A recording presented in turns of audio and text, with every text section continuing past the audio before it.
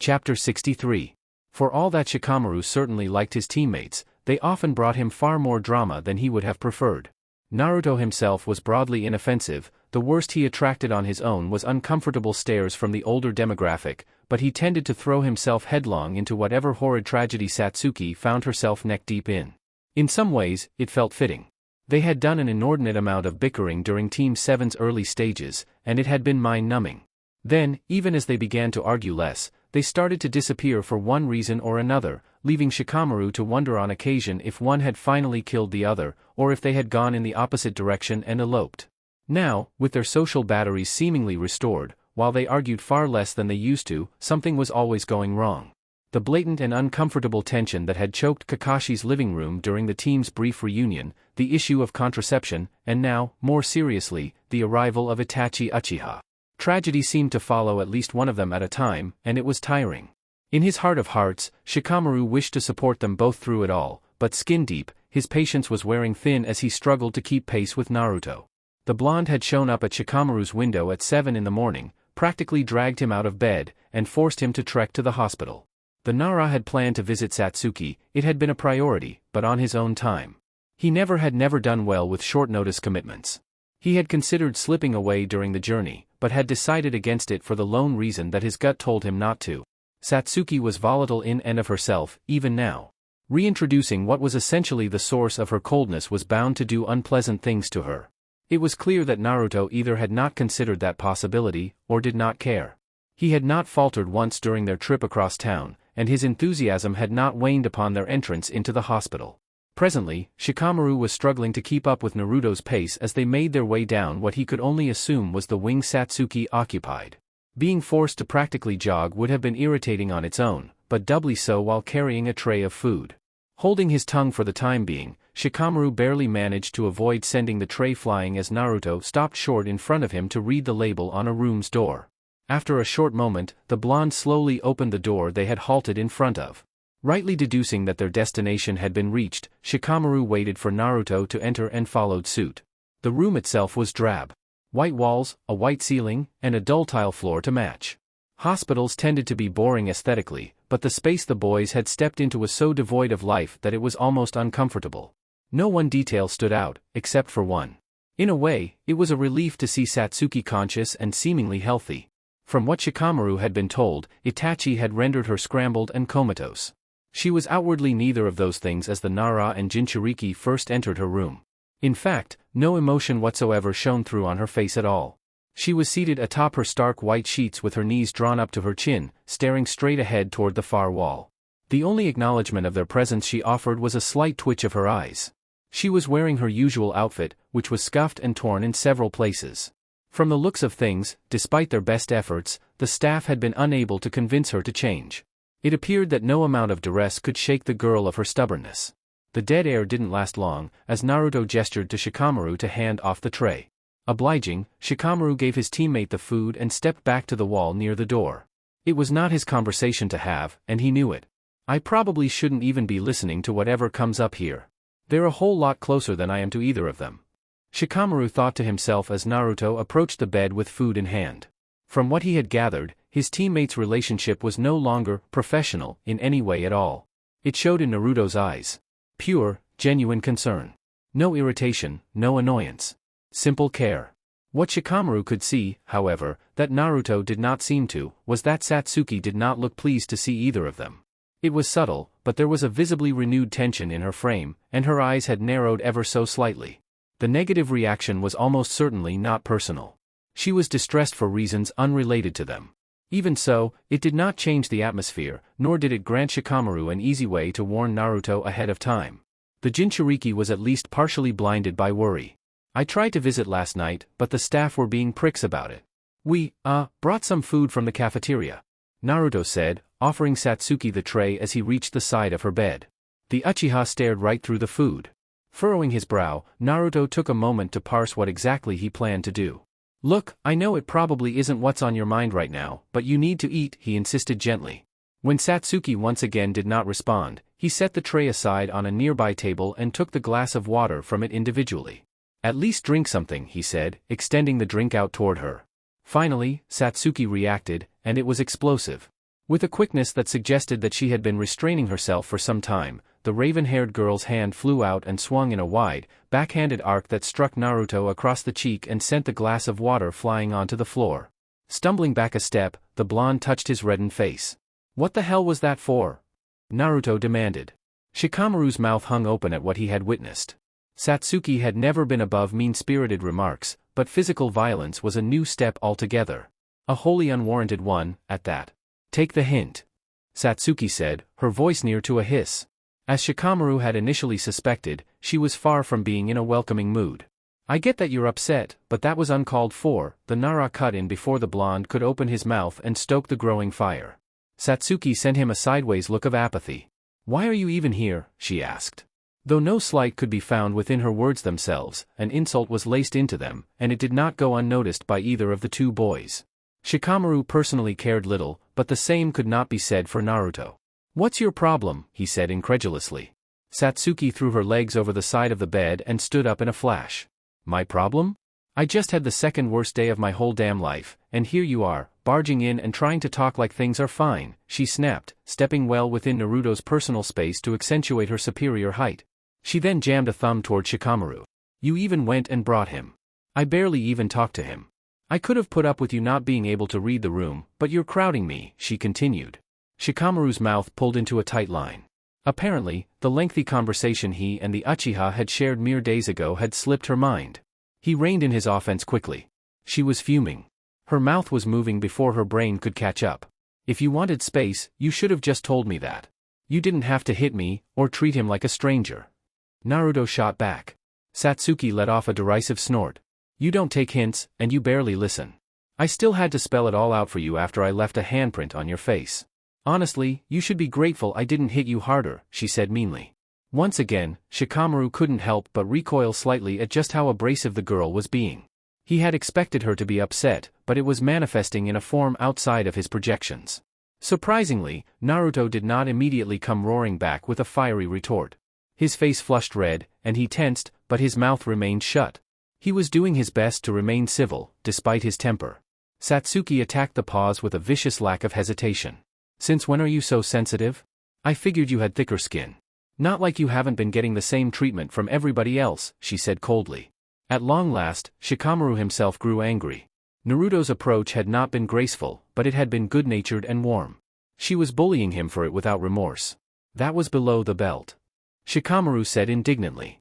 Neither of his teammates acknowledged his words. Naruto's hands tightened up into fists. "I'm not gonna take that. Not even from you," he replied. Satsuki tilted her head off to one side and glowered down at him. "Yeah? And what are you gonna do about it? Glaring at me doesn't work all that well when you've got tears in your eyes," she said jabbingly, stepping on one of his feet. Naruto held his ground. "You want to take a swing at me, don't you?" the Uchiha inquired with an antagonizing smirk. Shikamaru's mind raced. Things were spiraling quickly. A full-blown fight between the two would be an utter disaster. "Not much space in here, so no," Naruto answered. Satsuki made a short nod up toward the ceiling. "We've got a roof. You're free to back out if you want. Just leave me the hell alone if you do," she said. In the brief silence that followed, Shikamaru silently prayed that Naruto would swallow his pride and take the high road. His prayers were not answered. "Yeah, okay. If that's how you want it, then fine," the Jinchuriki said with a short nod. The Uchiha then promptly stepped back away from him, circled around the bed, and trudged out into the hallway with heavy steps. For a few moments, Naruto and Shikamaru stood in silence. "Don't make this about your ego. You could both seriously hurt each other," the Nara advised his teammate, who had begun to head for the door. "Gotcha," he said shortly, exiting the room a beat later. Now alone, Shikamaru heaved a deep sigh and jogged out into the corridors of the hospital. His intuition had been correct, and for once, he was unhappy about it. Naruto squinted slightly as he stepped out onto the open air of the roof. The sun was bright, and the sky was clear. By any normal metric, it was a lovely day to be sure. Despite the pleasant weather, the Jinchuriki's day was not unfolding swimmingly. A poor night's sleep, the early signs of a cold, and a faulty alarm had started it, and now, out of practically nowhere, he found himself moments from a fist fight with the person he had intended to comfort. His thoughts were too bungled by his bruised pride and how genuinely upset he was to see it, but in truth, it was all hardly his own fault. It took no time at all to find Satsuki, as she had made no effort to hide herself. She was standing near the opposite end of the roof, facing out over the steep drop-off of the edge. She soon turned around to face him, brushing back hair from her eyes as a wind blew across the rooftop. Taking a deep breath, Naruto stepped forward. "All right. How do you want to start this?" he opened, choosing not to dance around the subject at hand. The Uchiha responded by pushing off her rear foot and charging toward him. Formalities meant little to her as of now, it seemed. Putting aside any hesitation he'd had, Naruto met her halfway. When the pair collided in the center of the rooftop, Satsuki swung wide for his head, which the blonde ducked under. When he tried to kick out her legs in response, the Uchiha jumped over his attempt to trip her and slammed the point of her knee into the bottom of his chin. Naruto stumbled back a step in a slight daze, but his bearings were still with him. As such, when his teammate stepped in to follow up her success, the Jinchuriki punished her aggression by lacing her across the left side of her jaw mid-approach. The impact momentarily sat Satsuki down, but she popped back to her feet instantly. Unfazed as she looked, the exchange managed to convince her to back up a few steps. They then began to circle one another in a slow rhythm. After several moments of that steady tempo, Satsuki broke the mold once again by rushing in to begin their fight anew. For the following 2 minutes, they made use of the wide-open rooftop and struggled against one another in successive engagements. Throughout it all, a slight advantage lay with the Uchiha. She was faster, sharper, and more focused. Naruto had sparred with the girl countless times. Trading blows with her did not feel foreign or uncomfortable in and of itself, but there was something distinctly different about the way Satsuki was treating him in each exchange. She was taking absolutely every opening. If he made a mistake, she punished him. If he hesitated, she pushed him back. Naruto, on the other hand, was repeatedly pulling punches. He had no desire to hurt her. She had been through more than enough in the past 2 days, and leaving her bruised would do her no good. Her words had angered him, and they had stung, but not enough to erase his concern. Unfortunately, Satsuki appeared to notice his comparatively gentle treatment of her near the end of their protracted scuffle. "You could have cracked me 10 times by now. What gives? I thought you wanted to fight." Satsuki barked, planting her feet and snapping Naruto's head back with a forceful punch between the eyes. The Jinchuriki winced as his ears rang. Satsuki was tall, but she was far from bulky. She hit far harder than her build suggested she should. Naruto was afforded little time to mull over the details, as she was right on top of him within the same second. Rightly anticipating a similar punch, Naruto was able to rip his head off to the side and narrowly avoid being cracked for a second time. As her fist sailed past his cheek, Naruto took hold of her arm and performed a rapid turn-and step to send his teammate flying up into the air. Having expected a moment to breathe, the Jinchuriki was fully unprepared when Satsuki vanished mid-air and reappeared with fist planted in his gut. Coughing painfully, Naruto doubled over and staggered back a few steps before sinking down to a knee. "Am I just not worth the effort to you?" Satsuki growled. Naruto clenched his jaw and slowly worked his way back up to his feet. "I don't want to hurt you," he said. He mentally kicked himself the moment the words left his mouth. They had been terribly chosen. Satsuki's face twisted into an angry snarl. "That's all I am to you, isn't it? Just some little girl who needs protecting," she said, her voice thick with vexation. Before Naruto could respond, she forced him back into the fray. Being forced to check a kick aimed at his midsection with his raised shin, the Jinchuriki narrowly avoided a wide punch aimed for his temple and caught her wrist as she tried to retract it. He then punched her in the pit of her stomach. As he had done, Satsuki snatched up his wrist, resulting in a messy tie-up. Pushing back against one another, the pair broke even in terms of physical strength. "Have I ever treated you that way?" Naruto asked as they strained. Satsuki drew her head back a few inches, and then slammed her forehead into his. The blonde stubbornly maintained his sturdy stance. "You come running every time anything bad happens to me. You never let me deal with things on my own," Satsuki said, off-balancing him by nudging one of his ankles. She then released his wrist and traded the grip for a hold on the back of his neck that she used to break his posture. "You act like my damn lapdog. You treat every little thing like it's the end of the world," she said, driving a knee into his solar plexus and shoving him away. With the wind partially knocked out of him, Naruto was unable to speak for several seconds. "Half the time, you come to me. Do you expect me not to help?" he questioned, pivoting around a linear charge from Satsuki as he spoke. "Your brand of helping is just spouting bullshit about how everything is going to be okay. You never have anything useful to say," the Uchiha countered, slamming her heel down into the ground to stop her momentum short. She then rebounded and tried to punch him square on the right side of his jaw. Naruto jerked his head back, making her miss by mere inches. As she crashed through the space in front of him, the blonde clobbered her behind the ear with a clubbing punch that sent her stumbling. You don't mean any of that, he said as Satsuki regained her footing and rubbed the side of her head. He had managed to squeeze confidence into his voice, but she had shaken his perception of their prior shared experiences. It was slight, but it had left him less sure than he would have liked. I don't exactly have options. You're all I've got for help, so I take it for what it is.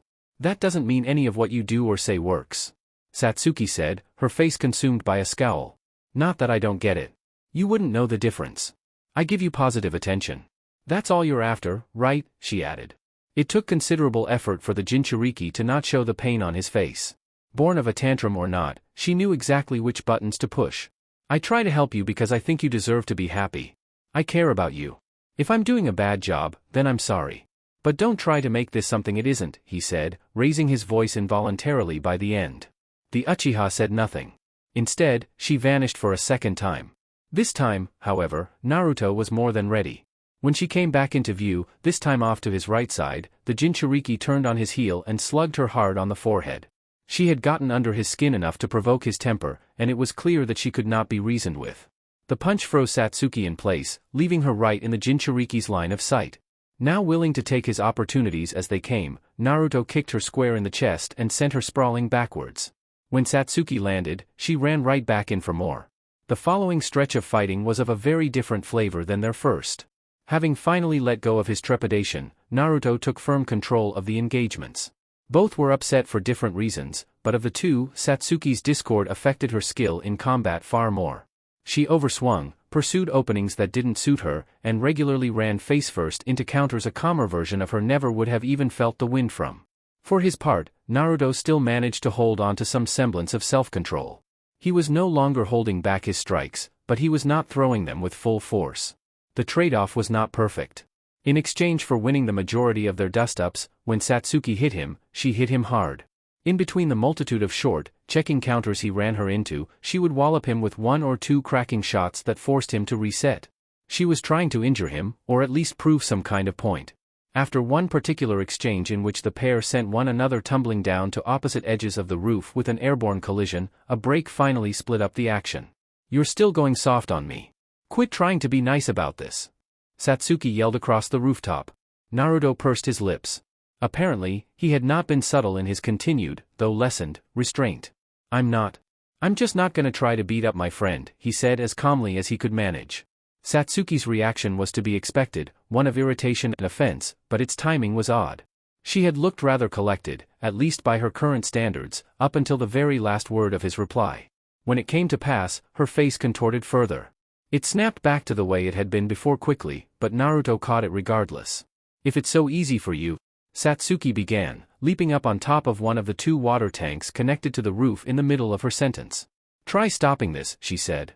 She then weaved a short series of hand signs and dropped down to a knee. Predictably, she had taken his words the wrong way.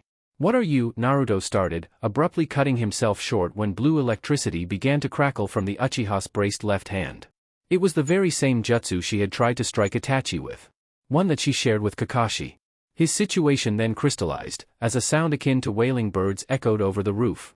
Gambling on how truly serious she was had far too high a chance of ending in severe injury, and with this in mind, Naruto reluctantly turned his own palm upward. Within seconds, a spinning blue sphere of chakra formed and stabilized in his hand. Had things gone according to the loose plan he'd had in mind when coming up to the roof, ninjutsu in general never would have seen the light of day. Let alone his single most potent application. By this point, it was almost a matter of self-defense. With their jutsu ready, both genin bent their knees. After a short pause, they leapt toward one another on a collision course. Things had become even more extreme than Shikamaru had imagined they could. An exchange of taijutsu had been unsurprising, even as aggressive and unrestrained as Satsuki had been. Even Naruto's uncharacteristic control and efforts to minimize damage on both ends had made a fair amount of sense given the context. At no point had he expected them to try to kill each other, which was what appeared to be happening at present. It was far more Satsuki's idea than Naruto's, as she had more or less forced his hand, but the Jinchuriki had still obliged her all the same. Shikamaru lacked the inherent sensory capabilities to accurately gauge how powerful the jutsu his teammates were wielding were, but the buzz in the air gave him more than enough reason to be terrified by the results of a clash between them. They were already several feet into the air. The approach had begun, and Shikamaru was still across the entire roof. It was incredibly unlikely that he could do a single thing about what was bound to happen. I have to try, he thought to himself in a panic, breaking out into a sprint and bringing his hands together. He felt painfully slow. Every step may as well have taken 1,000 years. They were moving faster than he was, and his chakra was not manifesting itself quickly enough. As they drew closer to a head-on collision, time seemed to slow down. He was still too far away, and though his shadow had begun to extend, it was simply too sluggish. He wouldn't make it in time. Thankfully, more capable hands solved the problem for him. In a scuffle that Shikamaru could barely register, Kakashi appeared out of absolutely nowhere right between Naruto and Satsuki. In one swift motion, he seized them both by their wrists, spun them once, and sent them flying toward the matching water tanks. They both crashed face-first into the solid metal holding tanks, with their chakra-wielding arms stabbing into them. In Satsuki's case, the front of her tank exploded with a loud shriek of scraping metal and supercharged liquid on impact. Naruto's damage was less impressive, with his arm only driving a small hole into the tank. Due to her more explosive results, Satsuki was sent ricocheting off the rooftop. She bounced to a stop 15 or so feet from the tank. Naruto fell down less violently, with his arm dislodging from the water tank and allowing him to land on his feet. Shikamaru had seldom seen Kakashi Hatake bristle beyond mild irritation, but even with his mask on and left eye covered, he could see the anger on the Jonin's face. Much to the Nara's surprise, he was the first to be addressed. "How did this start?" he asked bluntly. Though his choice of person was strange at the face of it, Shikamaru quickly realized that Kakashi did not trust either Naruto or Satsuki to give a straight answer. They got into it back in Satsuki's room. They decided to blow off some steam up here, and it got a little wild, he said, doing his best to give a generous rendition of the events. Kakashi turned his attention to the two guilty parties. Naruto looked thoroughly cowed by Kakashi's arrival, but Satsuki looked as volatile as ever. "If I hadn't stopped that when I did, one or both of you would have lost an arm. Working out your differences is fine, but what the hell were the two of you thinking?" he berated them. Naruto looked down at his sandals, but Satsuki glared at the Jonin. "I don't need a lecture. Screw this," she said, turning around and jumping high up and over the battered water tanks. In contrast to Shikamaru's expectations, Kakashi did not pursue the girl as she bounded away across the buildings. Naruto did make a move to follow after her, but Kakashi appeared behind him and halted him with a hand on his shoulder. "Give it a rest. You've done enough," he said. He hardly looked happy about it, but the blonde did as he was told and relaxed somewhat. Kakashi then looked to Shikamaru again. "Keep him occupied for a few hours." "I've got my hands full," he said, to which the shadow user nodded. The Jonin vanished into a puff of smoke soon after, leaving Naruto and Shikamaru alone on the roof. "How's a second breakfast sound?" the Nara offered. Naruto took a long look in the direction Satsuki had run, but eventually shook his head and relented. "I could go for that, honestly," he admitted. Relieved that he wouldn't be forced to argue with the Jinchuriki, Shikamaru motioned for Naruto to follow him. "I'll get my mom to make waffles." Satsuki finally came to a stop as she reached the edge of a training field. Running through the thick woods had been cumbersome, but it had put a large distance between herself and the hospital. Her mind was still racing. Things had moved so unbelievably quickly that she had not once stopped to consider where she had planned to go. Her emotions were a jumbled mess, her logical thinking was missing in action, and the tattoo on her neck had been badly aching for the better part of an hour already. In short, she was having her second horrid day in a row. Unlike the first, it was by her own hands. In a different mood, she may have allowed her regrets to creep in and claim her, but she was far too agitated and on edge. Apologies could wait. As could responsibility. She was in desperate need of space to think, and those around her seemed incapable of granting her that one lone wish. Deep down, she knew that she had reacted poorly, and that she was largely in the wrong, but acknowledging the blame would apply a level of pressure to her psyche that she could not currently handle. Sliding down the trunk of one of the trees rimming the field, Satsuki allowed herself to breathe. She was exhausted. She had not slept in well over a day, and every waking moment had been overwhelming. Itachi's sudden return, the chaotic disaster that had been her arrival at the hospital, and now her freshly concluded fight with Naruto. It was all bearing down on her like a massive boulder. Crueler still, the lone positive of her present circumstances, that being the fact that she was now alone, was ripped away from her mere moments after she settled. With a customary wisp of smoke, Kakashi appeared a few feet in front of her. Satsuki made a reflexive, scrambling attempt to stand up and run, but the Jonin shut her down with a single step forward. He was far too close to evade if she tried to escape. She was fully boxed in against the tree trunk. Like I said, I don't need to hear you preach about responsibility or maturity. The Uchiha said defensively. Kakashi removed his hands from his pockets. And that's not what I'm here to do. What I want to know is why, he clarified. Satsuki glared up at her teacher, but couldn't find the energy to say something snappy. I'm tired, pissed off, and I have a headache, she shot back. It was honest, if not comprehensive. The Jonin folded his arms across the front of his flak jacket. That's all well and good, but it doesn't explain why you thought it was a good idea to use a jutsu like that on your own teammate, he said. Satsuki rubbed a bruise on her cheek. He used one too, you know. This isn't all on me, she grumbled under her breath. Kakashi's expression remained wholly unconvinced. Naruto looked relieved when I showed up. You were still raring to go. I think it's pretty obvious who started that fight, he said. Satsuki held her tongue as frustration bubbled up within her. No detail was missed by the copy ninja. Even while broadly uninformed. Maybe I did. That doesn't mean he didn't deserve it, she said. Kakashi sighed and crouched down in front of her. Quit fronting. He can be a little much sometimes, but he's harmless even at his worst. You should know, Lovebird, he said. The Uchiha averted her eyes to the grass. You know about that, huh? She muttered. Kakashi absently scratched his masked cheek as he studied her. Neither of you are subtle. I wasn't born yesterday, he said. He then stood up again, his eyes never leaving the girl as he did so. Which is why this feels so out of left field, even for you. I understand that seeing him again was a terrible experience, but, Kakashi said. Before he could finish, Satsuki interrupted him. But what? You understand? You know how I feel? Don't even start with that crap, she cut in. Any composure she had managed to recapture had shattered completely at the mention of her brother. You try losing everyone and everything you love. You try flinching every time you look in the mirror. You try waking up in a cold sweat every night, she pressed on, fully leaning into the storm of frustration brewing in her chest. When you've been through all of that, then you can talk to me about how I should or shouldn't react, she concluded, breathing heavily. Kakashi remained silent for a moment.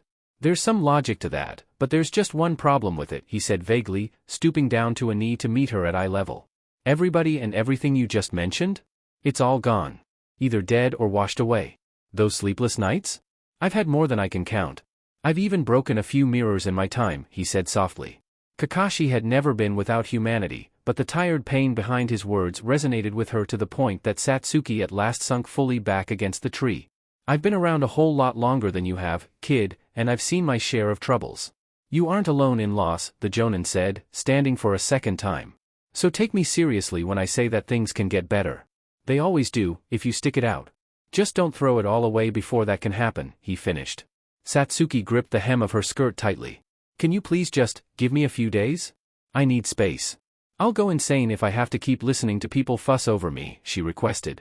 The older ninja stepped away from the tree, allowing her ample space to stand up under her own power. That sounds reasonable. I'll let the other two know. Just promise me you won't do anything stupid in that time, he replied. Satsuki dusted off her already damaged clothes. I'll be fine, she assured him. Outwardly satisfied with her answer, Kakashi jumped up into the treetops and vanished. With her solitude restored, Satsuki stood on the border of the field for nearly a minute before turning toward the Uchiha sector. I need a nap. Maybe 10. Chapter 64. Standing before the office of the Hokage had lost its luster in recent months. As a Green Academy student, the concept of meeting with the leader of one's nation had been an exciting prospect. An honor reserved for only the highest of achievements. Even Shikamaru, who had seldom cared for such things, had at least held some level of reverence for the idea of it. The bland truth was, nearly every ranking ninja had done it, and it was rarely accompanied by any real excitement. Quite the opposite, usually. For all its advertised glory, the life of a shinobi could be extremely slow. As such, as he reached out for the office door handle, Shikamaru's heart rate was even, and his expression blank. Opening the door and stepping inside, the Nara was met with the predictable sight of Hiruzen behind his desk, but said desk was not merely strewn with paperwork as it usually was. Alongside the stacks of documents, laid in the center of the desk, was a green flak jacket sealed in an airtight bag. Choosing to let the answers come to him at their own pace, Shikamaru offered a customary bow. You sent for me, he asked. The Hokage nodded and pushed aside a document he had been in the midst of signing. A bit early for your tastes, I'd imagine, but I think you'll appreciate it, he said. He then laid a hand atop the sealed flak jacket, which Shikamaru's eyes had drifted to a moment earlier. As I'm sure you've guessed, this is for you, he said. The Nara stared at the jacket in silence initially. It was an accomplishment to be offered the uniform. He knew as much. Yet, he could not help but feel uneasy. "Are you sure I should be getting a promotion?" he asked. Apparently, such a question had not been among Hiruzen's expectations, if the look of genuine surprise that briefly crossed his face was any indication. "I wouldn't be offering it if I weren't. Of course, you may refuse it, but I'd question your logic. Greater freedom and pay are nothing but a benefit to somebody your age," he said. Shikamaru opened his mouth to reply, but slowly closed it again. Images of a broken body beneath a pile of rubble flashed across his mind. The very same mistake that had nearly cost him his job had occurred again, and quite recently. In a way, it felt dishonest to accept a promotion with a straight face. "If your concerns lie with the strike on your record, I've taken it into account. This promotion would be semi-conditional," the Hokage tacked on as an addendum. An odd, rather obvious realization then hit Shikamaru in the back of the head. Hiruzen was not aware of what had very nearly happened. It made perfect sense. The man had more pressing matters to attend to than Shikamaru's emotional maturity. As far as the elderly leader knew, the genin had turned over a new leaf entirely. "In what way, if I may ask?" he inquired, opting to keep his struggles to himself for the time being. Hiruzen sat up a bit straighter in his chair. "You'll still be under Kakashi's supervision for a few months, and you'll still operate as a part of your current unit. You'll have the authority to lead your own missions, but with less frequency than you would have with a clean slate. Does that sound reasonable?" he explained. Shikamaru nodded. The limitations were far from restrictive in the grand scheme of things. Months came and went quickly. They always had. "Sounds fine to me," he replied. Hiruzen slid the flak jacket across the desk, eyeing him intently as he did so. "So, I take it you'll be accepting this promotion," he pressed. Shikamaru reached out and picked up the jacket. It was lighter than he had expected it to be. "Yeah, I will. Thank you, Hokage-sama," he said. Accepting greater responsibility was not favorite activity of his, nor would it ever be, but in the case of his chosen career, he would stomach it anyway. "You're expected to wear that while you're on duty, and as of yesterday, your team is eligible for assignment again. Try it on," Hiruzen suggested. Shikamaru sighed and did as he was told, removing the jacket from its packaging and slipping into it. The uniform fit well, and as he had noticed earlier, it was shockingly lightweight. "Not my favorite shade of green, but I'll make it work," he said. Hiruzen gave a dry chuckle and reached out for a document from his stack. "Your etiquette is a mess, but I think I like it better than the gibbering messes I talk to daily. You're free to go," he said humorously. Shikamaru turned to leave, but as he headed for the door, he was addressed once more. "Tell me something, lad." The newly promoted Chunin turned back around. Though his logical mind ruled it out, he still held a slight dread that he would be questioned as to his experience during the invasion. His fear did not come to pass. "You told me once that he didn't think much of your teammates. Or rather, that you weren't too attached to them. Has that changed? Feel free to be blunt. I'm asking out of curiosity." Hiruzen asked. Shikamaru blinked. He had prepared answers to numerous more predictable inquiries, but he had been caught off guard. "I understand them better. They actually make some sense to me now," he answered after several seconds. The Hokage stroked his bearded chin. "Good to hear. How do you perceive them now that you have a firmer grasp on them as people?" he asked. Why exactly Hiruzen was suddenly so curious was lost on Shikamaru, but if nothing else, it was a topic he was fully comfortable with. "I like them more. Naruto's a lot more mellow than you might think, and Satsuki isn't as prickly as she looks. Both are head cases, though. I'd never hang out with either for more than an hour or two," he said honestly. Hiruzen leaned back in his chair. "That sounds about right. That will be all. Run along," he said, shooing the teen away with a wave of his hand. Needing no further prompting, Shikamaru exited the room and set out down the hallway. Soon enough, he crossed through the lobby and left the building entirely. As the early morning sun hit his skin, a tantalizing realization came to him. Mom doesn't outrank me anymore. Naruto took a deep breath as he closed in on the front steps of Satsuki's dwelling. 3 days had passed since their unpleasant run-in on the hospital roof, and he had not seen his teammate in any way, shape, or form in that time. Partially, it had been his own choice to avoid contact. He had needed time to himself to parse what exactly to take away from the encounter, if anything at all. Coinciding with his personal reasons, he had been informed by Kakashi that the girl had requested several days of uninterrupted solitude. Far from surprising, all things considered. Part of him knew that too little time had passed for the outcome of visiting her to be assuredly positive, but he could not erase the image of Satsuki attempting to crack her own skull on her wall from his mind. He wouldn't stay long. All he wanted was confirmation that she was still physically and mentally healthy. As much as was realistic, that was. He had gone out of his way to buy a small bottle of lemonade from a stand. Ironically, he had learned of her taste for the drink on the very same walk that had led them directly to Itachi. No point in walking back on it. I'm already here, he coached himself as he finally began his ascent up the short set of steps. When he reached the porch, and the door by extension, he hesitated just once more before knocking. Truth be told, he was uneasy. There was a very real chance he would get the same treatment as last time. For a time, no response came. Only silence. It was nearly noon, so the chances of the Uchiha still being asleep were slim, though not non-existent. Once a full 60 seconds had passed, Naruto took a step back and prepared to leave. Before he could turn around, he heard the doorknob gradually begin to turn. With painstaking slowness, the door opened. Standing beyond it was Satsuki, as expected. Her appearance painted a vivid picture of her current state. She was wearing an oversized t-shirt and a pair of long pajama pants. Her hair was messy and disheveled, her eyes had distinct circles under them, and her face was gaunt. She was an absolute wreck.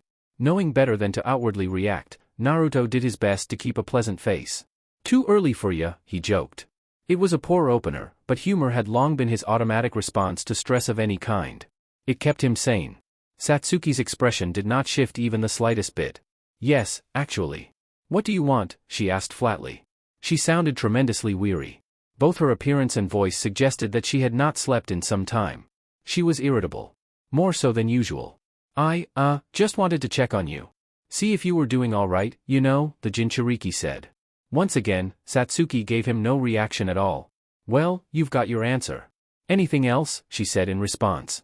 Naruto swallowed an odd lump in his throat. She was not outwardly belligerent in the way she had been in the hospital, but she radiated hostility all the same. I guess not. Naruto said quietly. An unnerving silence set in quickly, with the Uchiha staring right through him. She did not blink even once. Look, I'm sorry for smothering you back in the blonde started, intending to address their prior conflict. The raven-haired girl didn't bother to let him finish. Funny, because that's exactly what you're doing right now, she cut in a hard tone. She then took a short step forward, stopping in the doorframe. I asked for alone time. I don't want to see people right now. That includes you. Maybe you think you have special privileges with me, but you don't. Respect my privacy, she said. Naruto looked down at his feet. On some level, he had expected such a rebuking. I brought you some lemonade, he muttered, extending his hand out and offering the drink to her. Satsuki made no move to accept it. You should find things other than me to think about. Get a hobby. Make some friends for once. I can't be your playmate 7 days a week, the girl said, drawing Naruto's gaze back up from the boards of the porch. She looked fully apathetic. He was the last thing on her mind. It made plenty of sense, and it was justified, but Naruto had made the mistake of forgetting how truly cold she could be. Just, please don't do anything dumb. Promise me that, at least, he requested. Satsuki stepped back into her home fully. What I get up to is none of your business, she shot back, closing her door again and ending the conversation in earnest. Standing alone on the porch, Naruto stared at the wooden door wordlessly for a few moments. He had thought himself prepared for another verbal lashing, but he had overestimated himself. She had not bullied him as succinctly, but she had still managed to hit him right where it hurt most. She was deeply unsettled by a repressed trauma brought back to the surface. She was filled with vile and explosive emotion. The Jinchuriki could recognize the very real possibility that her words and sentiments were born of that reignited fury. And yet, it was painful all the same. As was his policy when he could help it, he did not cry. Instead, he knelt down and set the bottle of lemonade down in front of Satsuki's welcome mat. He then walked down the steps and set out for the gate of the Uchiha sector. I'll wait for you. Even if it takes a while. I'll be here. Gaara brushed a few stray grains of sand from his tunic as he trudged his way down the hall. He usually had few obligations when he wasn't out in the field in some way, but such a rare occasion had wrapped up only minutes ago.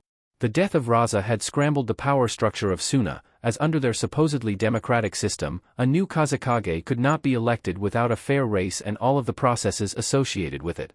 In the interim, the council had been granted emergency executive power. Chances were, they would hold on to it as long as they possibly could. For all that Gaara had despised his father, he had always respected the man's ability to keep a den of snakes under his thumb. Now, with Raza dead and gone, the council was free to do as it pleased. Gaara knew all too well that he was their ideal choice of successor. His name was recognizable, if not beloved in any sense. He could be marketed by name value alone, and his image could be tweaked. Suna was, at its core, far closer to a soft authoritarian state than a true democracy. Elections were held when need be, but the results were never clean. Power changed hands by force, nearly always. In a roundabout way, such a system suited the Jinchuriki. He was a person of action, if nothing else. Despite the comfortable political climate, the office of Kazekage was not one Gaara wanted anything to do with. He was not a leader. He was not an organizer. He was an agent of his own desires, and the chaos that sprouted up from them. He was not without diplomatic skill, being the son of a world leader had nailed a certain level of savvy into his skull, but he had no ambition to use it. The topic had not come up directly during the briefing he had been forced to attend, but the orders he had been given were designed to nudge him toward succession. He had considered simply leaving halfway through, but had ultimately chosen to power through the entire hearing. The council couldn't do much to him, but they could still make his life more difficult. Especially with genuine power having fallen into their laps. Rounding a corner, the door to Gaara's quarters finally came into view. Living in an estate had its perks, but the fact that it took several minutes to travel from the front door to his own living space was certainly not one of them. Reaching the door a moment later, Gaara opened it and stepped inside. Once within, he made his way to the couch near the back of the large room and settled. He seldom slept, and rarely felt the urge to, but as of now, he was dangerously close to trying. His eyelids were heavy, and his body was sore from his newly acquired hobby of consistent exercise. Just a few minutes, he decided after a brief deliberation, slowly letting his eyes drift shut. They had not been closed for more than 10 seconds when a knock came at his door. Sitting up straight once more, Gaara sighed and walked to address his unwanted company. The list of those either authorized or willing to visit him was scarce, and who he found on the other side of his door upon opening it was among those predictable few. "I remembered to eat today, before you ask," he said, skipping a greeting of any kind. Before him stood his attendant, Akane Morisaki. She was an albino woman of 23 years, standing just a smidge shorter than Gaara himself. Her hair and skin were stark white, with a set of red eyes that contrasted both. She had been assigned to his side 5 years prior, and while she technically held the rank of Jonin, she rarely performed assignments that did not involve Gaara himself. "That's good to hear. May I come in, Gaara-sama?" she requested formally. There was much about the woman that Gaara found irritating, but he very much appreciated her habit of disregarding small talk in favor of getting to her points quickly. Stepping aside, the redhead allowed his attendant to enter his dwelling. The first thing she did was switch on the lights, much to Gaara's chagrin. "How was your briefing?" she asked, folding her hands at her waist as Gaara returned to his prior place on the couch. The Jinchuriki leaned back against the cushion and squinted to better acclimate his eyes to the new brightness. "Dull and boring. I've been given a mission, though," he reported. Akane raised an eyebrow at the news being presented to her. "I would have thought you'd be afforded more time to rest," she said. Gaara shook his head and swiped a fly out of the air in front of his face. "I don't need the downtime. Besides, it isn't combative. I'm being sent to Konoha as an ambassador for a week or so," he said. His feelings were broadly mixed on the assignment. On one hand, he very much relished the opportunity to potentially encounter his old foes once more, but on another, his chances to do so would be slim, and his flexibility greatly limited. "Just you? With all due respect, sire, I find that a bit strange," Akane said skeptically. It was a fair point to make, but context informed the decision quite succinctly. "Kankuro would have been sent with me, but he still can't walk. Carrying or wheeling him across a country would take more time than we have to spare," the redhead clarified. Akane nodded in understanding, crossing the room and straightening a generic painting framed on the wall. "That makes sense, I suppose. I assume Baki will be traveling with you, then?" she asked. Gaara once again shook his head, drawing a look of surprise from his attendant. "He's still on suspension," he said. Temari's death had not been the man's fault in any meaningful way, but the fact remained that she had been killed under his supervision. He had been granted leniency in the form of retaining his rank and pay, but he had been suspended regardless. "Your timing is convenient, actually. The only freedom I managed to wrangle out of them was the right to choose my jonin," he added, allowing the woman to piece the rest together herself. Needing little time, Akane ceased repositioning small knickknacks and turned to face him. "When will we be leaving?" she asked curiously. Gaara racked his brain for a short while. He had hardly been paying attention down the stretch of the briefing. "Tomorrow, at dawn. Does that work for you?" he answered. Her reaction was predictable, as past a certain point, she could not flatly refuse him. "Of course. Would you like me to pack for you?" she asked, gesturing to the dresser positioned on the room's rightmost wall. "I'll do it myself," Gaara said, standing up and walking past her to begin the process. He disliked being assisted with trivial things. Being waited on hand and foot appealed to some, but not him. It never had. In that case, change your tunic while you're at it. You smell like sweat and blood, the attendant suggested. Gaara shot her a disdainful look from his peripheral vision, but obliged by removing his top and tossing it to the floor. The feeling was freeing. Air conditioning could only do so much in the heat of the desert. Your chest still hasn't healed. Akane commented as Gaara sorted through his drab selection of folded clothes. The redhead took a glance down at the large mark on his sternum. It's just a scar, he said, stacking several different kinds of shirt atop his dresser as he spoke. He then moved on to another drawer. That must be a first for you, his attendant said. The Jinchuriki slowly dragged his vision upward, his line of sight landing on the mirror above his dresser. The scar was deep. Despite his natural regeneration, and the many procedures he had been put through, there was still a distinct depression in his skin. It would never heal fully. It is. I'm not sure I like it much, he said, his frown deepening the longer he stared at the wound's ghost. He could almost feel the long-gone ache. You have no one to blame but yourself. You picked the fight. Akane pointed out, not bothering to mince words. Gaara rolled one of his shoulders. I had good reason to think I'd win, he shot back, picking out a clean tunic to wear for the remainder of the night. And you didn't. What have we learned this month, the attendant said with needling humor. Gaara sent her a drab glare over his shoulder. You talk too much, he retorted. Akane, looking rather amused, retained her quiet confidence. My job is to keep you grounded, Gaara-sama, she said. It was her go-to response, and its intrinsic honesty was frustrating. Her lack of fear had always been something of a double-edged sword. It could, and often did, greatly test the Jinchuriki's patience. On the flip side, however, her gall was exactly why he had never requested new help. Smirking slightly, he strolled across the room and came to a stop just short of her. I could think of another job for you, he said, laying a hand on her hip. Akane met his sudden advance with apathy. Well, if that's an order, then certainly, she deadpanned. A staring match ensued, and it resulted in a stalemate. Sensing the futility, Gaara rolled his eyes and stepped away, throwing on the tunic he'd selected. You're no fun, he complained, returning to his dresser to continue organizing. Akane shrugged her lean shoulders. Am I ever? The Jinchuriki rubbed his still heavy eyes. She fatigued him like no one else. I can dream, he muttered as he searched for a suitable travel bag to use. You never sleep. Akane said dryly. Gaara ignored the comment for the sake of his sanity. She was an utter impossibility to trade barbs with. Is there something you need? If not, you're free to go, he asked. The attendant paid his silent command to be left alone no heed. Instead, she walked up to him and pinched the fabric around his neck. It's on backwards, she revealed. Gaara's eye twitched slightly. A quick glance down revealed her words to be truthful. Nitpicker, he grunted. Akane let the hint of a rare smile show, retreating back out of his space again. I'll leave you to pack, Gaara-sama, she said with a short bow. Moments later, she was out of the room and down the hall. Now by himself again, Gaara breathed a sigh of relief. Exhausting. Every time, he thought to himself. Over the following 10 minutes, he found his travel bag, loaded it with clothes and several flasks of water, and turned his tunic around to wear it properly. With his business firmly in order, and arrangements made, the Jinchuriki made the short journey across the room to the small kitchenette his quarters featured. Upon arriving at the counter, he made a horrible discovery. I'm out of coffee. Chapter 65. Shikamaru pensively fiddled with his fork as the rest of the table chatted amongst themselves. As always, dinner was a mixed experience. His mother was an unfailingly excellent cook, and the meal at hand was no exception, but as always, there was too much chatter for his liking. While he had come to quite enjoy and look forward to Haku's visits, her presence at the table only intensified the issue. His mother adored the girl, and the feeling appeared to be mutual. The women talked constantly about any number of topics. It was no help that Haku was seated right next to him. He could not block it all out, try as he might. A slow look across the table revealed that his father appeared to have largely similar feelings on the matter.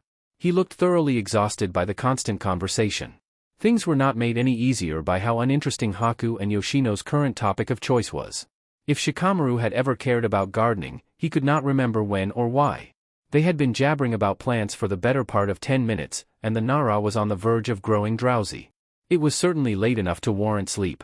As he began to more strongly consider a mid-meal nap, he was tapped on the shoulder by Haku, drawing his gaze away from the barbecued meat on his plate and toward her instead.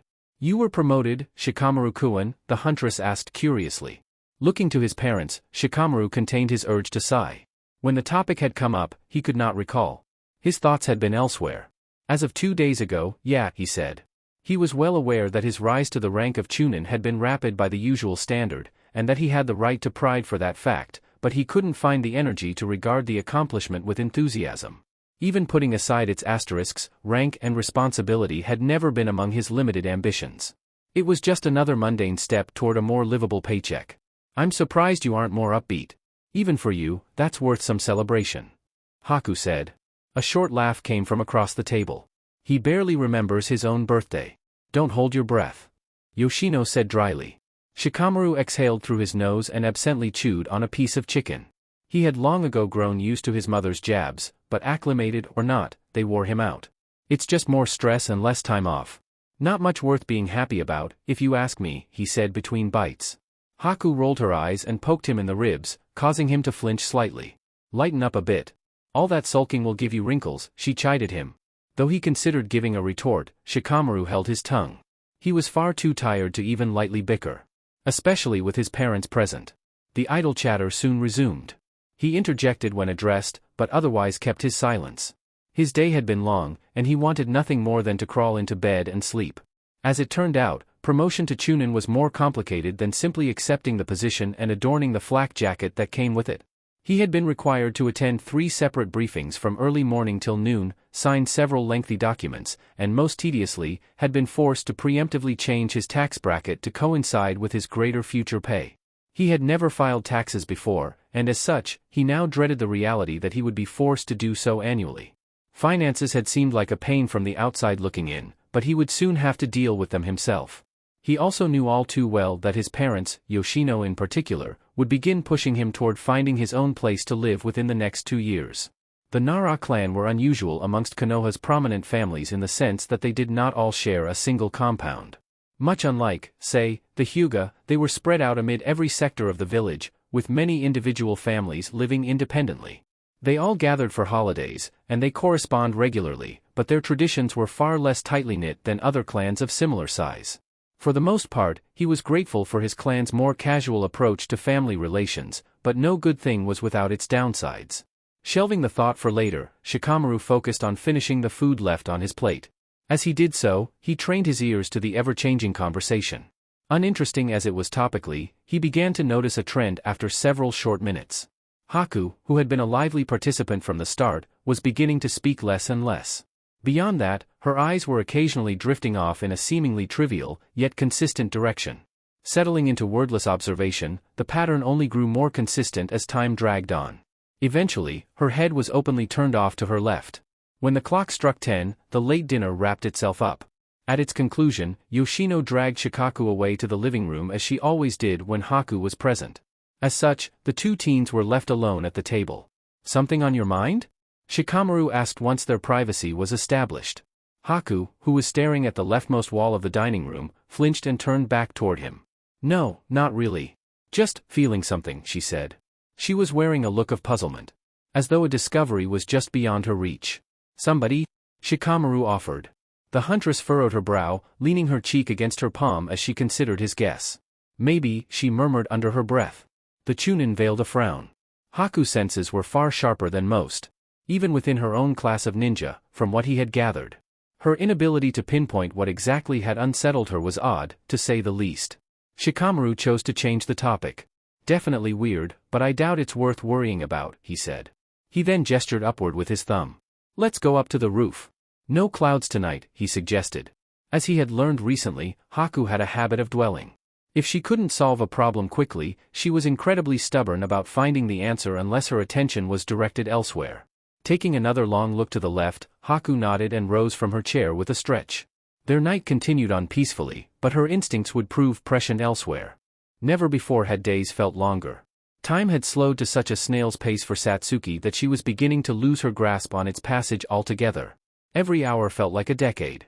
No matter how hard she tried to distract herself, she could not escape the brutally slow ticking of the clock. It certainly did not help that she had been entirely alone, save for one incident, for the entirety of the past 5 days. It was by her own design, and she still did not wish to mingle with others, but the weight of her solitude was mounting. Her home was deafeningly silent. That was, when the Uchiha was fully conscious. Indeed, she had long since slipped back into the hallucinations that had plagued her during her multi-week separation from Naruto, and they were more vivid than ever. She had experienced visions of her parents, and even a few others, multiple times. Unlike before, she had not reacted with resignation. She had attempted to lash out at them. Nothing useful had come of these outbursts. All they had managed to accomplish was earn her a swollen left hand from punching the wall, and a broken flower vase in the kitchen. Currently, she was sitting in the middle of her bed wrapped up in a blanket. Her room was a mess, much like the rest of her house. Her bed sheets had been pulled off the corners, her desk was strewn with crumpled-up notebook paper, and the lamp on her nightstand was burnt out. She did not care one bit. Her mind was numb and muddled, blurred by images of memories long repressed forcing their way to the surface. Even with multiple days to pour out, her subconscious was not empty yet. New details of the massacre were still coming in steadily. Itachi had opened a truly monumental floodgate. Her mind had seldom wandered elsewhere, and only fleetingly. The majority of the time, she was stuck in the past. She had only eaten 3 total times since her departure from the hospital, and despite her stomach begging her to eat more often, she had not made any effort to up her intake. Nutrition was the absolute last thing she cared about. Now, though, her hunger was beginning to break its way through her apathy. Her stomach was not so much aching as actively in pain, and she felt weak. Her last meal had been 2 days prior. Try as she might to fight it, her body's cries for help finally won out. Shrugging the blanket from her shoulders, Satsuki lethargically slipped off her mattress and onto the floor.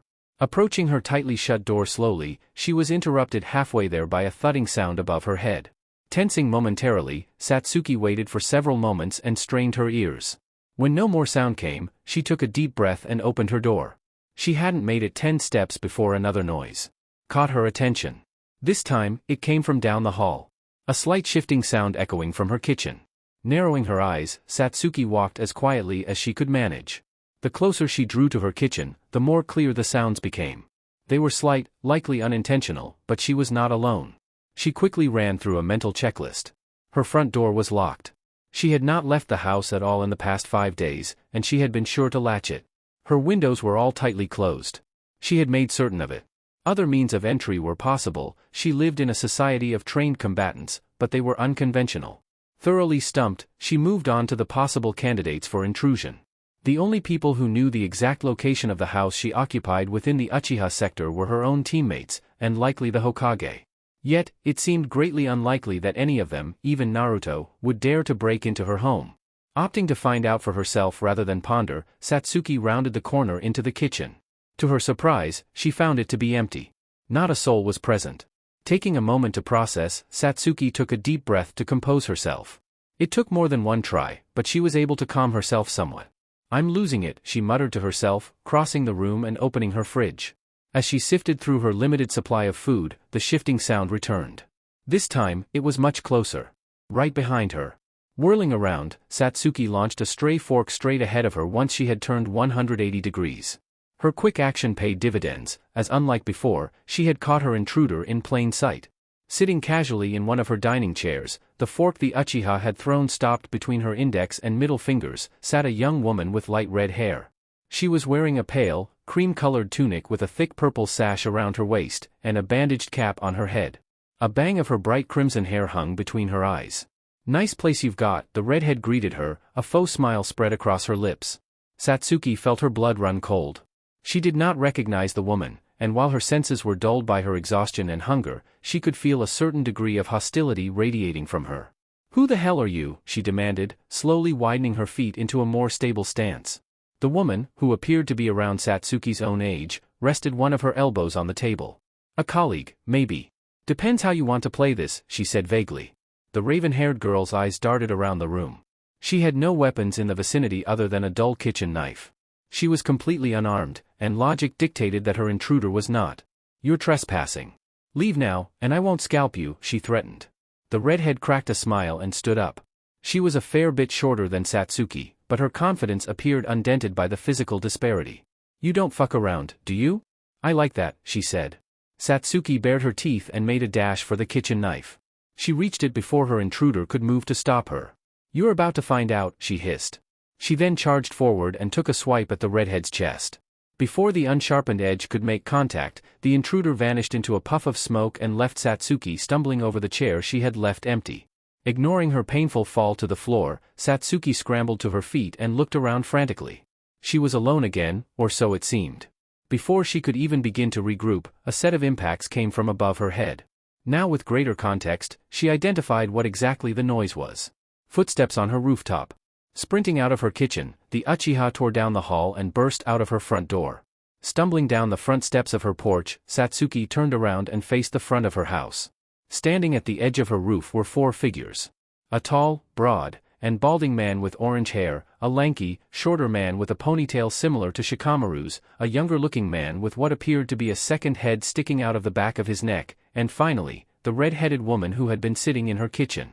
A cold wind blew across the Uchiha sector as both parties stared at one another for a time. Eventually, once the silence had stretched on for too long, Satsuki let her voice be heard. "I'll ask again. Who are you, and why are you here?" she questioned. The woman chuckled from her perch. "I already told you. It depends. We might be your friends, if this goes well," she called down. The Uchiha scowled and made a wide gesture with her arms. "You still haven't told me what this is," she said. The grotesque, dual-headed man stepped forward. "We're here to make you an offer. One I think you'll find appealing. We've been sent by Lord Orochimaru, if that helps," he revealed. Satsuki's eyes widened. Upon further inspection, each of the 4 were wearing garb similar to that of the snake Sannin. She had been too scrambled to notice it during her initial encounter with the woman. "Tell him to take his offer and choke on it." "I'm not interested," she shot back. The group remained unmoved by her repeated rejection of their presence. "This doesn't need to be as difficult as you're making it. Hear us out. I think you'll appreciate the generous offer being made to you," the balding man said calmly. Satsuki brandished her kitchen knife. "Learn to take a hint," she growled. She then leapt up toward the group aggressively. She was met mid-air by all 4 of her unwanted guests. The following skirmish went about as badly as the numbers would have suggested it should. Satsuki was overpowered, and sent spiraling down into the street of her neighborhood. Crashing into the asphalt with a painful impact, Satsuki coughed roughly and made her way up to one knee. The quartet was now standing on her porch, each of them unscathed. Wiping a thin trail of blood from her now bruised nose, the Uchiha assumed a taijutsu stance. Challenging them head-on was foolhardy, and she knew it, but she had no other option. As she prepared to engage them again, pain flared up on the side of her neck. Clenching her jaw, Satsuki fought tooth and nail to keep her reaction to the acute ache hidden. She could not afford to show weakness. "Don't bother fighting it. You're only hurting your chances." "Not that they were great to begin with," the red-headed woman said. Satsuki began to fire back, but stopped when she noticed something shocking.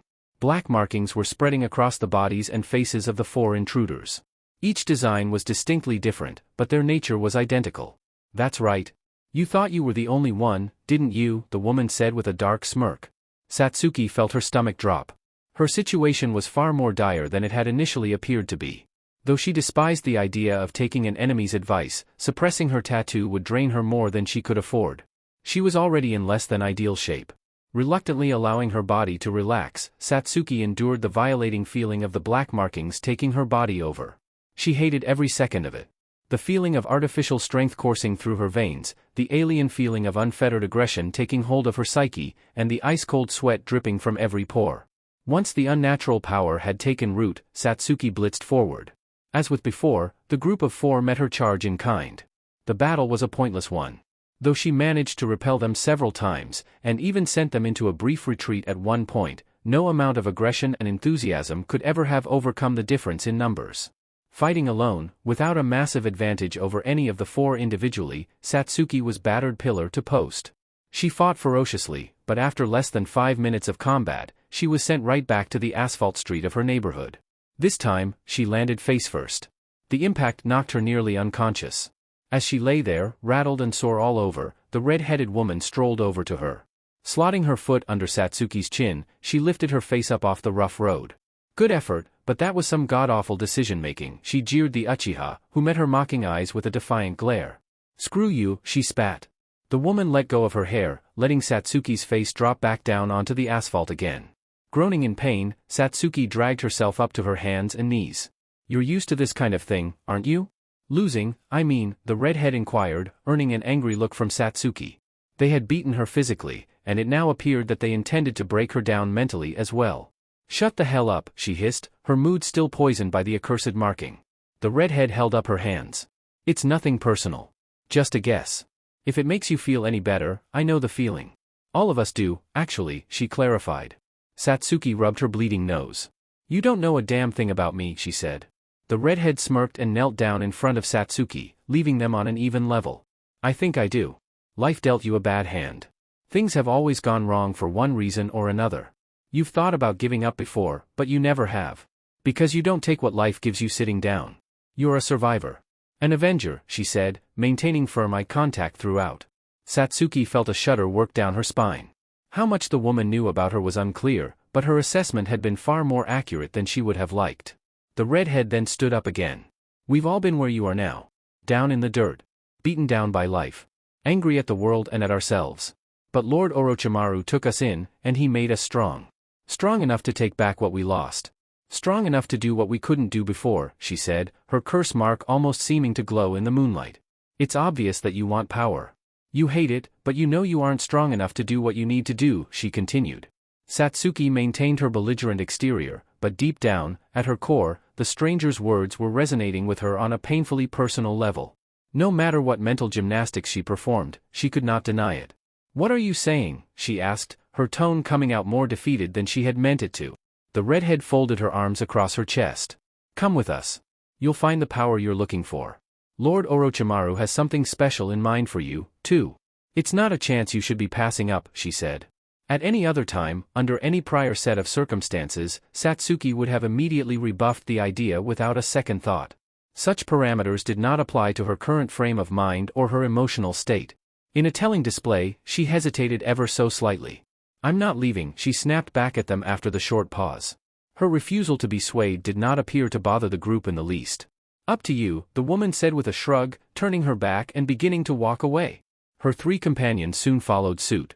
Soon enough, they were back up on her rooftop. Just as it appeared that they were going to leave, the redhead looked back over her shoulder. If you change your mind, we'll be back in the area 2 days from now, she informed the Uchiha. A beat later, they vanished into the night. Now alone, bloodied and bruised, Satsuki sat in silence for several long moments. The crumbled remains of her ego had been reduced to a fine powder, and her foundation had been shaken. She was far less sure of how to feel about the encounter than she was comfortable with. Finally rising with a mild limp, the raven-haired girl hobbled back to her house. The tattoo had receded back into its epicenter, and its extra vitality had died out minutes ago.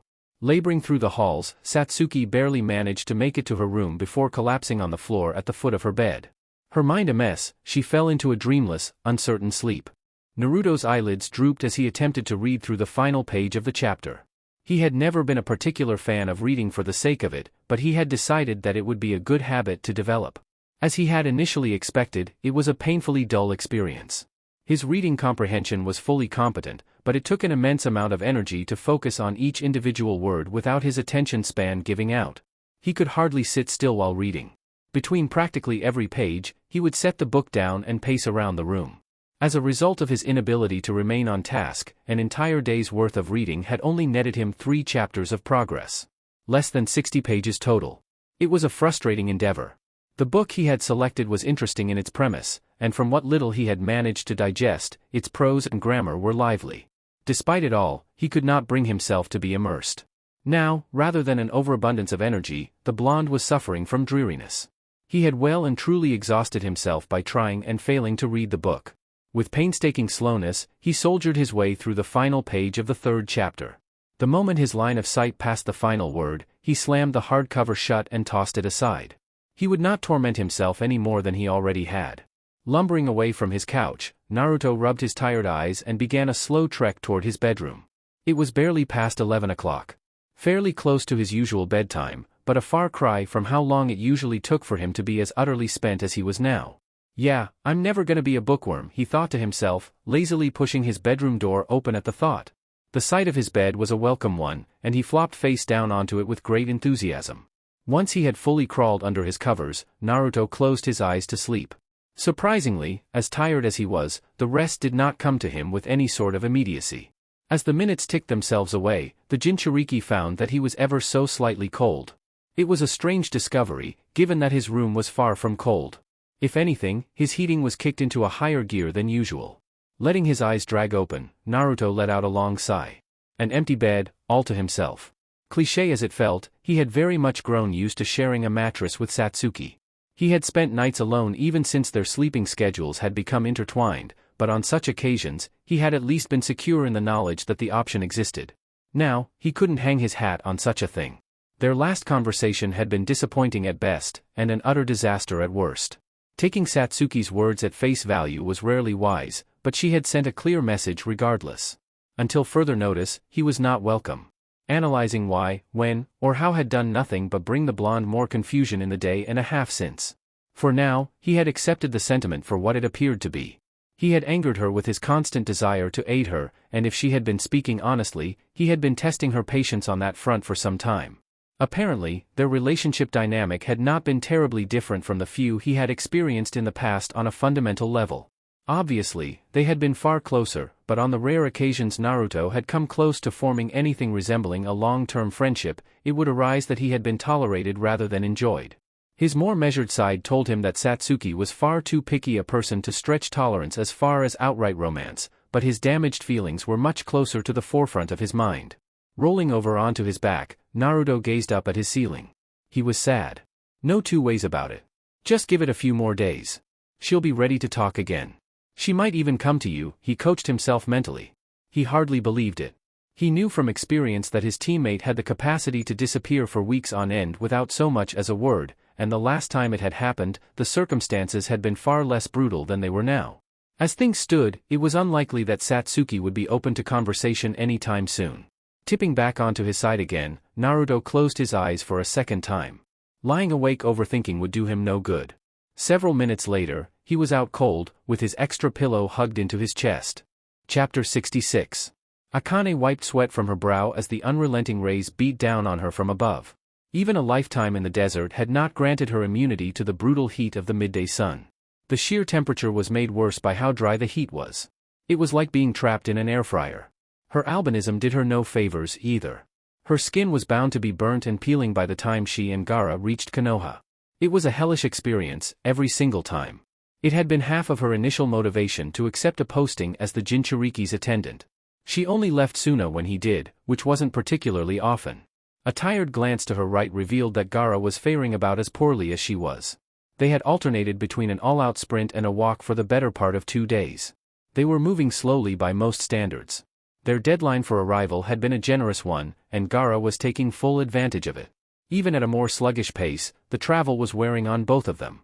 Akane herself was exhausted in a traditional sense. Her arms were heavy, and her legs were burning. Gaara, on the other hand, looked spent in a completely different way. He was struggling to stay awake. He had been groggy when they had departed 3 days prior, and he had not slept during their scarce breaks. At the rate he was going, he would crash well before they reached the forest. The boy's sleeping habits had always been understandably odd. Before the passing of Raza, his slumber had been scheduled for certain days and times for the sake of planning.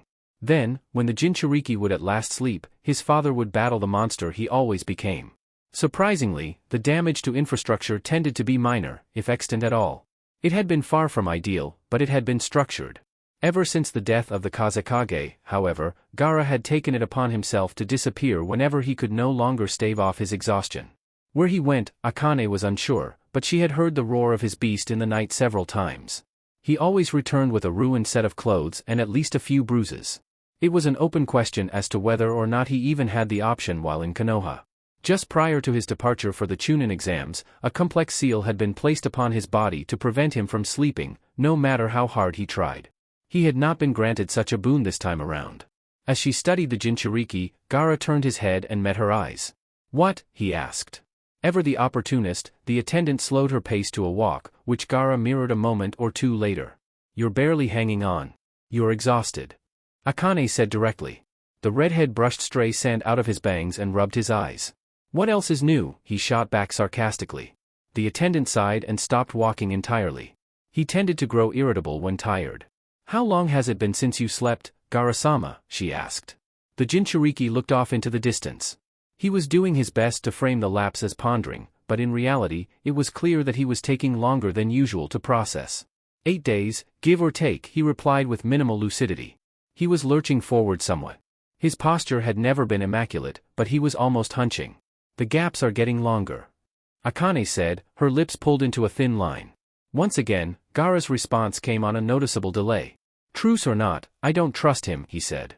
It was a surprisingly honest answer. He was generally tight-lipped on his relationship with his beast, but it appeared that he lacked the energy to front. Akane slowly lowered herself down into a sitting position on the sweltering sand. And you shouldn't. But your body needs to recover, she insisted. Though he made a preliminary motion to join her on the ground, the Jinchuriki remained upright. Not an option, he said. His tone was a fair distance from adamant. His mind wanted one thing, but his body was crying out for another. Easily sensing that he was wavering, Akane reached up and tugged on his wrist. Minor as the force was, it brought Gaara down to his rear end on the sand next to her. We're out in the middle of nowhere, sire. No better time, she pointed out. The Jinchuriki eyed her with sluggish irritation. You know how this goes, he warned. His trepidation was not misplaced, and the attendant recognized as much, but for both his sake and many others, it was a worthwhile bridge to cross. And I know how to handle it, she assured him, hearkening back to several past incidents. A lengthy pause followed, with Gaara's eyes drifting between Akane and their empty surroundings. Fine, he conceded. The attendant then moved around behind him, leaving them back to back in the arid sun. Go to sleep. I'll take care of the rest, Akane said. Gaara let out a long exhale and leaned the back of his head on her shoulder. Wake me when it's over, he requested, his rigidity giving way as he resigned himself to an increasingly rare sleep. Akane crossed her legs and folded her hands in her lap. Of course, Gaara-sama. Satsuki pensively drummed her fingers on the wooden surface of her dining table as she contemplated her decision. 2 days had passed. As with every other, they had been slow. She had spent much of the time waffling over what exactly she was to do. At first, it had been a one-sided internal debate. It had been incredibly easy to come to the conclusion that there was nothing to be gained in departure. Especially not in pursuit of a man who had nearly murdered her entire cell. But as the hours had stretched on, the less sure she had become. It was a difficult pill to swallow, but the woman had been eerily accurate in her assessment. In fact, she had articulated a desire Satsuki had been struggling to identify for quite some time. There was more nuance to it than a simple lust for power, but in its purest form, strength was indeed what the Uchiha was seeking. She had never had enough of it. Too slow and too weak to do a single thing about Itachi's treachery. Too frail to defeat Gaara, or contribute to Naruto's brutal effort against him. And most humiliatingly, too insignificant to force her brother to even begin to sweat. She had always known that Itachi almost certainly still surpassed her for strength, but the sheer scope of the gap between them had been jarring. Even before her ill-fated attempt to carry out her retribution, she had borne witness to the sight of Kakashi Hatake, easily the strongest person she knew aside from the Hokage himself, beaten on the ground at Itachi's feet. Her brother was beyond her to a degree that almost felt insurmountable. No amount of training could close such a gap. Not in a timeframe Satsuki could handle. Training within her current situation, that was. She had fought the notion every step of the way, but the Uchiha could no longer deny just how true it likely was. She was bound to move at a glacial pace remaining in Konoha. She was several large steps below Kakashi in terms of strength and proficiency. It would take her years to catch up, and even once that goal was reached, Itachi still laid an order of magnitude above it. Life would swirl around her. She would complete assignments, make acquaintances, and rise in the ranks. Her career would be a successful one. That much was set in stone. Even in other facets of life, she would likely excel. It was far from unlikely that she would marry. She had never been a motherly person, but children were not out of the question. The more time she spent in Konoha, the more her priorities and goals would shift away from her brother. It was natural. Circumstances shifted, and the winds could change. All the same, she knew in her heart that she could never forget. Not entirely. Itachi's specter would always hang over any joy she scraped together. Respect, fortune, success. None of it would ever erase the black mark he had left on her soul. He would follow her to the ends of the earth. She did not like the alternative option. She hated Orochimaru with a fiery passion. He had done nothing but hinder her. He had defiled her with his macabre zeal, nearly murdered both of her teammates, and now, he had indirectly intruded on her time of suffering. She hadn't a single iota of respect for the man. Yet, she could not refute that he was powerful. Far more so than she was, and by the man's own admission, Kakashi as well. Where the Sannin stood relative to her brother was a mystery, but if nothing else, he was closer to that mark than anybody else Satsuki knew. Brushing a strand of hair behind her ear, the girl looked off toward the hallway that led to her front door. She had packed a bag several hours ago. The decision had not been a simple one to make. Not by any stretch. On some level, she was still unsure of it. But a change of scenery was needed, no matter what it was. She was stagnating, and such a thing was unacceptable. Her passion to pay her brother back for his crimes had been reignited, and it could not be quelled. Glancing up at the clock, Satsuki swallowed a lump in her throat. It was nearly 9:30. A time had not been specified for the meeting, but it only made sense that it would take place late at night so as to avoid detection. It was also rather likely that the timing was flexible. Orochimaru was nothing if not a patient man, from what she could tell. Either way, her window for homely comfort was closing. Predictably, this recognition sent her mind on a long-form tour of all that she would be leaving behind. The list was long. Her bed. The cafes she frequented. The routes she liked to walk. The dock, where she so often sorted out her problems. The elderly jewelry shop owner, who never failed to tell her that she was beautiful. Her classmates, who she still often saw in passing. Kakashi, who had done his best to mentor her. Shikamaru, an ambiguous, but ever-reliable friend. Then, as she ran through the many sights, places, and people, she landed on one name that she could not gloss over. Naruto, the person she held closest. Chances were, if and when she followed through, it would be years until they reunited, and even then, there was a significant possibility it would be as enemies. The thought caused her chest to tighten. Mere weeks away from him had been difficult, and while the past 5 days devoid of him had been focused on other things, his absence likely played a role in how wholly cold the solitude had been. Not that she could place any amount of blame on him. He had tried to stand by her side, and she had pushed him away not once but twice. Satsuki's focus returned to the table, her head hanging with her slouched posture. She had torn into every insecurity he had on the roof. He had done his best to hide it, but she had seen the pain in his face. She had damaged him. There were plenty of selfish justifications. She had been overloaded, afraid, and sleep-deprived.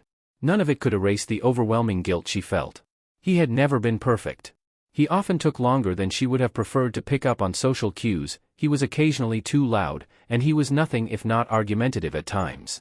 But more than any of that, beyond any gripes she may have had, he had always been there for her. He had witnessed her instability, and had done his best to help her pick up the pieces. He had forgiven her at every turn, no matter how many directions she pulled him in, or how much blood she accidentally drew from him. He always came back, with open arms and a warm smile. Even after she had forced him to fight on the roof, his response had been to come check on her, and bring her favorite drink.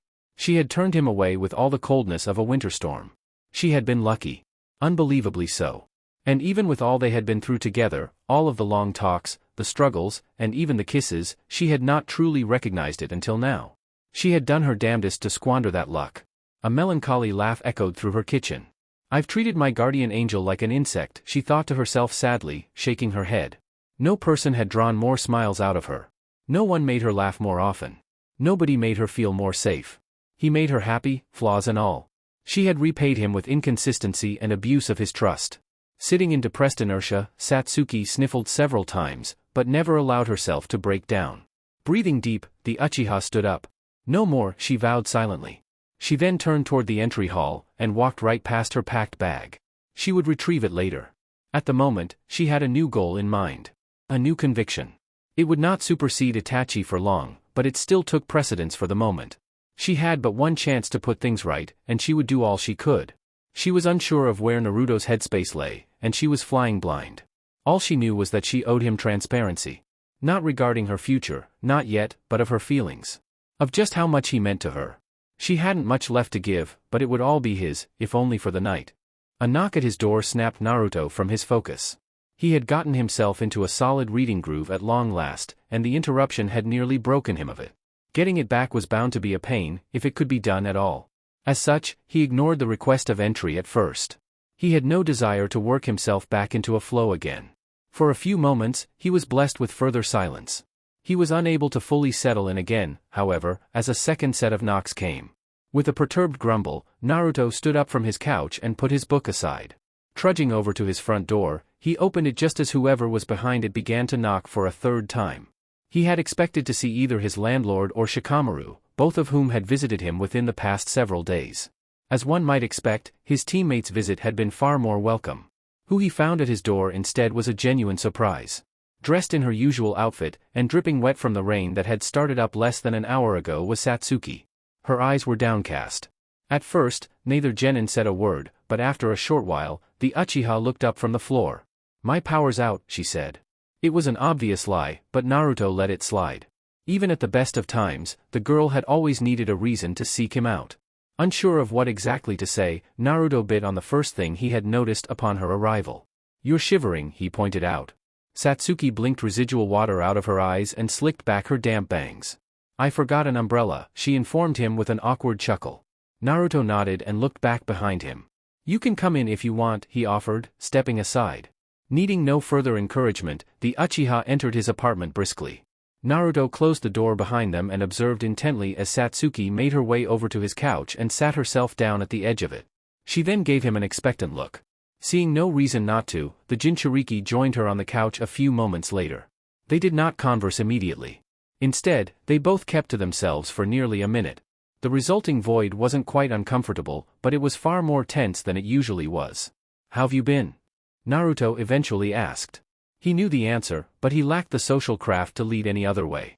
Satsuki fiddled with the hem of her skirt. "Pretty awful, honestly," she said. The Jinchuriki gave her a knowing look. Frankly, it was surprising that she looked as presentable as she did, despite the unwanted soak from the rain. "It'll look up. Just give it some time," he assured her. He felt like a broken record. As she had so succinctly pointed out to him, all he ever had to offer her was basic encouragement. His displeasure with his own response only increased when Satsuki stayed quiet for a few seconds longer than usual. Naruto looked down at his lap dejectedly. She had been hoping for more than empty words. "I'm sorry." The Jinchuriki glanced toward her in surprise. Her eyes were fixed on him, and they held nothing but regret. As it were, they were both struggling. It took minimal brain power to deduce what she was apologizing for. With a long sigh, Naruto sat up straight again and let his back sink into the couch cushion. "It's all right. Things happen," he said dismissively. As unpleasant as the verbal tirade against him had been, he had no intention of holding a grudge. Even if part of him would have liked to. Satsuki shook her head. "No, it's not. You didn't deserve that. What I said, what I did, any of it. You were just trying to help me. Like you always do," she said guiltily. Naruto met her eyes. "Do I help?" he asked. Satsuki turned her head back down to the dull wooden floor again. "Every single time," she said. The Jinchuriki felt a small part of him relax inside. Her words sounded honest. "I'm glad," he said, a weak smile forming on his face. The Uchiha pressed her forehead into the heel of her palm. "You've kept me on my feet. I've just been too proud to admit it. And that's my fault, not yours," she said. Vulnerability had become more common between them over time, and Naruto was well used to it, but it never failed to touch him. "Thanks for that," he said quietly. For the third time since their awkward reunion had begun, silence set in. This time, it lasted far longer. As with before, Satsuki ended the streak. "I love you, you know," she said. Naruto blinked several times. Of all the things he had expected to hear, a declaration of love had been incredibly far back in line. A pipe dream, he would have assumed. "Where'd that come from?" he asked in a puzzled tone. The Uchiha turned her body to face him openly. "My heart," she replied. Her face was slightly red, and her expression was shy, but her voice was firm. She was entirely serious. "I've never been told that before," the Jinchuriki admitted, scratching the back of his head. "First time for everything," Satsuki said. Naruto gazed at her without a word. He was sure of his reciprocation. He had recognized his love for the Uchiha some time ago. Even so, the thought of voicing it was daunting. Even when effectively going second.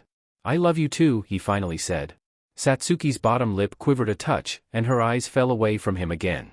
"I slammed the door in your face, and now here I am, forcing this heart-to-heart on you," she said, her hands tightening up into fists in her lap. Naruto scratched his cheek absently. "As long as you mean it, I really don't care," he said. Satsuki returned her focus to him, but only managed it for a brief few seconds before staring at her hands again. "I do mean it. All of it. But you deserve better," she said.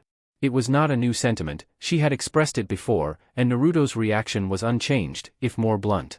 "Just take it for what it is. I love you, and I have for a while. If you respect me, don't try to convince me not to," he cut in. The short speech came out a tad harsher than he had intended, but it appeared to get his point across, as Satsuki sobered quickly. "I'm glad you do," she said softly. She then scooted across the couch until she was well within his space, and wrapped him up in a hug. Naruto returned it wholeheartedly. Soon enough, she had bowled him over, and was laying on top of him with her face buried in his shirt. Affectionate as it was, there was nothing soft or gentle about the embrace. She was clinging to him. Almost as though she feared that he would vanish. Sensing that she didn't want to talk, so much as simply be with him, Naruto did little other than rub her back and occasionally run a hand through her hair. Once 10 or so minutes had passed, the blonde began to feel himself overheat. Satsuki was warm, and his heating was working overtime to combat the cold rain outside. When he shifted, the Uchiha pulled herself off of him.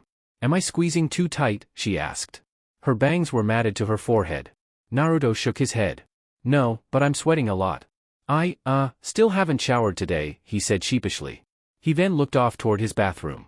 "Would you mind if I took care of that real quick?" "It won't take long," he asked. The Uchiha rolled off of him and stretched. "Go for it.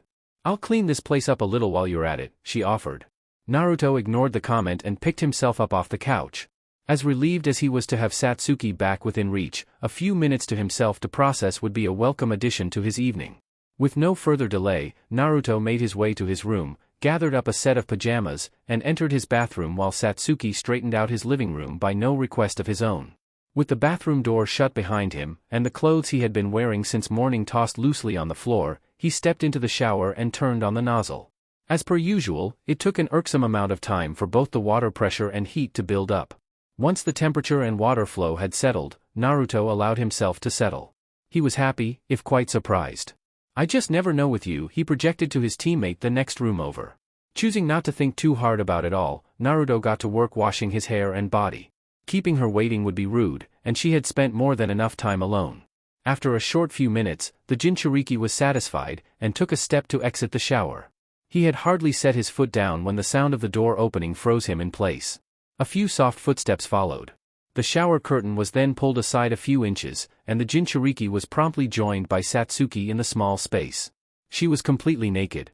It was appropriate given the environment, but a jarring sight nonetheless. "May I?" she asked timidly. They were less than 2 feet apart.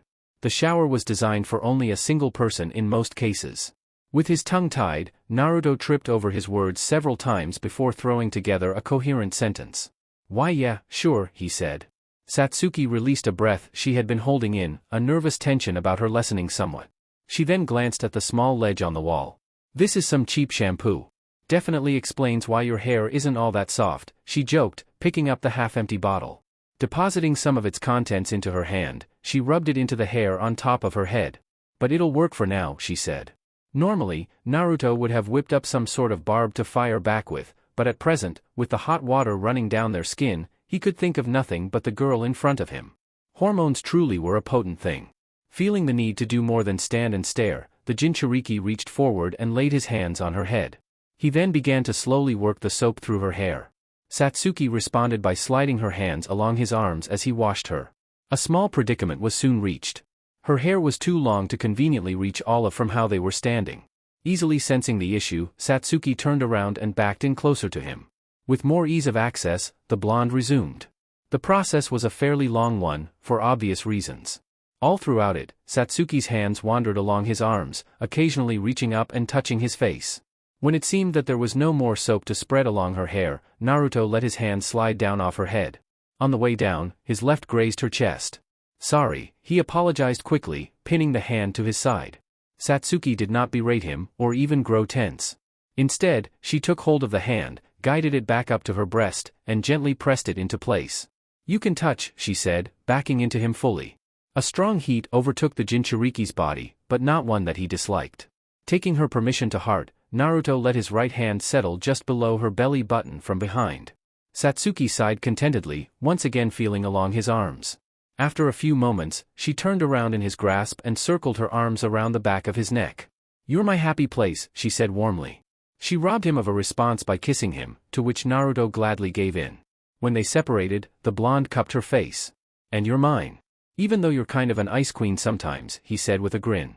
The Uchiha giggled and laid her hands on his chest. "This wouldn't feel as good as it does if I spoiled you," she pointed out teasingly. Even in the midst of their deepest moment of intimacy, the bantering humor never left them.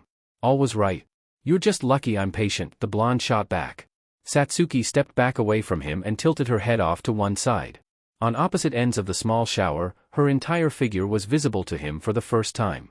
"Worth the wait?" she asked, a small, falsely innocent smile on her face. Whether it was his slightly too wide eyes, open-hanging mouth, or something lower down, Naruto apparently did a poor job of hiding just how much he liked what he was seeing. Closing the gap between them all over again, Satsuki leaned into his ear. Your towels look a little rough. Let's dry off with your bed sheets instead, she suggested, turning the water off as she coaxed him. It wasn't the first time she had openly propositioned him, but unlike the last time, he felt fully ready to accept her invitation. Reaching past her, Naruto pulled the curtain aside. Taking the cue, Satsuki stepped back out of the shower stall. Once they were both out on the tile floor of the bathroom, the Jinchuriki subverted the usual path of their flirting, and took charge. Reaching down, Naruto picked Satsuki up off the floor by a hold on her hips. The Uchiha wrapped her legs around his waist and threw her arms around his neck again as he carried her toward the door. Strong, she muttered, leaning her head back and closing her eyes as the Jinchuriki planted 2 kisses on her neck.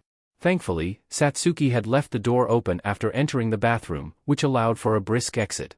Crossing the hall, Naruto whisked her into his bedroom and laid her down on the edge of his bed. For a few moments, he simply admired her as she lay flat on her back. Loving the attention, but you could appreciate my body another way, dead last. Satsuki said when he had been staring for a smidge too long. She hardly sounded annoyed, if she was at all. Naruto smirked down at her. Somebody's eager, he jabbed. Satsuki rolled her eyes playfully. It took him several seconds to realize it, but she was waiting for him to do the rest himself. Once he caught on, Naruto gently placed his hands on her inner thighs and spread her legs apart slowly. The Uchiha dug a canine into her lower lip at his touch. I don't really know what I'm doing, so tell me if this works, alright, he requested, drawing a nod from the girl. The Jinchuriki then knelt down at the edge of the bed and gently ran his index finger over her. She was already wet, and her inner thighs were shaking. Every time he touched her, she flinched slightly. She was sensitive. That much was obvious. Pushing down his nerves, he leaned forward and slowly dragged his tongue across her folds. Satsuki immediately slapped a hand over her mouth and let out a muffled squeak. Before the blonde could say a word, she grabbed him by the back of his head with her free hand and guided his mouth back to the middle of her legs. Correctly taking it as encouragement, Naruto resumed. Every time he moved his tongue against her, Satsuki squirmed and breathed in sharply. As he worked away, the tip of his tongue slipped into her ever so slightly. Satsuki's back arched, and her hips pushed into his face. She was far from shy about letting him know what she liked. Just above the entrance he'd pushed into, he found a small bud. When he grazed it with the edge of his tongue, Satsuki tensed up and let out a quiet moan. Wanting to hear more, Naruto gave the sweet spot he'd found a minute's worth of attention. More than anything else, the sounds she made were addicting. Better yet, it was clear that she was trying her best to stay quiet, but simply couldn't help herself. Odd as it felt, the experience was scratching a competitive itch in Naruto alongside the obvious sexual side of things. Opening his eyes up again after having closed them to focus, he looked up and met her gaze with his tongue still teasing her. God! Satsuki whispered, not blinking even once as she stared at him. Feeling rather proud of himself, the Jinchuriki lifted his head up and set his chin down on her navel. How'd I do? He asked with a coy smile. The Uchiha girl dragged her hand across his bangs, letting her palm settle on his cheek. I get why people do this kind of thing now, she said, indirectly telling him exactly what he'd wanted to hear. I can keep going if you want. You taste good. Naruto offered with a shrug. The latter comment brought a deep shade of red to Satsuki's face, but much to his surprise, she shook her head and sat up. She then took him by the wrists and stood him up, planting a kiss on his nose once he was vertical. Lay down for me, she ordered, lightly nudging him toward the bed. Doing as he was told, the blonde laid himself down against the backboard of his bed with his head and neck supported. Satsuki joined him a moment later, crawling over to him and straddling one of his legs. Delicately taking hold of the stiff erection he'd had from the moment she'd stepped into the shower, Satsuki gave him a humorous look. Maybe I'm just possessive, but I'm glad you never got around much. You'd have gotten popular really quick, she joked. Naruto averted his eyes from hers in embarrassment. Not like I could have even if I'd wanted to, which I didn't, he countered lightly. Satsuki gave an easy laugh and tightened her grip just enough to make him flinch. We both know you want this, Naruto, she said, leaning down and kissing his tip. Taking a shaky breath, the Jinchuriki relaxed. He was under her spell, and as of now, that was exactly the way he liked it. Picking up on his readiness, Satsuki ran her tongue from the base of him all the way up to his sensitive head, and when she reached it, she took a few inches into her mouth.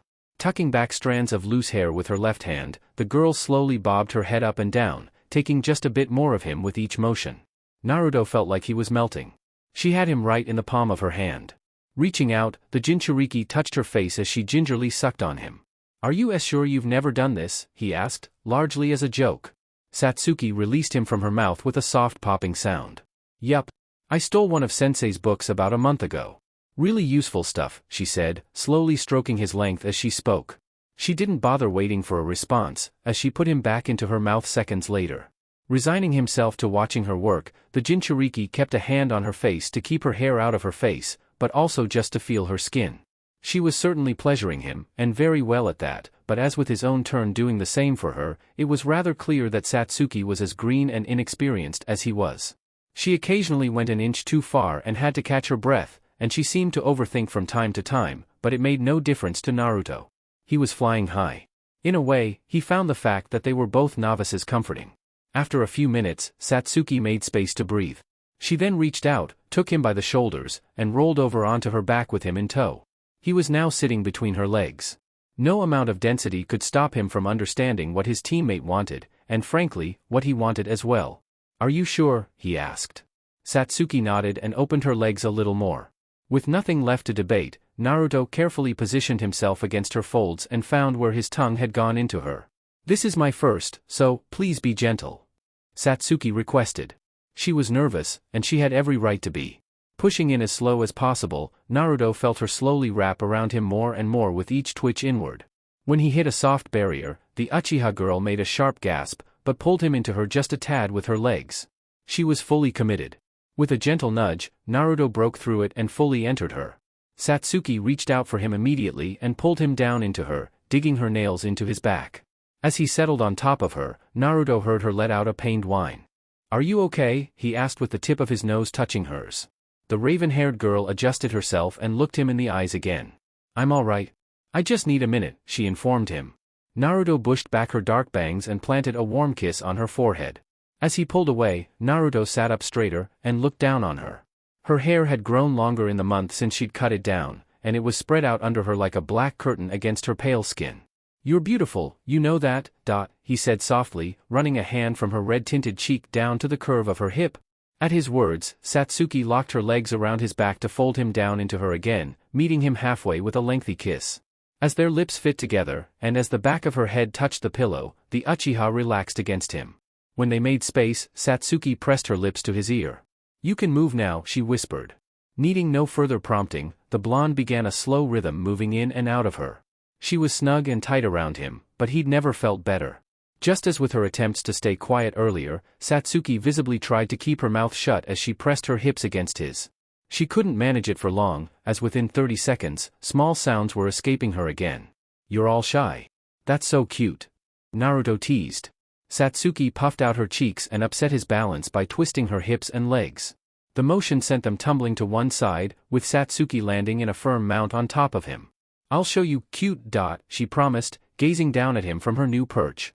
He was still inside of her. If anything, she'd pushed him in deeper by reversing control. You've just always gotta get the last word, don't you? Naruto laughed, pausing several times between words as Satsuki slowly swayed her hips back and forth on top of him. The Uchiha leaned down and kissed him on the cheek. Only with you. Couldn't care less about everybody else, she clarified, leaning her head back and sighing deeply. She then flinched, suddenly wincing at something, but it quickly passed. Do you need more time? Totally okay if you do. Naruto asked gently. Satsuki shook her head and squeezed his left hand, which was caressing her hip. No, I'm fine. Just a little sore from a run, she assured him, silencing any further inquiry from him by picking up her pace. She then reached down and laid her left hand over his neck. Her touch lacked any genuine force, but the message was clear. She was now in control, and he would be her subject. She gave him no breaks. Half the time, he didn't have any room to speak, as her mouth was covering his, and the other half, she was drowning him in sensation. Throughout it all, she never released his throat, and truth be told, he loved every second of it. Eventually, after a fair amount of time, both of them hit their respective walls. Conveniently, their stamina matched up more or less identically. Finally slowing down the constant motion of her hips, Satsuki took a moment for both to catch their breath. How close are you? She asked. Naruto moved in her a bit to test himself, and immediately found that he was right on the edge. Just about there. You, he replied breathlessly. The Uchiha girl pushed back her hair, which was still damp. Same for me, she said, tightening her hold on his throat ever so slightly as she added a slight bounce to her slow swaying, to no complaint from Naruto. Little more than 20 seconds later, Satsuki grew rigid. Finally releasing his throat, the Uchiha girl laid both of her hands on his chest as a visible tremor worked through her. When it passed, Naruto felt her drip down onto him. "I guess I win," he said. Satsuki sent a smug look his way and tightened down on his length, immediately breaking the last of the dam he'd built up and squeezing out every drop he had. Fantastic as it felt, the Jinchuriki was instantly hit by a wave of fear. "Wait, that was," he started. Before he could finish, Satsuki pressed a finger to his lips and flattened herself on top of him, letting him slip out of her with the shift. "I've been taking a pill for periods since I turned 14. Acts as birth control, too. I'm not gonna get pregnant, Naruto." "Don't worry," she revealed. Naruto calmed, throwing an arm over her to hold her. "Had me freaked out for a second," he admitted. Satsuki smiled and kissed along his jaw, eventually working up to his lips and holding a longer lip lock for a moment before breaking it off. "I've had you freaked out since the shower," she teased. Naruto rolled his eyes, but didn't refute her words, as they were entirely true. As such, they lapsed into silence, laying naked against each other. "That was amazing," Naruto finally said. Satsuki did not respond right away, but found her voice before the pause lasted too terribly long. "Yeah, it was," she said quietly. There was something odd clinging to the undertone of her words, but she still sounded honest. Choosing not to press, the Jinchuriki glanced up at the clock. It was 11:15. "I'm glad it was you," he said. Satsuki almost seemed to tremble in his arms, with a slight shake reverberating into Naruto through her. "Same to you," she answered, her voice now nothing but a whisper. The blonde's face gained a hue of concern, but once again, he did not pressure her. Instead, he kissed the top of her head and squeezed her. "Let's sleep, okay?" he suggested. Satsuki nodded, curling up on top of him and hiding her head under his chin. Naruto closed his eyes. Within seconds, he was out cold. Satsuki lay awake against Naruto's bare skin as the clock listlessly ticked ad infinitum. The Jinchuriki had been asleep for nearly 40 minutes. He had passed out nearly immediately following the end of their shared affection. She had tired him out, so to speak. She knew all too well that she was wasting time by remaining stuck to him. She would have to leave eventually, and preferably sooner rather than later for ease of travel. Nevertheless, trading heaven for hell would never be an easy step to take. She had intended to show her love for the boy in any way she could, but things had become even more heated and passion-laden than she had expected. She did not regret it, not one bit, but it was not making her departure any easier to follow through on. Quite the opposite. With 1,000 times the intensity as before, she was feeling the crushing weight of what she was leaving behind. She had loved him already, but those feelings had crystallized to the point of stark clarity. He was, in no uncertain terms, her favorite person. She hadn't been entirely sure what to expect from him in sex, but he had made the experience absolutely wonderful for her. He had been patient and gentle. He had paid attention to her wants and needs. He had been able to laugh at himself when he made a mistake. He had made her feel comfortable and attractive. Every trait she had ever admired in him had been present, alongside a few brief flashes of assertiveness that had driven her up the wall in the best way. Even excluding the elephant in the room, his ever-present willingness to listen and forgive had melted her for the 1,000th, and to her sadness, perhaps last time. Carefully peeling herself free from his arms, Satsuki slowly moved a few inches away from him and threw her legs over the side of the bed. Now free to stand, the Uchiha looked down on her sleeping partner with wet eyes. He never looked more peaceful than when he was asleep. Against her better judgment, Satsuki bent down and placed a kiss on his forehead. She had waited entirely too long to voice the full extent of her care for him. Her feelings had been on a similar, if less hotly charged level as they were now for weeks. A short span of time in broad strokes, but an eternity in the context of their relationship. She would be abandoning him at the peak of it all. They had finally overcome their uncertainty and let their feelings be known. They had made love. She had shown him what could have been, only to now rip it all away. Pushing down her doubts and regrets, Satsuki turned her back to him and left the bedroom. She then retrieved her clothes from the living room floor, where she had left them. Once she was dressed again, she headed for the door. With a shaking hand, she turned the knob and stepped out into the hallway. As she walked away from his apartment, Satsuki allowed a few silent tears to fall. She had held them in the whole visit through, but only barely. "You're my everything, but to be who I need to be, I have to have nothing." Shikamaru pulled his thin jacket tightly across himself in response to a cold wind blowing over the northern gate of Konoha. It was late. Later than he usually bothered to stay up. Under any other set of circumstances, he would not have broken that trend. In an ideal world, he would have returned to the Nara residence many minutes ago, and drifted off to sleep. But for reasons only his gut could properly grasp, he was quite far from home. His night had started out rather normally, with his and Haku's customary walk back to her barracks around 10:45. Upon his attempted return home, however, he had spotted something that had compelled him to change course. As another gust of chilly air swept through the area, the reason for his detour rounded a corner and stepped into direct view. He had caught sight of Satsuki quite near to the Umbu compound roughly 15 minutes prior. That, in and of itself, was no cause for concern. The Uchiha regularly took late-night strolls, according to Naruto. It had been her conduct that had aroused his suspicion. She had been slinking across rooftops and moving almost exclusively through shadows, as though she wished not to be seen or detected. Alongside her strange behavior, he had noticed the travel pack strapped to her back. Now, with the girl in closer, clearer proximity, Shikamaru was sure that his instinct to cut her off at the pass had been a sharp one. He had taken an educated guess as to where she had been heading, and he had been correct. Ominously so. Walking forward with a labor speaking more to mental malady than physical, Satsuki came to a stop under the light of a street lamp a few meters from Shikamaru. Standing up from the bench he had been occupying, the Nara folded his arms across his chest. "Nice night, don't you think?" he greeted her. Satsuki stared at him, but said nothing for a time. When she did speak, her tone of voice was telling. "I've had better," she replied. Shikamaru studied her intently. Her overall emotional state was difficult to gauge. There were few obvious tells. The only clear conclusion to draw was that she was unhappy.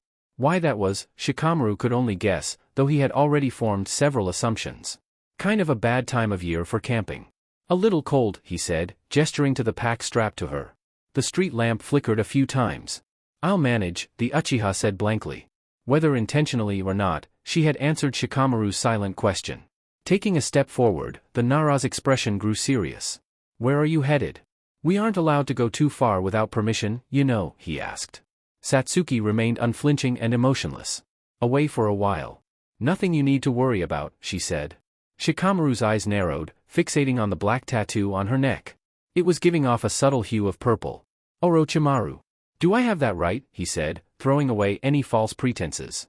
Beating around the bush was a waste of time. Satsuki's raised an eyebrow. "That's a big leap in logic," she said, clearly making an attempt at deflection. Shikamaru unfolded his arms and slid his hands into his pockets. "Am I wrong?" "Because I don't think I am," he inquired. The Uchiha's face twitched. It was a tiny movement, but it was all Shikamaru needed to confirm that he was right. "You really are sharper than you look. You've barely even been around," Satsuki said. It was a confession of guilt, though fully undaunted. Shikamaru calmed his quickly beating heart as best he could. As things stood, he was the final roadblock. "You changed after he marked you.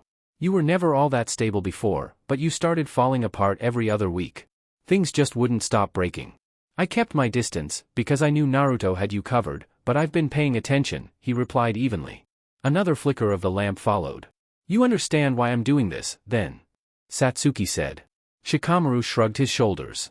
"You've always had an inferiority complex, dumb as that is. You feel like you've tried everything here, and it hasn't worked. So, you're looking elsewhere," he said. The ghost of a scowl tugged at his teammate's features, but stayed in check. "If you're so well informed, why do I feel like you're here to stop me?" she asked dangerously. The Nara held his ground. "How much do you actually know about him, Satsuki? Did you ever bother to find out why he got thrown out of the village in the first place?" he said, answering her question with one of his own. Satsuki only made it halfway through a retort before stopping. A hesitation that gave away her ignorance. "Well, I did. You wouldn't believe what they keep on record in the library. Criminal cases, political rap sheets, old battle plans from the last war, everything. If it happened more than 10 years ago, it's probably there." Shikamaru began, pausing as he recalled the disturbing case file he had uncovered just over 2 months prior. He kidnapped over 30 people, and used them for experiments. More than half of them died. "Those are just the ones we know about, too. He was butchering people," he said with an involuntary shudder. There had been pictures in the file. Images he would never be able to scrub from his mind. Satsuki pursed her lips. "I'm prepared for that," she said. Shikamaru threw up his hands in frustration, thoroughly off-put by her complete disregard for danger. "How do you think this is gonna go? Do you think you're gonna waltz in and get an education? You'll show up, black out, and then wake up on an operating table with God knows what missing," he yelled. He hardly ever raised his voice, but his patience had run out. Satsuki finally flared to life, with a defiant snarl. "I've thought this through already. I'm not dumb, she snapped back, though her volume did not match his. Shikamaru shook his head and stepped forward again. I think you've done a whole lot of feeling, but not much thinking. You're frustrated, angry, and confused. I get that. But use your head. This is suicide, he said. Satsuki gave a derisive snort. That's real rich coming from you. You almost got us all killed because you got up in your feelings over a stranger, she countered. Shikamaru clenched his jaw. She was right, no matter how much he wished she wasn't. I'm speaking from experience. I got lucky. You won't. Trust me on this, he said. Satsuki's eyes shifted from black to crimson red, with her tomo manifesting a beat later. You can't stop me, she said. Shikamaru took a deep breath. He then brought his hands toward his chest to make a hand sign. Wanna bet, he bluffed. Before he could even begin to perform his jutsu, his body froze in place. Far too late, he realized that he had made the critical error of eye contact. The next thing he knew, Satsuki had vanished from view, and he could feel her breath on his skin from the rear. After a momentary silence, she spoke. You're a good friend, Shikamaru, she whispered. The Chunin quit struggling against the paralysis she had cast over him. It wasn't a fight he had any hope of winning.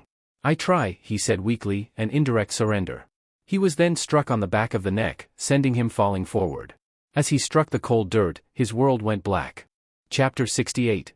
Shikamaru's eyes snapped open as he was shaken by the shoulders. When exactly he had fallen asleep, he could not recall. Sitting up slowly, the Chunin scanned his surroundings. He was situated on a bench, with the gate of the northern border 50-odd feet to his right. His head was aching, and a sharp pain was nagging at him from the back of his neck. Rough night? Shikamaru flinched and looked left, where he was greeted by the sight of Kotetsu Hagane, one of the Chunin who regularly patrolled the border. He looked some combination of amused and concerned, with a leaning toward the former. Rubbing his head and neck, Shikamaru let his legs fall over the side of the bench and sat up straight. As he did so, memories flooded back in at rapid speed. What he recollected was bone-chilling. He was butchering people. I'm prepared for that. With every word that poured back in, anxiety built up in his gut. He had caught her halfway. There had been a chance to put a stop to it all before things could truly fall to pieces, be it through words or force, and he had failed on both fronts. Satsuki had fled, and she had left him unconscious in her wake. Shooting up to his feet in an instant, Shikamaru quickly oriented himself. What time is it? He asked frantically, earning a look of skepticism from Kotetsu. The sun had still yet to rise, and the area around them was dark. Dawn was still on its way, it seemed. 4:30, the older shinobi replied. Shikamaru's mind raced. As far as he knew, the Hokage's office only opened for entry an hour later than it currently was. In most cases, 5:30 would have left more than enough wiggle room, but at present, it was absolutely unacceptable. Shooting up to his feet, the Nara looked off toward the administrative building. It was less than a mile and a half away. Well within running distance. There was still a reasonable chance Hiruzen was already occupying his desk, if not quite prepared for visitation. With his mind set on the only action he could possibly take, Shikamaru took off in a dead sprint toward the Hokage building, leaving Kotetsu unaddressed and uninformed. Though he could hear the shouts of protest from behind him as he tore away, Shikamaru kept his focus on the task at hand. Though he had no way to ascertain Satsuki's rate of travel, or her exact destination, the simple fact remained that she was well over 6 hours ahead. No matter where she was headed, or who she was with, there was ground to be made up. The following 4 minutes may as well have been an eternity. He ran at a pace he had never even begun to approach before, and in spite of the burning in his legs and lungs, he maintained it. Time was of the essence, and he was far from quick to begin with. Thankfully, the streets were as empty as the egregious hour dictated they should be. There were no obstacles. Just empty space to run through. With every step, Shikamaru dove deeper into the situation's implications. If and when he informed Hiruzen of all that had transpired, it was likely that a recovery squadron would be dispatched immediately, or at least as soon as Satsuki's destination was determined with some level of confidence. Predictable as the outcome was, it had the possibility of creating a mess. Naruto, no matter how harshly he had been treated of late, was bound to be incredibly distraught. As such, it stood to reason that he would demand assignment to any team sent out in pursuit of the Uchiha. His chances of having such a wish granted were likely low. Even on a more personal level, the unfortunate honor of breaking the distressing news almost certainly fell to Shikamaru himself. It would be an ugly scene, no matter how he presented it all. Shaking his head and wiping a few beads of anxious sweat from his brow, the Chunin pushed the stressful thoughts aside for the moment. He still had yet to complete even the first step of the process. Focus was paramount, as was his delivery of the information. Soon enough, the outline of the Hokage building came into view through the early morning fog hanging in the air. Picking up his pace even further, Shikamaru reached the lobby door within moments. Throwing it open, he took a rushed look around the entryway room. It was empty save for the middle-aged receptionist seated behind the front desk. The very same woman who had attempted to halt him during his quest to quell Gaara. What the Chunin did next was both wholly out of character and entirely illegal. With a deep breath to steel himself for the trouble he was bound to stir up, Shikamaru walked across the room, ignored the tired greeting of the receptionist, and trudged right past the desk. Immediately, the woman protested, but as with before, Shikamaru paid her no attention at all. He would deliver his message, within his rights or otherwise. Thankfully, he was more than familiar with the route to Hiruzen's office from the hallway behind the desk. Jogging along, he rounded several corners until reaching a flight of stairs. He only made it halfway up before the sound of an entity appearing behind him froze him in his tracks. A firm hand then landed on his shoulder, slowly turning him around. Once he had fully rotated, Shikamaru saw that he had been stopped by Gunma Shiranui, his one-time exam proctor and full-time member of the Hokage's honor guard. "Care to explain what you're doing back here?" Gunma asked calmly. His demeanor was even, but the undercurrents of his voice made it all too clear that he would not tolerate deceit or rebellion. Shikamaru forced himself to calm down. "I need to see Hokage-sama, and I need to see him now," he said. Gunma furrowed his brow, offering a similarly quizzical reaction to Kotetsu. Unlike before, however, the Nara would undoubtedly need to explain further. "Visiting hours don't start up for another 50 minutes or so. Can this wait at least that long?" he asked. Frustration flooded into Shikamaru rapidly. It was an unsurprising response, but a hindrance all the same. With little else to say, he told the truth. "Satsuki's gone. She left the village last night. And before you ask, I'm completely sure," he said. Gunma's usually half-lidded eyes opened wide. He appeared to believe him, hardeningly. He then took a glance up the stairwell. "I can't promise that he'll be happy to see you this early, but I can get you in," he said curtly. Shikamaru breathed a sigh of relief. Gunma then released his shoulder and took off up the stairs at a brisk pace with the Nara in pursuit. Moments later, after having pushed past another few guards, the pair reached the door to Hiruzen's office, which Gunma promptly opened. He then stepped inside, casting a look back Shikamaru's way before doing so. The Nara stayed put despite his impatience. He was being done a favor. "Forgive the early intrusion, but I think you'll want to hear this," he said to the unseen leader within. Brief discussion ensued, taking up only a few moments, with the end result being Gunma stepping aside gesturing for the Chunin to enter.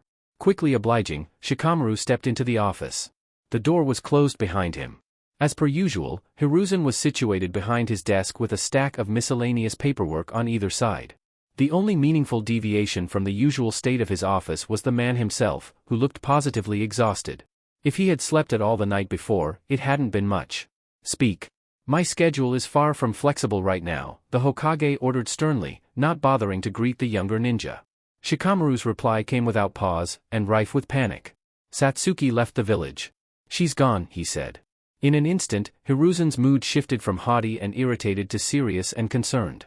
Intriguingly, however, there was no shock or surprise to be found in his features. Only unease. "When did she depart, and with whom?" he pressed. The unsavory face and laugh of Orochimaru echoed through the Chunin's mind. "Last night, and I'm not exactly sure. She knocked me out before I could get much out of her. But I do know where she's going. Or at least, who she's looking for," he said. He then hesitated a moment, regathering his coherence. "She's after Orochimaru. She wants to train under him, as far as I could tell," he finished. He was breathing heavily. Voicing the events of the previous night had not been easy. For a time, the Hokage sat in silence, processing all he had been told. When the tension threatened to finally crack Shikamaru open all over again, the old man spoke. "What time was it when she incapacitated you?" he asked. Shikamaru racked his brain momentarily, but found that he could only muster up a vague guess. "Midnight, maybe. She's got a huge lead on us," he said. Hiruzen nodded grimly, wringing his wrinkled hands as he pondered their next course of action. "While I wasn't expecting it to happen so soon, I can't say I'm shocked. That girl has been unstable for months now, and understandably so. If anybody would be vulnerable to Orochimaru's manipulation, it would be her," he said. Shikamaru nodded. His thoughts on the matter were similar, if less composed. "We need to dispatch a recovery team, and we need to do it now," he insisted. The Hokage stood up from his desk and straightened his robes. I agree, and that responsibility will fall to you. Consider it your first assignment as a leading shinobi, he said. Shikamaru frowned deeply. Shouldn't a group of jonin be handling something like this, he pointed out. Though he had no personal qualms with directing the operation, he couldn't help but feel that he was underqualified. You'd be right in most cases, but things are still tense. I've managed to lessen hostilities between ourselves and Suna, but there are still reasons to be concerned. I need as many jonin in the village as possible. I'll do what I can to provide you reinforcements, but it's bound to take some time, and we absolutely must move quickly, he explained. Shikamaru glanced down at his flak jacket. He had expected greater responsibility upon his promotion, but the mission being laid at his feet was far beyond his wildest projections. All right, fine. What are my conditions? He asked. Hiruzen walked over to the leftmost wall, where a continental map was pinned. I'm confident she isn't traveling alone, and with that in mind, she's likely being led to the Land of Sound. As of our most recent intel, Orochimaru is both the de facto leader of the nation, and resides there much of the time. Though, we aren't sure exactly where, he began, tapping Otogekyu's designation on the map. Your mission will be to intercept her, deal with whomever is accompanying her, and return Satsuki alive by any means necessary. I'm sure you're already aware, but timing is paramount. If we miss our chance, we will not have another, he said. Shikamaru nodded, making his own personal calculations all the while. Hiruzen then returned to his desk, but did not sit down. Gather a team. Keep it fairly small. 6 or less. I'll leave the rest to your discretion. I want you out of this village inside the next hour. Have I made myself clear? He concluded. With one final nod, Shikamaru turned on his heel and took a step toward the door. Crystal. Naruto was roused from his sleep by the sound of a fist pounding against his front door. He had awoken to worse sounds, but it was no less unpleasant for that fact. Rubbing his eyes, the Jinchuriki sat up on his mattress. When his lucidity had fully returned to him, Naruto took a sweeping look around the room.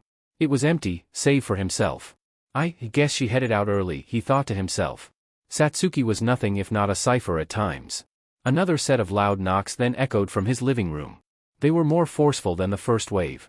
Sighing heavily, Naruto quickly dressed himself in a pair of stray shorts and strolled out of his bedroom. By the time he reached his front door, whoever was on the other side was actively trying his handle. When he pulled it open to reveal the culprit, he was quite surprised to find Shikamaru on the other side, looking far more animated than usual. What's up? It's not even 6 yet, the Jinchuriki asked. Shikamaru shook his head and stepped through the doorway without bothering to wait for an invitation. Though he likely would have complained in most circumstances, the Nara's behavior was so odd that his puzzlement overrode his irritation. I need you to sit down and listen to me for a few minutes. Shikamaru said, gesturing to the dining room table. Naruto briefly hesitated, but soon made his way across the room and sat himself down. Shikamaru did not join him at the table, instead remaining on his feet. Satsuki's gone, Naruto. She packed up and ran last night, the Chunin said. Naruto's eyes widened to saucers. What? He questioned. Shikamaru pursed his lips and started pacing back and forth in the small kitchen. He was more unsettled than the blonde had ever seen him. I caught her heading for the border last night. I tried to talk her out of it, and she just wouldn't budge. I tried using force, and she knocked me out. I woke up on a bench less than an hour ago, he revealed. Naruto's heart had found its way into his throat. He had never entertained the notion much, but he had long harbored an unfocused fear that his teammate, now partner, would snap to the point of unreachability. She nearly had on several occasions, but for one reason or another, each and every time, things had repaired themselves. It seemed such luck had run itself dry. Please tell me you're joking, he said in a pained tone. Shikamaru quit pacing and took a deep breath. I barely joke, and never about anything serious. This is real. As much as I wish it wasn't, he answered. Several things began to come into clearer focus within Naruto's mind. Things he had noticed, but not identified the previous night. From the very start, Satsuki's demeanor had been strange. He had written it off as simple guilt, and while the assessment had likely been true in a literal sense, the assumed context had been incorrect. It had not been the first time Satsuki had offered him an emotional outpouring. She had done so after his near death at the hands of Orochimaru, and then again upon their reunion just prior to the final round of the Chunin exams. Yet, for all its similarities, the Uchiha's mood had not been unstable, brittle, or erratic. Rather, it had been sad and regretful. As though she was on the verge of a crossroads. At this recognition, Naruto finally synthesized the myriad of details into an explanation. She had been saying goodbye. It made a painful amount of sense in hindsight. Her sudden admission of love. her rapid advances, her melancholy disposition. It had all been to make up for time soon to be lost. As she always did, Satsuki had pushed the details to the wayside. She had told him nothing. "Does Hokage-sama know?" Naruto asked urgently. Shikamaru nodded, folding his arms across his chest. "He sent me, actually. For reasons I don't have the time to explain, I've been put in charge of the recovery effort. As such, I'm allowed to pick a team myself. I figured that you'd be all for it," he explained. Naruto rose up from his chair. "When do we leave?" he asked. No debate was needed. Had he been aware of the girl's departure, he may have pursued her alone, and possibly without express orders. "In the next 45 minutes. We need 4 more people. I've got some names in mind, so it shouldn't take long. Once we've got them, we head out," Shikamaru said. Though he was as far from at peace as he possibly could be, the presence of a concrete plan eased Naruto's stress a notch or two. "Let me put a shirt on and grab some kunai. We can head out after that," he said, jogging back toward his room. As he stepped back into the dark bedroom in a rush, Naruto quickly found himself a shirt and threw it on. He then rummaged around the ever-present mess for a few moments and gathered up what supplies he could find. Stuffing it all into a pouch, Naruto turned around to exit the room again. Before doing so, he paused and took a long look at his bed. For just a few hours, hardly more than 2, things had felt so blissfully perfect. He had been given an apology. They had reconciled. There had been laughter, warmth, and love. They had crossed a boundary together. And now, mere hours later, his world had been ripped asunder. He couldn't help but kick himself for his own lack of inquiry. He had indeed noticed her odd tones and strange mood. But he had never pressed for answers. He hadn't had the foresight to nip it all in the bud. Though, there was a significant chance she was already beyond reason by that point. With a mind full of confusion, and a heart heavy with preemptive grief, Naruto stepped out of his room and moved to join Shikamaru. "If you want to throw your life away, you're gonna have to go through me to do it." Shikamaru looked over his ramshackle, short-notice squadron as they stood assembled by the gate. It measured 6 in total, including himself. Among the group was Neji Hyuga, Shino Aburame, Rock Lee, Choji Akimichi, and Naruto. Each of them had been briefed on the situation at hand, Orochimaru's involvement included, and every single one of them had reacted similarly, though with greatly variation in their intensity. They were somewhat ahead of schedule, with 8 minutes remaining before Shikamaru's 1-hour deadline reared its head. Of 4 before him, Neji had been by far the most difficult to acquire for the mission. Not for his elusiveness, Lee had been far harder to find, but for the tedious series of explanations he had been forced to offer up to even enter the Hyuga compound in the first place. Shino had been asleep in the estate he shared with the rest of the Aburame clan, Choji had been eating an early breakfast at an all-hours cafe, and Lee had been performing a cardio routine on a rooftop on the outskirts of the village. As a whole, the recruitment had been timely, if not entirely convenient. "All right, we've already gone over the specifics, so I'm gonna keep this short. Our mission is to bring Satsuki home, preferably alive, by any means necessary. Our strongest assumption is that she's headed for the Land of Sound," Shikamaru said, addressing the entire team. A collective nod. "We have concrete reason to believe that Satsuki isn't traveling alone, and that whoever is escorting her is both hostile and extremely dangerous. If and when we catch up to them, be prepared for combat," the Nara continued. Another set up nods. With nothing more left to say, Shikamaru turned toward the vast forest beyond the gate. "Let's move," he barked, taking off into the trees. His team joined him in an instant, settling into a rapid pace immediately. And so, a heavy, bloody undertaking had begun in earnest. Hiruzen blew smoke from his lips as he sat in tense silence behind his wooden desk. Shikamaru's recovery team had set out just over 40 minutes ago. The Chunin selection had been sound. Both Neji and Shino were capable trackers for differing reasons, while both Rock Lee and Naruto were extremely capable combatants, as were Choji and Neji. A well-rounded cell to be sure, led by a brilliant mind. Well-equipped though they seemed, Hiruzen could not allow his nerves to settle. He was nervous. Greatly so. Orochimaru was nothing if not thorough, and Satsuki was bound to be well guarded. He manipulated her from a distance, all through that seal. "I should have removed it when I had the chance," the Hokage lamented, setting his pipe down on a handkerchief. It was a lost cause now. All that could be done was to prevent the Uchiha from falling into the Sanin's hands. If she were to come under his control, it would spell disaster for the continent at large. Hiruzen knew all too well what Orochimaru wanted from the girl, and what he would become should he attain it. Shikamaru had been entirely right in his assessment that the task of Satsuki's retrieval was better suited to a cell of Jonin, but unfortunately, international tensions had tied the old man's hands. Even if circumstances had been more favorable, assembling a group of Jonin was not a simple process. Many were already obligated to other missions, and a fair few were sticklers about pay. Though he would certainly try to dispatch a more qualified force, it was going to take time. As such, Hiruzen had immediately resorted to the secondary option, that being a team of genin unhindered by outside responsibility.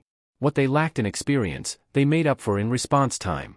Though the group Shikamaru had put together was more than formidable, easily surpassing many Chunin individually, a single possibility loomed large. If Orochimaru himself was accompanying Satsuki, Hiruzen had effectively sent a group of teenagers on a suicide mission. No matter how enraged Naruto became, no matter how much Shikamaru schemed, and no matter how many gates Lee forced open, none of them stood a ghost of a chance against the Sannin. All he could do was pray that Orochimaru, as he tended to do, had handed the task down to his far more palatable subordinates. As Hiruzen pondered the many grim possibilities of the mission unfolding beyond his observation, a knock came at his door. "Enter," the Hokage called out, sitting up straighter and clearing his throat. A beat later, Gunma slipped into the room for the second time that morning. "We've escorted him as you instructed. He's waiting in the lobby," the younger man said vaguely. Needing no further clarification on the matter, Hiruzen coolly laced his fingers in front of his face. "Good. Bring him up," he ordered. Gunma exited the office. Desperate times called for desperate measures, and while the old man certainly considered Shikamaru's last-minute assignment something resembling such, a second, much more divisive option had conveniently fallen into Hiruzen's lap. For several long moments, the elderly leader sat in near silence, with the only sounds being the footsteps rising up the stairway beyond the office door. Just as the clock struck 6, the door was opened a second time, once again by Gunma. Through it stepped two figures. One familiar, one foreign. Once the two new arrivals were firmly within the office, Hiruzen gestured to Gunma, who promptly vanished into a puff of smoke. Returning his focus to his guests, Hiruzen narrowed his eyes. "Take a seat, lad. We've much to discuss," he said. With a calm air of smugness, Gaara of the Sand was provided a chair from the corner of the room by his companion, a woman with extremely pale skin, pure white hair, and red eyes. Slowly sitting himself down, the Jinchuriki offered a pleasant face. "How might I be of service?" he asked. His tone was formal and polite, but it was clear that absolutely none of it was genuine. The boy despised authority, and the disdain in his eyes exposed it openly. Hiruzen ignored the silent disrespect. "I'm well aware that you've been sent as an ambassador and nothing more, but something rather troubling has come up. Something I think you might be useful for," he said, cutting straight to the point. The arrangements for Gaara to sully the Leaf with his presence anew had been made several weeks prior. It was a shrewd political play on the part of Suna. To prove that their most dangerous commodity could be peaceful abroad would certainly boost their falling status internationally. Hiruzen hardly liked it, but he had agreed to host the Jinchuriki regardless for the sake of relations. In a stroke of pure, unfettered luck, Gaara's arrival had coincided with the aftermath of Satsuki's disappearance. The moment the Hokage had recognized the overlap, he had set the border patrol and honor guard to escort Gaara directly to his office when he arrived. "And what would that be?" the redhead asked. Hiruzen untwined his fingers and folded his hands down on the desk. "One of our own has gone on the run. Satsuki Uchiha, to be more exact. I'm sure you're familiar," he said. The Jinchuriki's lips pulled into the slightest of smirks. "Orochimaru, I assume," he replied. Though he was rather taken aback by the suddenness and accuracy of the response, Hiruzen kept his outward calm. It made a fair degree of sense, given that Gaara was much more familiar with the Sannin than most. Even so, it was cause for questioning. "Correct. May I ask how you knew?" Hiruzen shot back. Gaara scratched his cheek absently, his eyes drifting around the room. He mentioned her a day or two before the invasion. He had quite the fixation with her. "I might even call it an obsession," he recalled. Satisfied with the explanation, the Hokage moved on. "Based on what we know, which admittedly isn't much, we've deduced that Satsuki is likely being escorted into the Land of Sound, where Orochimaru's primary outpost is located. We've already sent out a recovery team," he said. Gaara raised an eyebrow. "Who's on it?" he inquired. Hiruzen eyed his pipe, tempted to take another short drag from it, but opted against it. "Shikamaru Nara, Naruto Uzumaki, Niji Hyuga, Choji Akimichi, Shino Aburame, and Rock Lee," he listed off. Gaara chuckled dryly and leaned back in his chair. "Sorry to say, but they're as good as dead," he said. The Hokage scowled, leaning across his desk. "And what makes you say that? Do you know something I don't?" he questioned. The Jinchuriki was unfazed by the interrogation.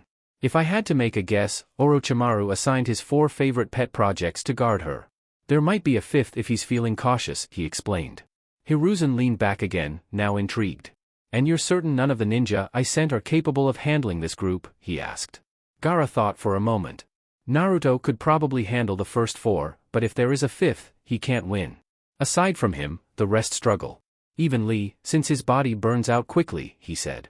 Though had clarified his statement to a degree, Hiruzen could not help but feel that he was being purposefully vague. Good to know, he said shortly. Frustrating as it was, even if Gaara had opted to be detailed, the information would never reach the group in time to matter. Adjusting his hat by its brim, Hiruzen laced his fingers a second time. As I'm sure you've gathered by now, I'd like for you to pursue them, and act as extra manpower.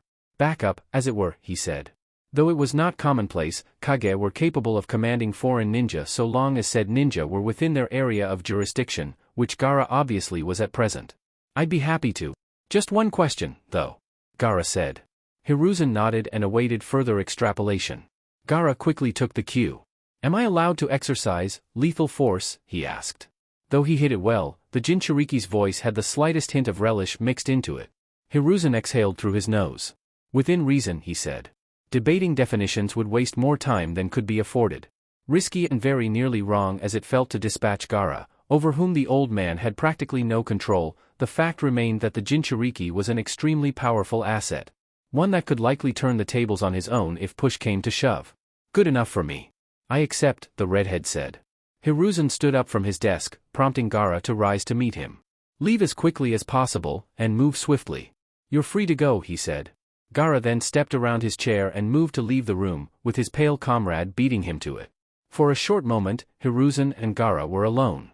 Taking full advantage, the Hokage made his voice heard one last time. One more thing, actually, he said. Gaara halted, glancing back over his shoulder. Stretching up to his full height, Hiruzen glowered at the redhead from across the office. I know exactly who you are, and I know what you've done. I showed you mercy when I found you at death's door despite that. But know this. If you interfere with this mission in any way, I will not treat you so softly a second time, he warned. If his words shook Gaara in any way at all, it did not show in the boy's posture or his eyes. Without a word, the Jinchuriki slipped out of the office. Alone once more, Hiruzen slowly lowered himself back into his chair, letting the tension in his frame dissipate. The sun was still young in the sky, and a tremendous amount had already happened. Far too much. Gazing out the window, Hiruzen closed his eyes in a silent prayer. Bring her home, and keep yourselves safe. Chapter 69.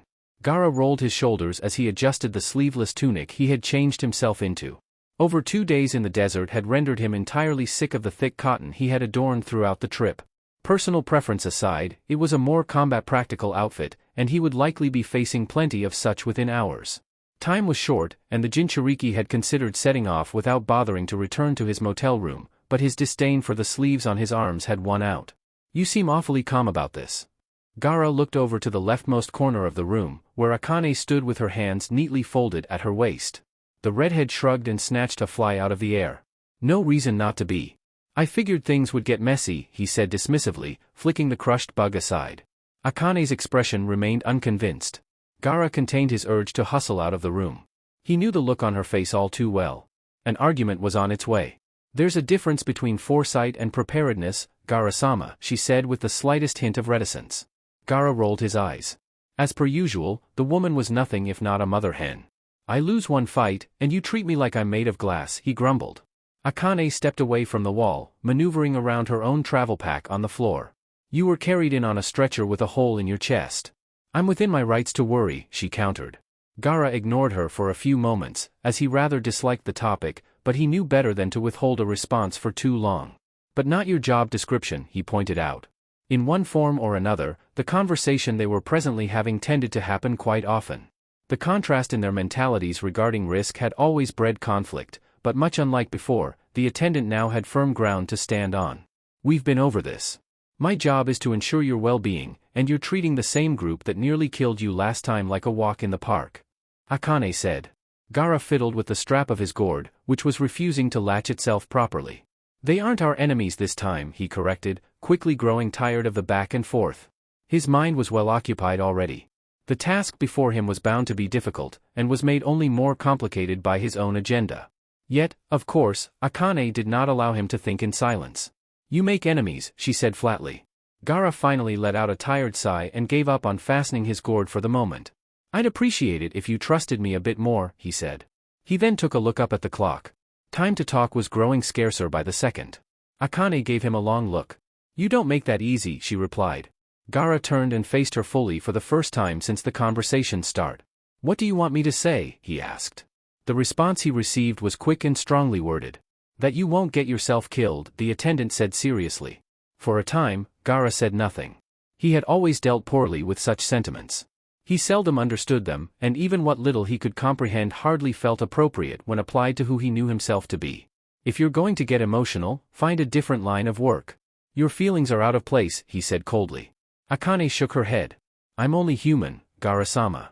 People are biased, she said a touch more softly. The Jinchuriki finally managed to latch the shoulder strap of his gourd, at last completing his dressing. I wouldn't know, he said. Akane Morisaki was a patient woman, almost to a superhuman degree, but certain things burn through that tolerance like a wildfire through dry brush. Don't even start, she shot back, her voice now thickly laced with annoyance.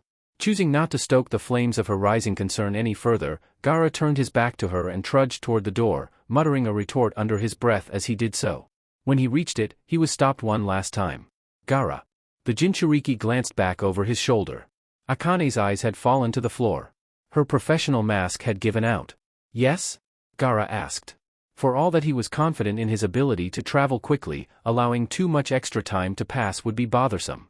Please come back. Akane requested quietly. Gaara stared at her for a moment, but soon turned to leave again. ¿Y always tú? The vastness of the Land of Fire's forest never ceased to amaze Satsuki. She had never traversed especially far into it, only a few scattered miles alongside Itachi and her father during her childhood, but even back then, she could sense its enormity. Now, having been running in what more or less amounted to a straight line for the better part of 6.5 hours, they had still yet to exit the foliage. Though it was an inconvenience in some ways, navigating branches was never the simplest task over long stretches. It was helpful in the sense that the route was well insulated. It was well under 40 degrees, and the thick canopy overhead kept what little heat there was firmly trapped in the forest. Satsuki made short glances to either side of herself. The very same quartet of ninja whom she had pointlessly fought against earlier that week, alongside one new addition, were acting as her escorts, so to speak. They had intercepted her a stone's throw from the village border, and had taken off from there. No rest had been afforded, and the fact that she had not slept in well over a day was beginning to take its toll. She was tired, and only growing more so. Despite it, she had not allowed her pace to slow. Inconvenient or not, the journey would bear fruit. Despite her departure being a willing one, she was certainly not being treated like it was. She was being flanked on all sides, with occasional rotations. She was both being guarded and boxed in simultaneously. If any second thoughts were to arise, they were ensuring that she hadn't the chance to act on them. Little had been said among the group since the beginning of their lengthy journey to the Land of Sound, but Satsuki had been able to extract a bit of information about each of her companions. The balding man of broad build was named Jirobo. He was largely gruff, unwelcoming, and of few words. The grotesque, two-headed member of the group was an interesting case, to say the least. The forward-facing of his two heads claimed to be named Sakan, while the backwards referred to itself as Yukon. Satsuki had made a conscious decision not to think too deeply about him unless she absolutely had to. Sakan and Yukon were not the only oddities of biology among the group either. Kidamaru, who had a dark complexion and a short ponytail, possessed 6 arms. Once again, Satsuki had largely opted to block him from her mind. The least unusual of them physically was easily the red-headed woman who had infiltrated the Uchiha's home during the group's visit. Her name was Tayuya, and as far as Satsuki could tell, there was nothing out of the norm about her. She was very short, standing a good few inches shorter than the Leaf Genin, and her build was unnoteworthy. She was also the only of the escorts to attempt conversation, likely due to their shared status as the lone women among the group. It hadn't lasted long, as Satsuki was feeling far from talkative, but it had been the closest thing to respect she had received as of yet. The final member of the group was the only one who had not been present at the Uchiha sector. He had white hair, pale skin, and 2 red dots on his forehead. Though she had not been told so by the man himself, Satsuki had managed to catch his name in passing conversation. It was Kimimaro. He was always in the leading position of the formation. While the others routinely shuffled around her, Kimimaro did not. Tellingly, it was never questioned. He was, as far as Satsuki could tell, the leader. He had also not spoken a single word since their trek had begun. One detail about him that stuck out, beyond his unnerving silence, was his breathing. It was choppy, uneven, and came in odd patterns. Almost as though he was struggling to take in air at all. Returning her attention to the branches ahead, Satsuki resumed thinking about nothing in particular.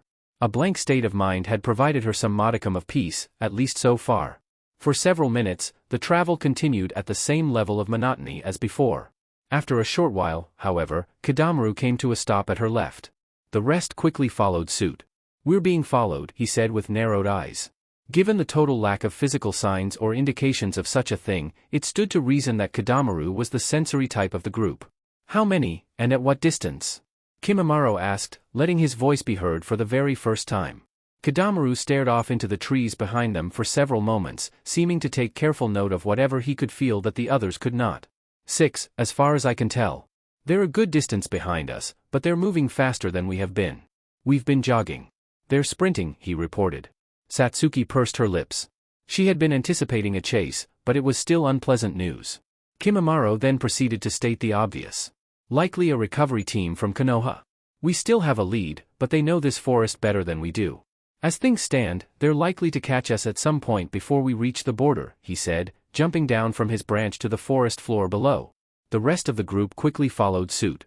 Once they were all situated, the discussion reconvened. Can you pick up their signatures well enough to gauge their strength? Kimimaro asked. Kidamaru closed his eyes in focus for a time. When they opened again, his expression was slightly uneasy. Only 2 of them are threatening, but one of them, I don't like how they feel, he said vaguely. Kimimaro frowned. Explain.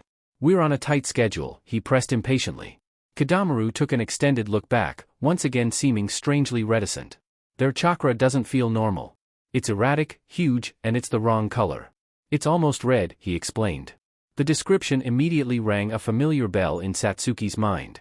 Blonde hair, blue eyes, and whiskered cheeks. Her stomach dropped as she quickly connected the dots. They sent Naruto? Why him, she thought to herself, a mild panic building up within her.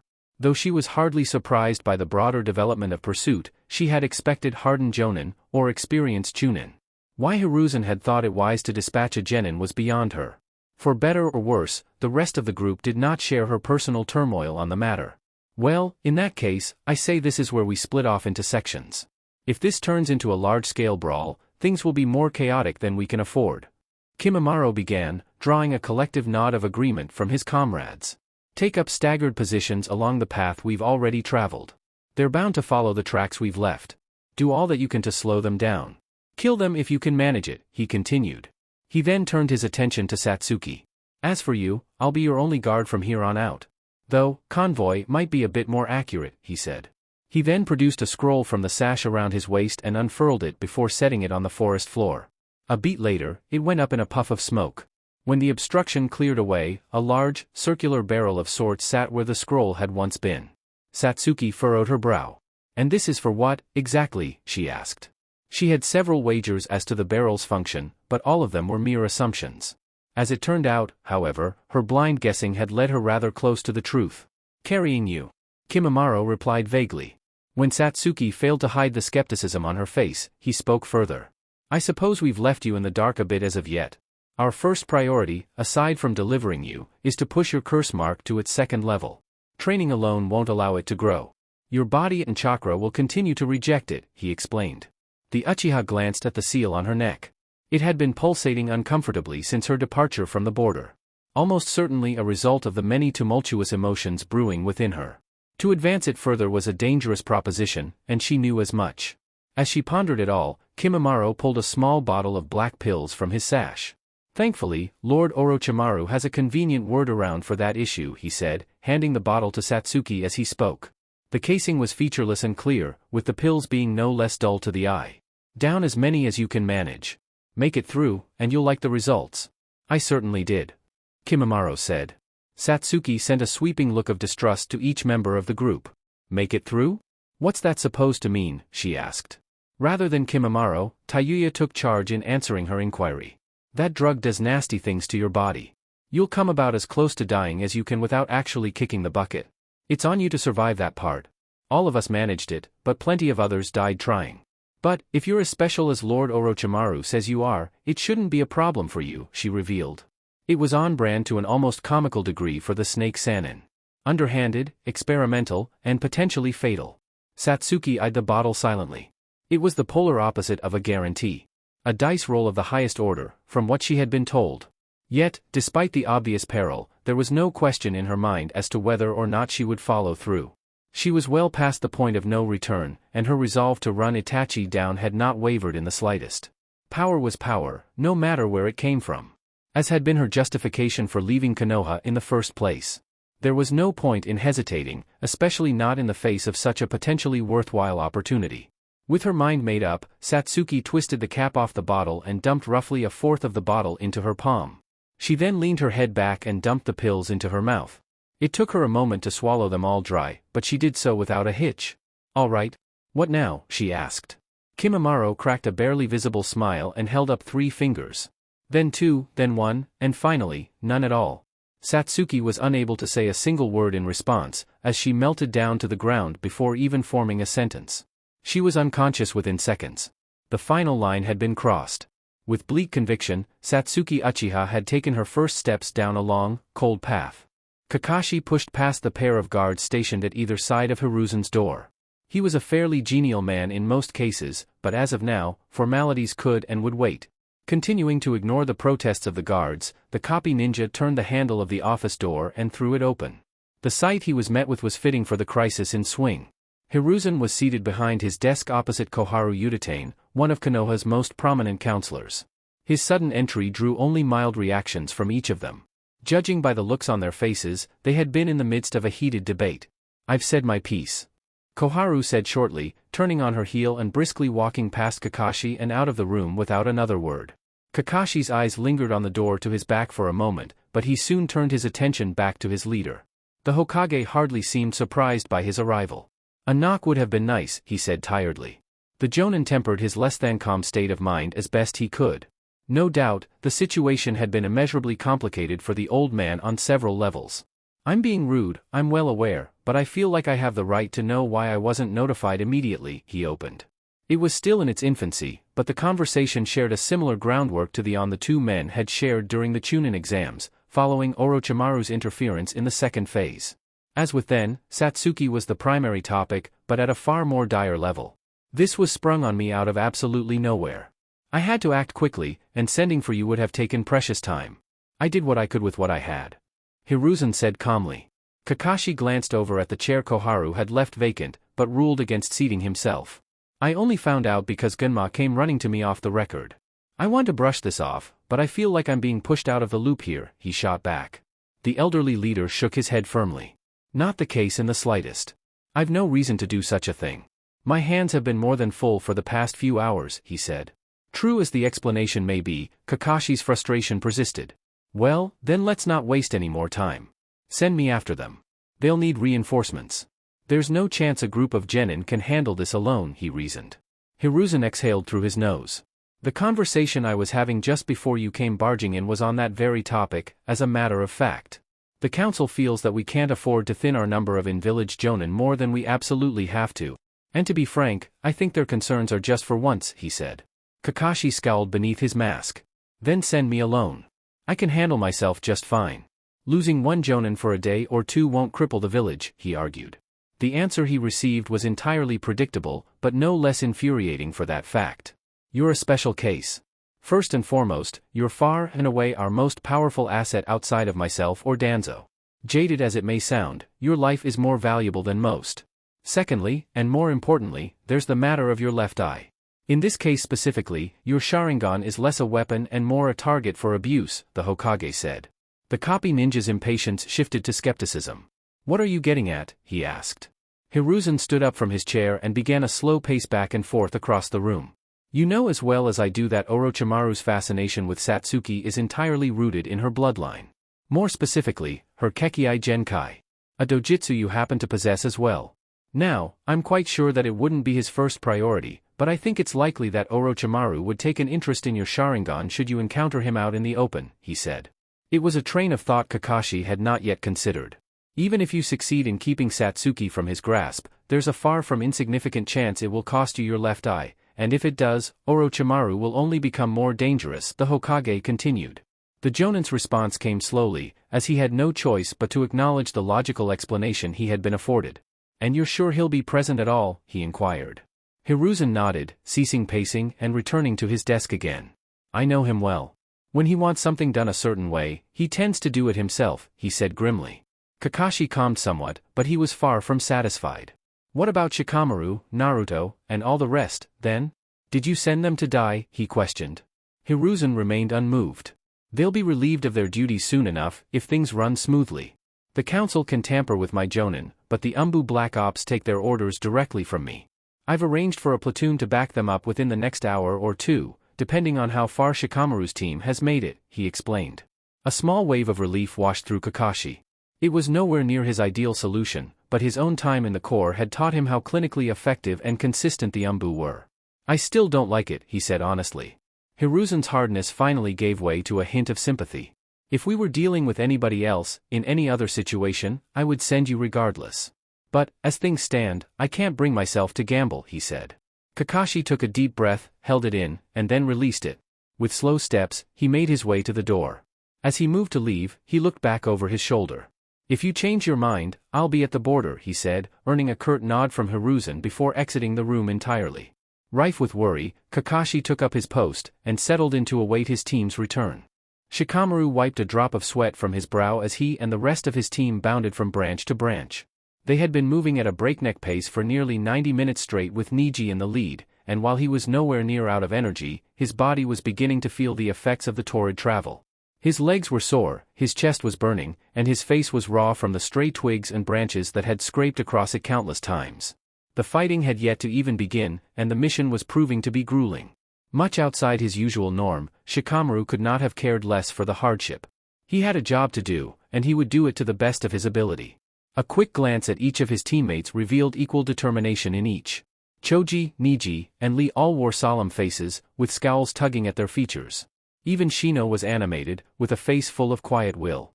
Before returning his attention to the path ahead, Shikamaru's eyes settled on Naruto, who was at his left side. The blonde had been almost entirely silent since the journey's beginning.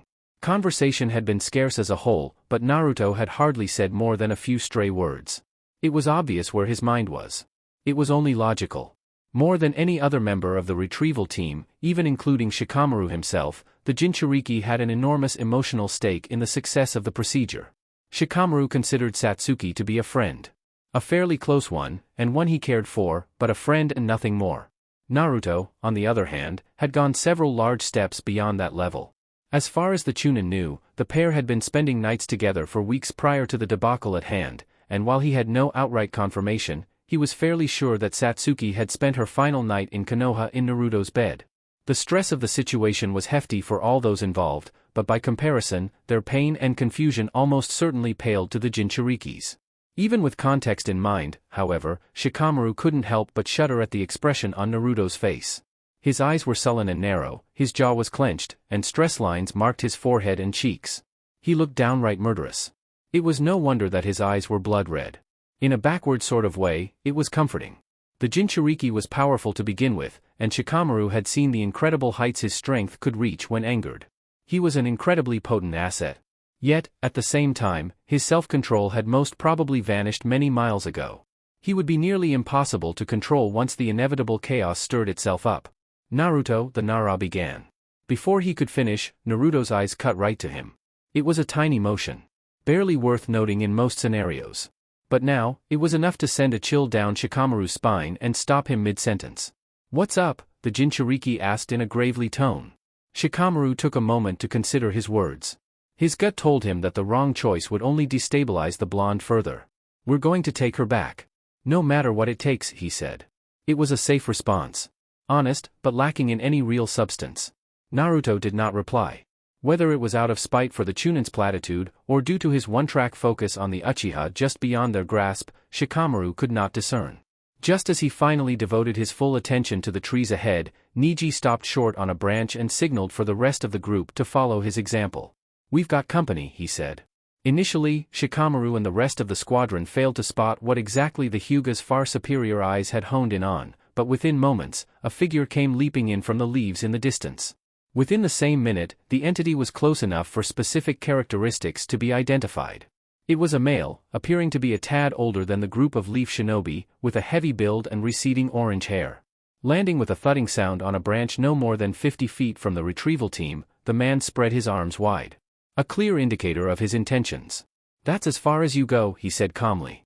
Shikamaru swallowed somewhat nervously as he spotted a seal of great similarity to Satsuki's on the new arrival's arm.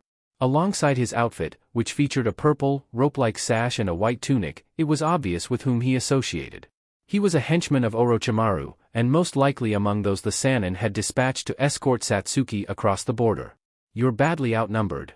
I'd say your chances are slim," Niji retorted. The balding man gave him no response, instead remaining static before them. The Hyuga's assessment was an apt one. Even with no information on the strength of their foe, a ratio of 6-1 in their favor provided an overwhelming advantage.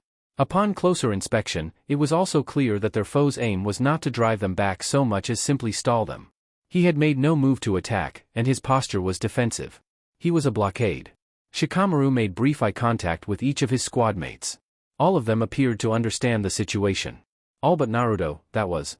With a rigid frame and bared teeth, Naruto hopped out between the two parties, landing on a thick branch in the middle. "We don't need numbers," he growled in the henchman's direction. Shikamaru's hunch had proven correct. The Jinchuriki was far from steady mentally. His judgment was taking a back seat to his emotions. A mistake the Chunin was all too familiar with. As Shikamaru took a step toward his friend, a burst of action interrupted him. Quite surprisingly, the source of it was not Naruto, or even Rock Lee, who stood eagerly at the ready just behind Niji. In an unexpected twist, Choji's enlarged fist slammed into the balding man's chest and sent him careening down toward the thicket below. "Get going. I'll keep him busy," the Akimichi heir called out to his teammates as he jumped off his branch to pursue the enemy. For a brief moment, the remaining 5 members of the cell stood still in shock, but quickly regained their wits. "Let's move," Shikamaru barked, sending the team back into motion. With even greater speed than before, the group sprinted through the trees. There was now concrete evidence that they would be meeting armed resistance. Haste was now even more paramount.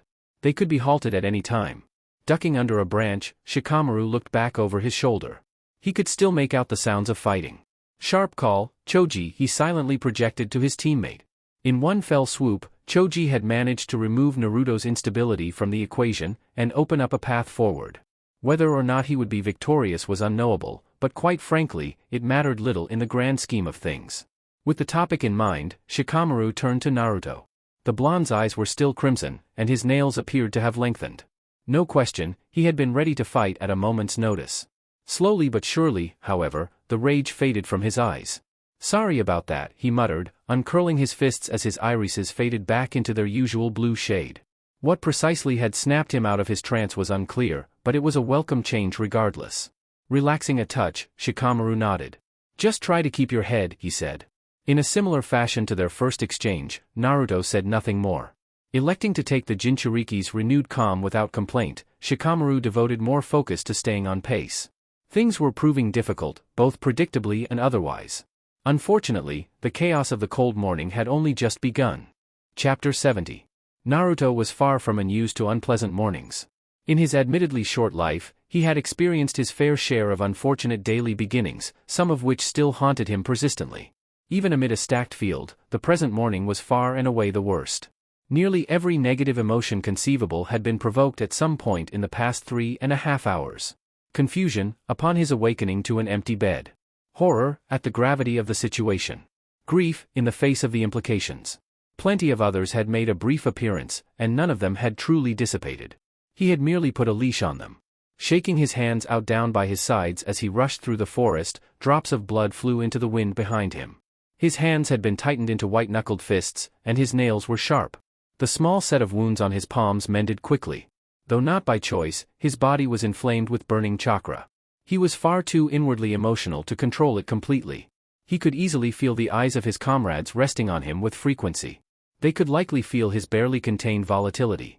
Thankfully, Shikamaru notwithstanding, none of them had spoken up. The Jinchuriki was in no mood to justify. Truth be told, their opinions hardly mattered to him. As far as he was concerned, the mission at hand only truly involved himself, and to a lesser extent, Shikamaru. While he did appreciate the assistance of the remaining 4 genin, He knew that their personal stake in the outcome was minuscule when compared to his own. He respected them no less for that fact. It was only logical, but it was not their battle. Not in any meaningful sense. When push came to shove, and the chips were down, he would make his own calls, irrespective of outside input. Naruto's eyes remained narrow and slitted as he stared straight ahead. They were moving quickly, but no matter how much ground they covered, he would not be satisfied until Satsuki was within his sights. Failure to reverse her course would end in disaster.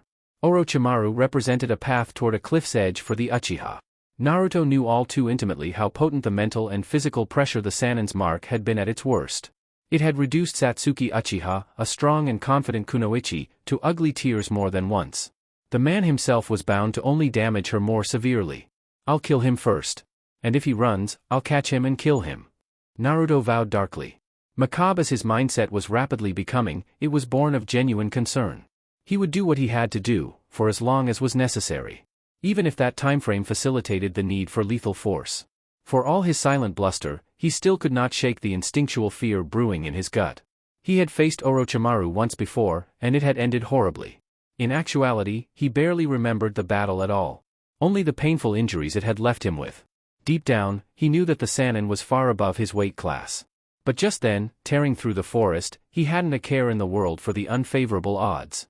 Though much of his mental energy was dedicated to how he planned to go about completing the recovery, a small, persistent corner of his mind was permeated by simple sadness.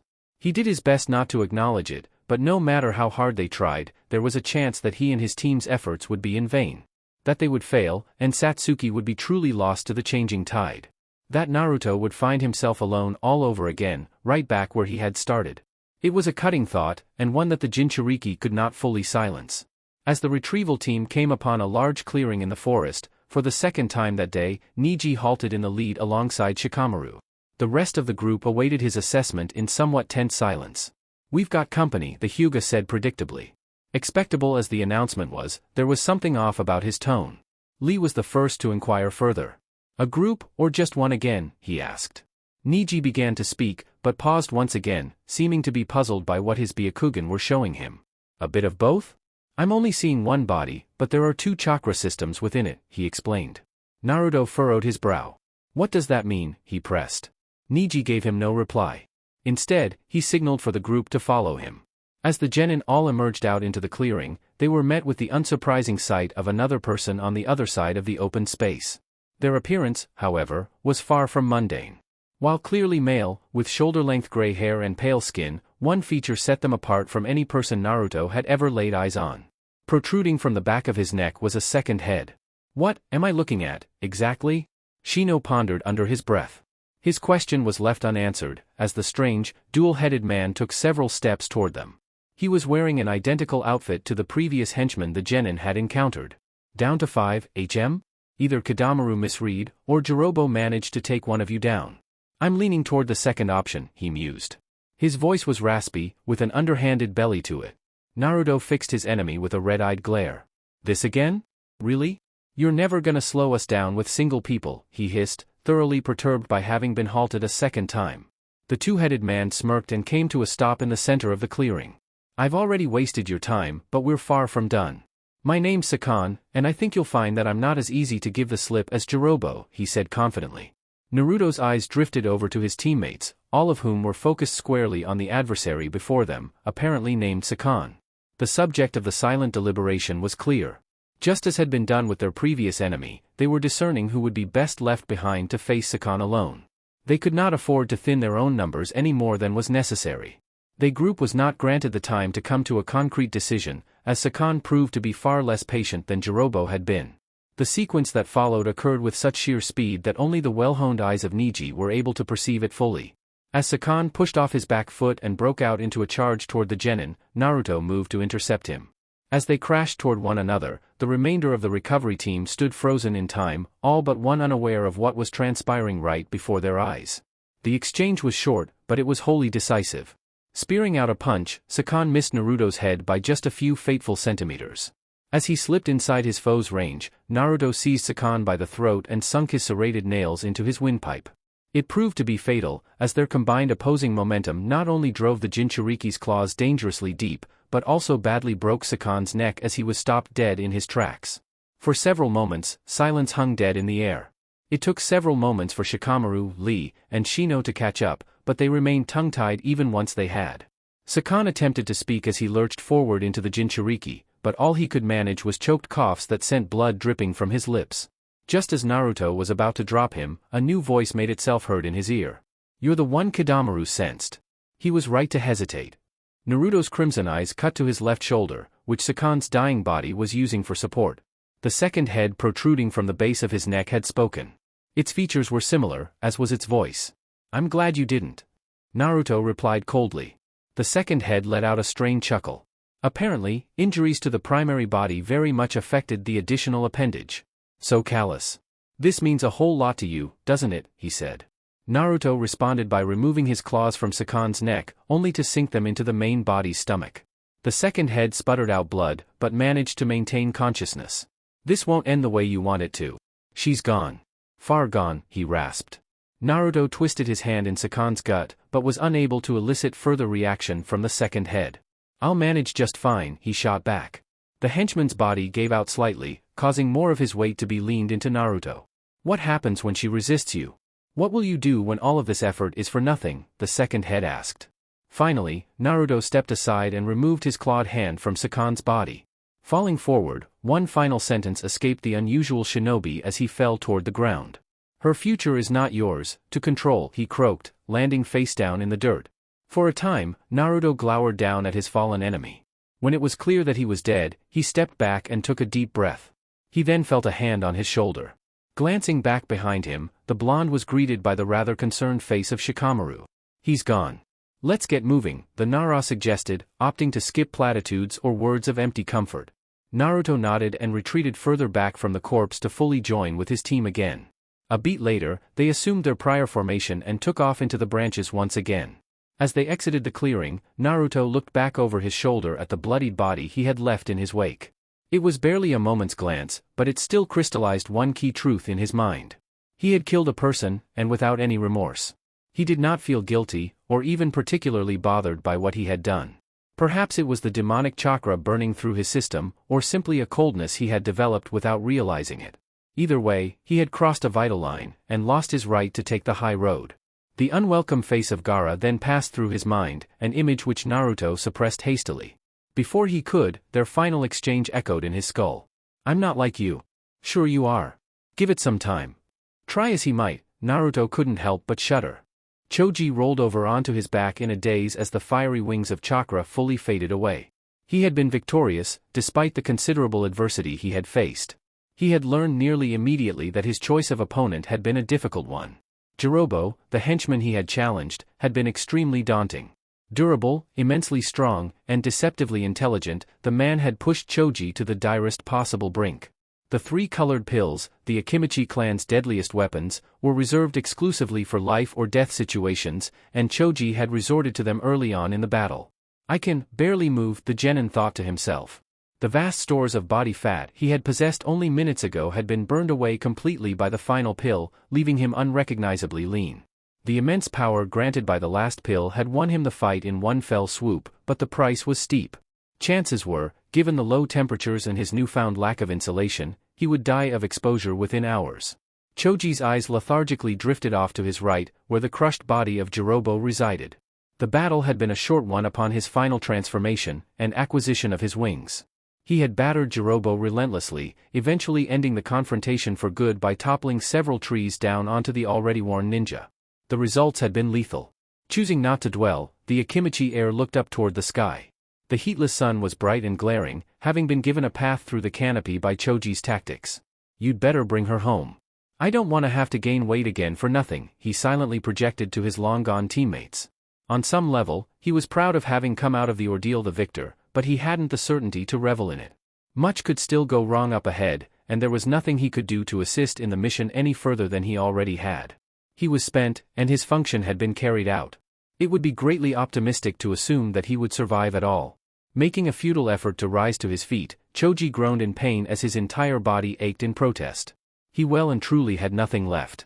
Sighing defeatedly, he laid flat again. He would likely lose consciousness soon.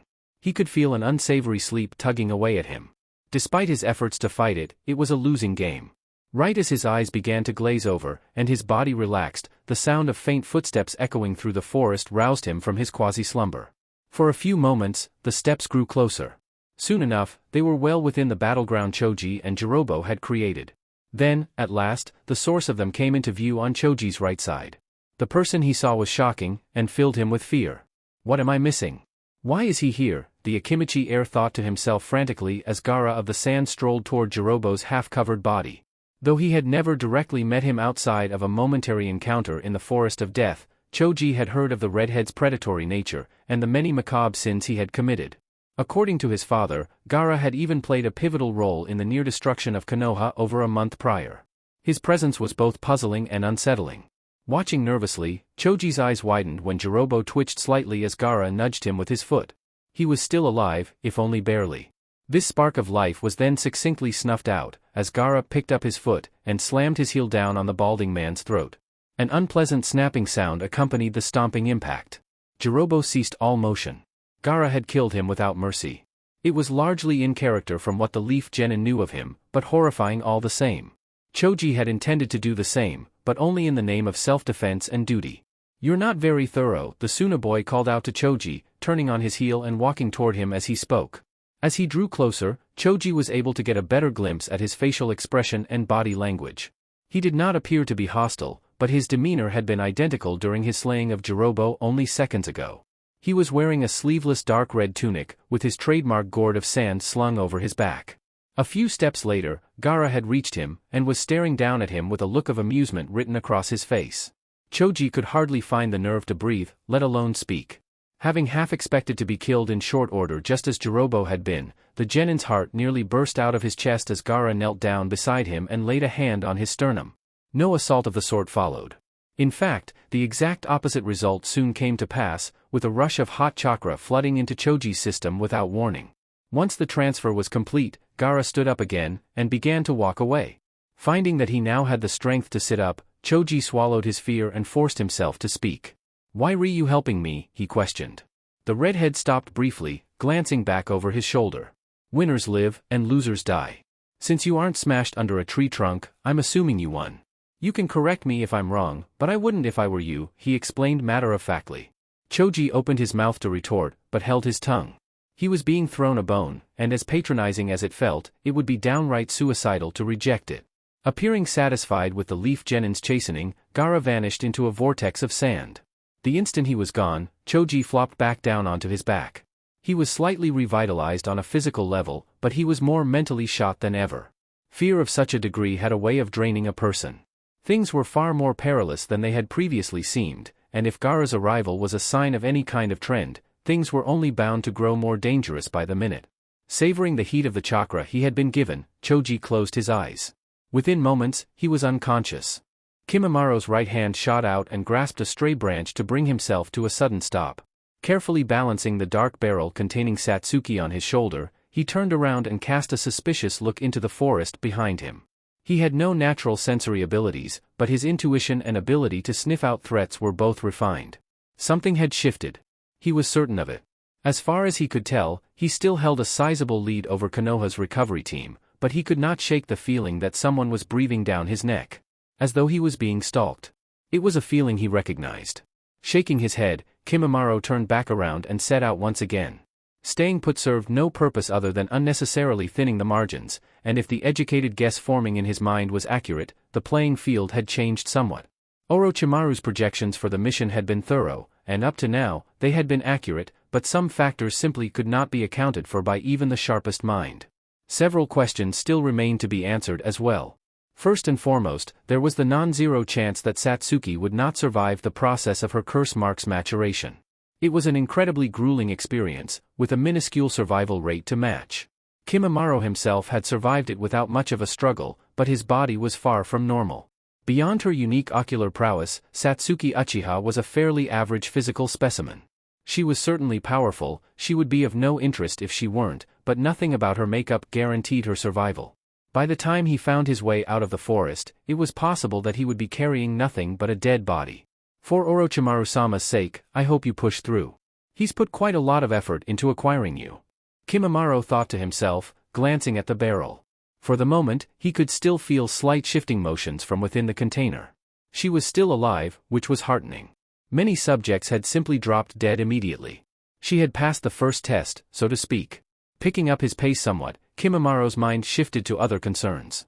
Namely, the success of his comrades in slowing Konoha's pursuit. Of the four, he only had faith in two. Sakan and Jirobo were both far too limited to fend off an entire group alone, and depending on the order in which they had spaced themselves, it was possible that both had fallen already. Thankfully, both Tayuya and Kidamaru were appreciably reliable. Tayuya's genjutsu was potent even to Jonin, and Kidamaru's abilities were perfectly tailored to creating a multi-layered stronghold, both literally and figuratively. Both were still flawed, and could be overcome with the proper tactics, but they were bound to buy a serviceable amount of time. A sharp pain then erupted in Kimimura's lungs mid-jump between branches. Clenching his jaw, he bit back the urge to grunt out of discontent. The aches and pains had been ever present since his departure from the land of sound, and had grown progressively worse by the minute. Regardless of his condition, however, he could not afford to slow. The operation demanded haste, and the more distance he put between himself and Konoha, the less likely it was that he would be forced to fight. It's nothing. An inconvenience and nothing more, he coached himself mentally. The powers at play were far larger than himself. To allow something as minor as discomfort to stand in the way would be selfish and arrogant. As such, he pushed on irrespective of the stabbing agony in his chest. His resolve was unshaken. Yet, despite his determination, a small stream of blood trickled from his mouth with his next step. Phobias were a natural aspect of psychology. Niche as many seemed to be at the face of them, a long-standing ancestral reason tended to lay at their roots. Chief among them, and commonly seen, was arachnophobia. An ingrained aversion to spiders and other such eight-legged creatures of the same ilk. Be it their ungainly appearance, venomous capabilities, or simply the idea of them, many people held an unbridled distaste for spiders. Niji Hyuga was no exception. He had strongly disliked spiders, and could scarcely recall a positive memory involving them. He did not fear them outright, but he found them to be unpleasant and unsavory. As such, when an inordinate number of elaborate webs began to appear all throughout the trees, Niji's intuition immediately called for greater caution. It was less the presence of such structures than their frequency. For every 10 feet they traveled, there seemed to be just as many webs. The deeper they raced into the forest, the thicker the webs became. With his extended field of vision, Niji could also see that they were widespread, and were poised to grow denser. In any event, they did not appear to be natural. While there were plenty of webs, there were practically no spiders to which to attribute them. Almost as though some singular, unseen entity had spun the silk itself. Niji was not the only member of the group to find the gradual change in scenery concerning, as Shikamaru looked to Shino. "This seems like your forte," he said, not bothering to ask the obvious question. Though his eyes were hidden behind his ever-present sunglasses, Niji saw them roll wearily with his Byakugan. Arachnids aren't insects. Similar, but not quite the same. Either way, I've been scouting the webs for a few minutes now, and I can say this much confidently. They aren't natural, he said, pausing briefly to duck under a particularly dense chunk of web. Every thread is laced with chakra, and as far as I can tell, they're all connected, he added as a few stray insects returned to the confines of his trenchcoat. Niji pursed his lips. His initial assumption held its water. The webs were all coming from a focused source. What does all of that mean for us, then? Naruto asked. The blonde had calmed since his brisk killing of Sakan nearly an hour ago, but his voice still held an edge. Shino's answer was chilling. It means that whoever, whatever, is spinning these webs knows exactly where we are. Chances are, we've torn through thousands of threads each. Maybe more. They're far too thin to feel through your clothes, he explained. The entire group fell silent at his words for a few moments. What do you suggest we do? Shikamaru asked. It was a pertinent question. The sheer scope of the silk field was staggering in context, and implied a large chakra pool. And thus, by extension, a threatening level of strength. We should change our, Shino started. Halfway through his reply, Niji cut him off by seizing the back of his collar and yanking his head straight back. A sharp, sleek projectile promptly whizzed through the space where Shino's throat had once been and embedded itself deep into the bark of a nearby tree. The retrieval team came to a screeching halt on one shared branch. Shikamaru drew a kunai and looked around. Can you see them? Niji strained his eyes. He had noticed several minutes prior that the webs created a haze that clouded his vision. At the time, he had been unable to find a suitable explanation as to why, but now armed with the knowledge that each thread was laced with chakra, it made perfect sense. His vision was being overloaded. After several unsuccessful seconds of searching, Niji was thrown a dangerous clue. Barreling in from his rear, entering his range of sight at blistering speed, came another projectile. Wasting as little motion as possible, Niji pivoted left to narrowly avoid being skewered through the shoulder. Whirling around the instant the coast was clear, Niji pointed up into a tree behind the group. "Up and to the right," he yelled out, causing his comrades to turn and join him. Though slightly obstructed by a mess of webs, their aggressor was now within view. "Are all of these guys freaks?" Naruto muttered. Niji suppressed the urge to back up a step at what he was seeing. Sakan's biology had been strange, to say the least, but whomever was hanging from the branch above their heads was even more alien. For the third time, their enemy was male, with dark skin and dark hair done up in a short ponytail. Though having only a single head, he possessed 2 extra sets of arms. In total, counting his legs, he had 8 appendages. Spider-like indeed. "If you're going to insult me, say it with your whole chest," the new arrival chided Naruto, swinging out from the webs and landing with a thud on a branch 30-odd feet from the group. The Jinchuriki began to advance, but stopped when Shikamaru gripped him by the shoulder. "You're Kadamaru, am I right?" the Nara asked. An amused chuckle escaped from the 6-armed ninja. "I guess I'm popular." "Where'd you learn my name?" he shot back. Naruto shook himself free from Shikamaru's grasp. "Your 2-headed friend let it slip while I was ripping his throat out," he said. Naivinsade. Though it almost always manifested in an admirable way, Naruto's raw passion had a darker side to it under the right, or rather, wrong circumstances. Kadamaru stared at the blonde unflinchingly. "So, that's how you got here so quickly." "You ran right through him," he said, clearly speaking more to himself than to Naruto. Predictably, the Jinchuriki spoke regardless. "And you're getting the same treatment if you don't back off and let me pass," he replied. It was then that Niji stepped directly in front of Naruto. Every aspect of Kadamaru suggested that he was significantly more dangerous than either of the previous 2 henchmen. He had taken the time to set up an elaborate security system out of web, and had it not been for Niji's dojutsu, he would have succeeded in assassinating Shino from afar without detection. Even when considering Naruto's bludgeoning levels of power in his current state, his lack of clear-eyed judgment would bite him badly against an enemy with clear tactical prowess. "I'll handle him. My guess is that there aren't too many of them left past this one, so get moving," he said, taking charge of the situation. Shikamaru protested initially, but soon pulled back. In a surprising turn of events, Shino joined the Hyuga on the front of the branch. "I'll back you up," he said curtly. Niji nodded. The insect tamer was far from a virtuoso in close quarters, but his skill set was well suited to the battlefield.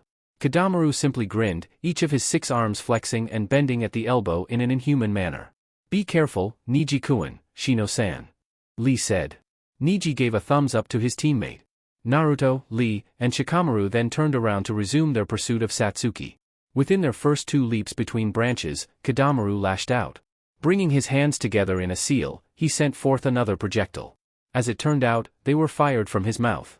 Having reacted twice prior to the technique, Niji was more than prepared. Stepping into the line of fire, he drove out his hand with his palm turned downward. Pushing a small surge of chakra through his fingertips, the Hyuga split the deadly, needle-esque object in 2. "They don't concern you now," Niji said, assuming his family's traditional stance. The angry buzz of insects then began to emanate from Shino, who maintained a cool, relaxed posture with his hands in the pockets of his coat. Kadamaru jumped up into his webs once more, laughing as he did so. "If you both want to die so badly, then I'll grant that wish," he said with menace. Although neither showed it on their face or in their posture, both genin were keenly aware of a single truth. They would not be escaping the forest unscathed. Chapter 71. I had my reasons for doing what I did. We always do, don't we? There's always a justification. An argument to be made for why people do the awful things they do. God knows I came up with more than a few. I really should have taken it as a bad sign that Itachi wasn't enough for me to feel satisfied in my decisions, but I was young and arrogant. I thought I knew what was best for myself, even though I was blind and lost. The world was too big, and I desperately wanted to face it down and overcome it on my own. My ego never died. I still had so much to prove, both to myself and the people that made me into who I was. Even laying half dead in that drum, I was still just waiting to break out and start sprinting. I wanted to feel the power I'd been promised, and I couldn't handle waiting for too long. I could feel the world around me. I could feel the barrel I was stuck in being shifted and moved. I could feel the distance between myself and the home I once knew growing. I had thrown it all away, and I was in too deep to regret it. How I made it that far at all is a mystery. I always criticized Naruto for being reckless, but of the 2 of us, I was always worse. I fought Gaara alone when I should have waited for backup. I attacked Itachi without a second thought. And finally, I broke off and ran away without so much as a goodbye. My punishment was coming. Naruto was closing in. I wasn't a censor, but I was sure of it. For all that I was itching to escape that drum, I was more nervous than I'd ever been. When I was conscious enough to think, at least. Naruto had never scared me before. He was harmless, and behind his temper, he was one of the sweetest human beings I'd ever met.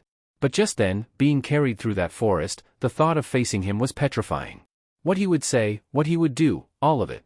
If I hadn't been barely functional, I might have even cried in that barrel. It was my own fault. I could have just gone on my way and left when I was supposed to. I could have run without a word. But I couldn't kill my feelings. I went to him anyway, and made things so much more difficult than they needed to be. It was the best night of my life, right up until it wasn't. I'd hoped that Naruto wouldn't be sent after me. That Lord Third would know better. But of course, luck wasn't on my side. He was coming, and he wouldn't stop until he got to me. That bloody, single-minded drive that I fell in love with was now the scariest thing imaginable. The worst part was, deep down, despite my fear, it made me happy. Some twisted piece of my soul wanted to be chased. Longed to be confronted. Awful, I know. He deserved better. I dragged him into a violent game of cat and mouse. For the 1000th time, I'd made his life a living hell. I was toxic. A rose without petals. Just a stem with thorns. I had half a mind to abandon any notion of facing him at all. Something awful was happening to me in that drum, both mentally and physically. I didn't want him to see what I was becoming. It would only break his heart more than I already had. But, I chose to stand my ground. To let him try to convince me. It's the one decision I made that I stand by. Even if things had gone up in smoke, I could have gone to the grave knowing that I was fair to him in the end, and gave him a chance to do his worst. Because, no matter how much that tattoo polluted my mind, and regardless of how badly I wanted Itachi dead at my feet, Naruto was stuck deep in my heart. He was my sunlight, and I wanted to feel his warmth one last time. Time had a way of slowing itself down when tensions were high. Seconds felt like minutes, minutes like hours, so on and so forth. One of the many unexplained inconveniences of life. At the very least, action within those drawn-out moments could quell the compounding stress that came with it all. Conversely, inaction only intensified the painful tedium. Especially when such lethargy was the only true available option. As the clock ticked away toward 9 o'clock in the morning, Hiruzen's unpleasant solitude in his office dragged on. He had done all he could. He had dispatched an initial force, and then a subsequent backup unit. Beyond that, there was little else he could contribute. He could only pray that things would play out smoothly. Despite their low rank, the entirety of Shikamaru's assembled cell were capable ninja. Neji, Naruto, and Lee in particular were highly proficient combatants, with supplementary skills being provided by the team's remaining members. They could handle themselves. But no matter how many times Hiruzen repeated such logic to himself, he could not ease his nerves. They were competent, but they were still children. Children without the means to combat the worst of what could come their way. Beyond the obvious issue of Orochimaru, the Hokage had taken a great risk in dispatching Gaara. The Jinchuriki was, at least in theory, an ally for the present moment. His mission had been administered by Hiruzen himself. But the old man knew better than to assume the best. Gaara was completely unreliable. Though he held no continuing alliance with the Snake Sannin, he almost certainly did not consider the Leaf to be any better than a neutral party. Even putting aside the problem of loyalty, he was erratic, wild, and bloodthirsty.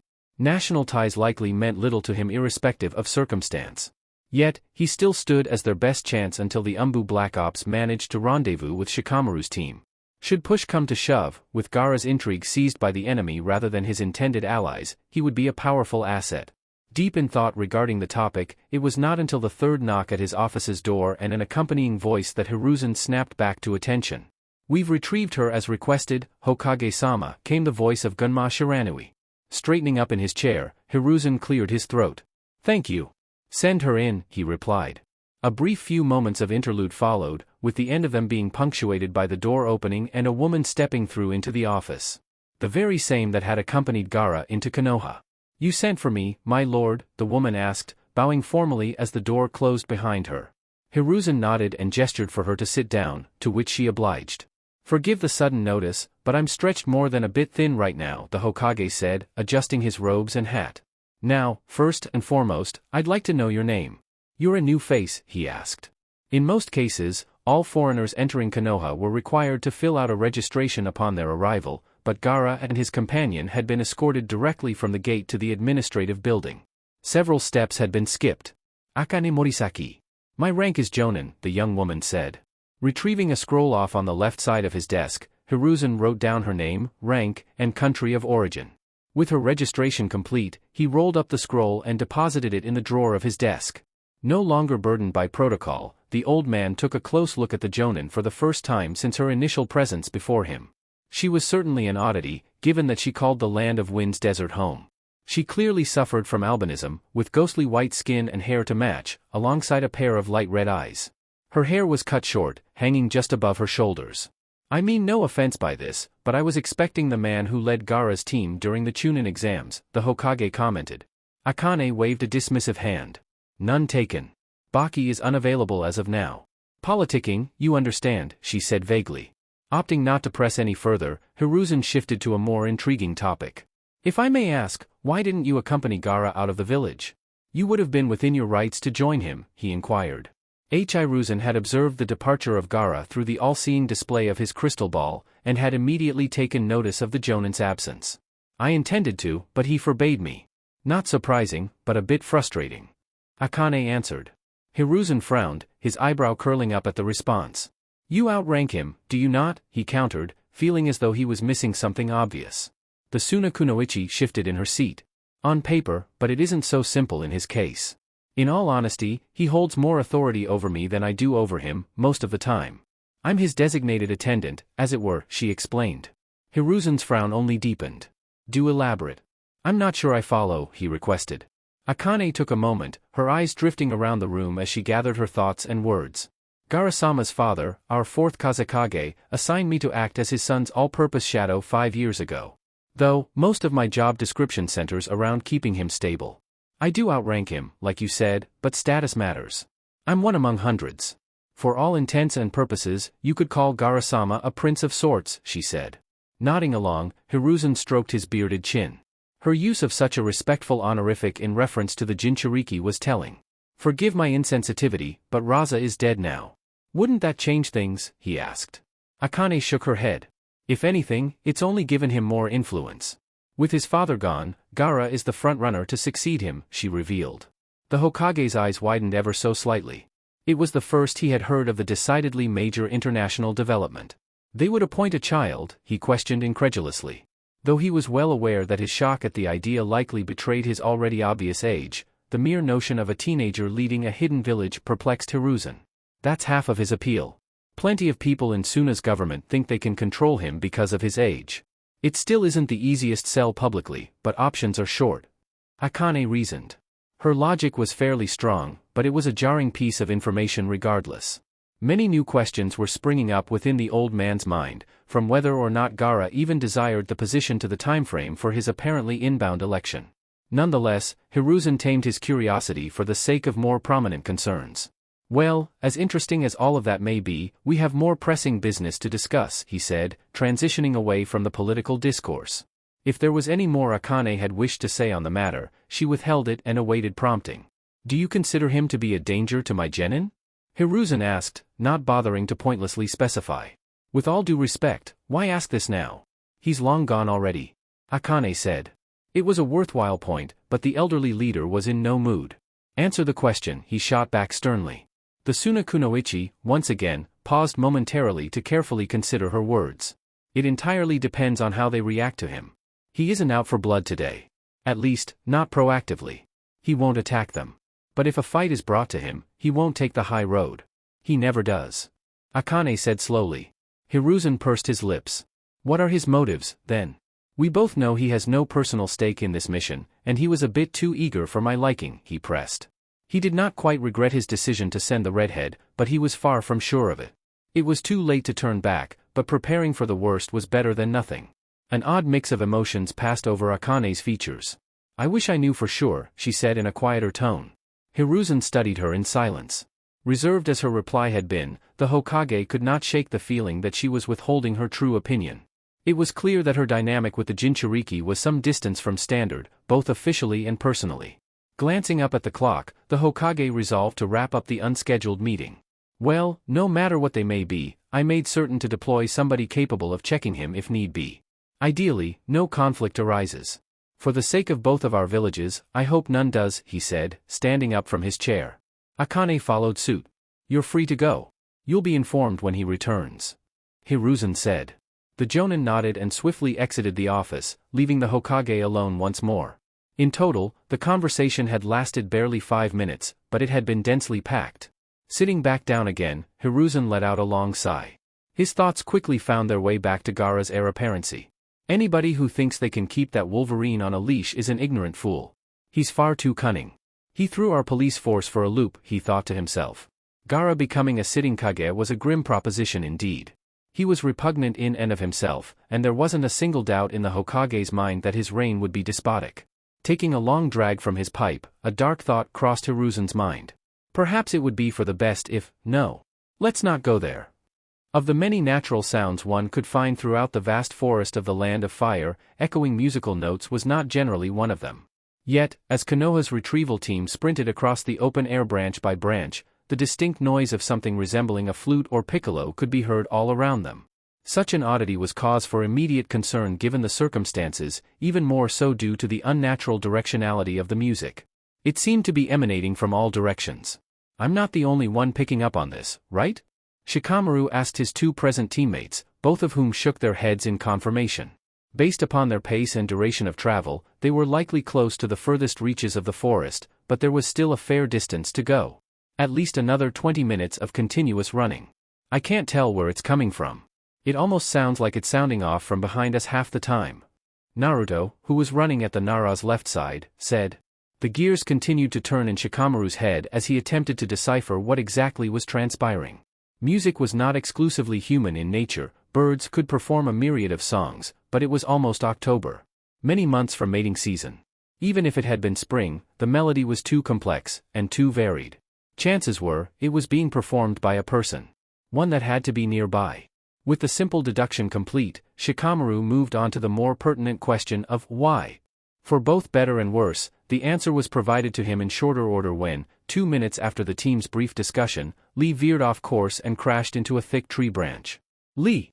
Naruto exclaimed, rushing to catch his falling comrade as the eccentric genin plummeted toward the ground below. The blonde managed to catch Lee by the wrist and stick himself to the side of a tree trunk just before they reached the forest floor. A close call to be sure. What the hell was that? Shikamaru called as he dropped down to join the remainder of his cell on the ground. Upon reaching them, it became clear that Lee was both delirious and confused. I'm not sure. I feel strange. Lee admitted as he steadied himself. He was shaking ever so slightly all over.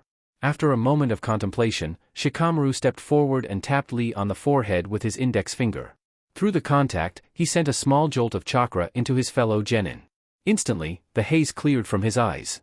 Genjutsu. Probably stemming from that weird music, if I had to guess, the Nara said. Lee nodded and rubbed his head, clearly still recovering from both his tumble and the strain his chakra system had been put through by the illusory assault. I've been fading in and out for the past few minutes. I completely blacked out just now. Lee recounted. In retrospect, Shikamaru himself had been experiencing odd sensory hiccups within the very same timeframe. Momentary lapses of hearing, sensation, and even vision for mere fractions of a second at a time. Yeah, I've been feeling a little off too, he said, taking a sweeping glance around their surroundings. The music was still swelling around them with no signs of an oncoming drop-off. If anything, it seemed to be growing louder by the second. Genjutsu was a difficult hurdle to overcome if applied by skilled hands, and that of the auditory variety was particularly troublesome. Is it weird that I didn't really notice anything? Naruto interjected. Shikamaru shot an assessing glance in his teammate's direction. Sure enough, the blonde appeared completely unaffected. Even Shikamaru himself, likely holding the strongest grasp on Genjutsu of the three, was exerting considerable effort to keep his mind straight amid the unwelcome melody. Naruto was stonewalling it passively. It was then that Shikamaru took a closer look at him. The Jinchuriki's eyes were red and slitted. They had been shifting between their two standard colors throughout the mission, but the crimson hue almost always came coupled with a flash of the blonde's temper. Presently, Naruto was rather calm. A thought then occurred to Shikamaru. One regarding the very nature of Jinchuriki, and the implication said nature could have in regards to what could and could not affect them in contrast to a more ordinary person. Tempted though he was to dive headlong into the self-created rabbit hole, he thought better of it, and returned his focus back to where it was needed. A little, but it's nothing but a good thing right now. Either way, whoever is playing that music is nearby, and getting closer, he said, subconsciously drawing a kunai as the unseen danger closed in on them. Lee and Naruto both did the same. Soon enough, much to their collective surprise, the melody ceased. I figured at least one of you would have tripped and broken your neck after all of that, but getting you to sit still works too.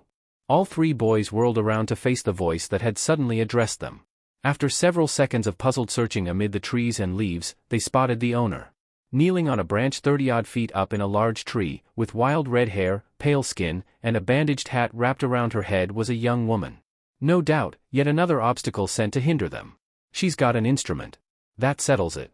Shikamaru thought to himself as he and his teammates kept their eyes glued to their adversary. Indeed, the redhead was clutching a small wooden flute, more or less confirming her culpability for the hypnotic music. And I figured you freaks would take the hint and quit by now. Naruto snapped back loudly. The young woman simply grinned at his indignation. You lot are troublesome. Lord Orochimaru has given us express orders to keep you on a short leash, she replied. The simple mention of the snake Sannin's name brought a look of unfettered rage to the blonde's face. As tensions rose, Shikamaru assessed the situation and all that could be inferred about it. If she's Genjutsu-centric, she's probably a long-range type. She's been following us for a while now, if I had to guess, he thought to himself. His gaze then shifted over to his teammates. Lee might be quick enough to close her down and rough her up, but we don't know that for sure, and he's the weakest against Genjutsu. Naruto's definitely the best suited to deal with her if the music didn't faze him, but he's got better things to be doing on this mission, he continued on within his mind. As he pondered, a few more barbs were traded back and forth between Naruto and the red-headed woman, with the Jinchuriki's temper rising with every mean-spirited word. Inevitably, Naruto's self-control quickly failed him, and he took a step forward. Sensing the outburst to come, Shikamaru's hand shot out and gripped him by the shoulder. The Chunin then stepped forward. This one's mine. You two go on ahead, he ordered his comrades, allowing an authoritative tone for the very first time since their departure. Naruto scowled. I can end this quick. Don't butt in, the Jinchuriki growled as he shrugged the Nara's hand from his shoulder. Shikamaru fixed him with a hard look. Save it for Satsuki, he said. Naruto's face shifted through several emotions rapidly, but he reluctantly sobered and allowed Shikamaru to fully pass him, who made a hand sign as he walked forward. I'll give you both an opening. When I do, get moving, he said with his eyes fixed firmly on the henchwoman up above. The redhead barked a short laugh. You really think I'm going to, she scoffed. In the midst of her bluster, the branch on which she stood was severed at the trunk by a sharp strand of Shikamaru's shadow. As a result, she came crashing down alongside the newly cut log. I can't believe that worked. Shikamaru thought to himself. He had done his best to covertly slide his shadow along the tree during his initial approach, but he had not expected the tactic to be fully effective. As the woman recovered midair and landed on her feet, Shikamaru glanced back over his shoulder and found that Naruto and Lee were already gone. They had taken his signal perfectly. With his team well on their way, Shikamaru directed his attention to his grounded foe as she rose up to her feet. That was cheap, the woman grumbled, dusting herself off as she spoke. The Chunin's mouth pulled into an irritated line. Something had just occurred to him. I'm fighting a girl. Again, he silently complained to the powers that be. Gripes aside, he had advanced their cause by halting her, and he was likely in for a difficult contest. Like your tactics weren't, he shot back. The redhead took a deep breath, visibly calming once more. She then leapt back up into the trees and brought her flute to her lips. Shikamaru immediately rushed after her. His own preferred range would be a detriment if he were to linger within it. As he caught up to her mid-air, she met his extended kunai with one of her own and sent sparks flying in all directions. The collision sent both repelling backwards, inadvertently rendering Shikamaru's attempt to close distance for naught by sending him back to the forest floor. Brandishing his weapon and assuring his footing on the cold dirt, the Chunin took a deep breath. My gut says that this is gonna suck. Naruto blew hot air into his palms as he and Lee sprinted across the thinning foliage. They were very nearly at the edge of the forest. All that lay ahead of them beyond it was a small set of plains, and the so-called Valley of the End. An old monument portraying the likeness of Konoha's founders. After the latter landmark had been passed, they would be entering the Land of Sound. Of course, ideally, they would retake their wayward comrade before international travel was necessary, but the situation at hand was uncertainty itself. There was no reliable way to know how exactly things were transpiring overall. Choji's fate, that of Niji and Shino, and most recently, Shikamaru's. It was all a mystery, and likely would be for any number of hours. All four of them had taken it upon themselves to buy precious time for the cell to move forward. Now, neck deep in the mission, the team was hardly a team at all. Only a pair remained. Naruto hardly knew Rock Lee, but if nothing else, he trusted his presented character to be genuine. The eccentric genin was nothing if not earnest. Additionally, he had considerable faith in his strength. Though he had only seen him in action once, Lee's showing against Gaara had been breathtaking. Might be the best guy I could have ended up alone with, he thought to himself as a cold wind blew back against the boys. Though a social person in general, the blonde was in no mood for idle conversation. Thankfully, Lee appeared to recognize as much, and had said very little since their separation from Shikamaru several miles back. In the following 5 minutes, the trend continued. They simply trekked on the gradually emptying terrain. When said minutes expired, they slowed to a walk at the sight of true sunlight for the first time since their entrance into the dense woods. They had finally exited the forest. As Naruto looked around in mild intrigue at the open grassland before him, his eyes landed on a figure some few hundred feet in front of them. "Another one," he said, earning a curt nod from Lee. With no further discussion, the genin broke out into a jog toward what was almost certainly their fifth roadblock. As they drew closer, Naruto's eyes narrowed. It was a man, appearing several years older than he and his contemporaries, with white hair and a lean frame. He was wearing the very same tunic as the other henchmen they had encountered, but lacked a shirt. He had 2 red dots on his forehead, a tattoo of eerie similarity to Satsuki's imprinted on his sternum. Coming to a stop within meters of the man, Naruto and Lee cautiously eyed the man. He was sitting atop an odd barrel of sorts, and his posture was relaxed. He had been awaiting their arrival, if his body language was any indication. After a brief stretch of tense silence, the man stood up and stretched his neck. "Two of you? That's a pain," he said calmly. Something about him was distinctly different from the rest. Each of the previous 4, no matter how menacing, had all given off some sort of feeling of vulnerability. A sense that they could, and would, be beaten. For reasons Naruto could not fully pin down, the shinobi before him lacked such an aura of fragility. He was the final obstacle. The Jinchuriki's gaze then fell to the strange barrel. It was giving off an unfamiliar, malignant signature. One that made Naruto's stomach churn. With a slight shake of his head, he looked back to his newly minted enemy. "You're the last one, aren't you?" he asked bluntly. His harsh tone did nothing to shake the man, but he did receive a direct answer. "I am.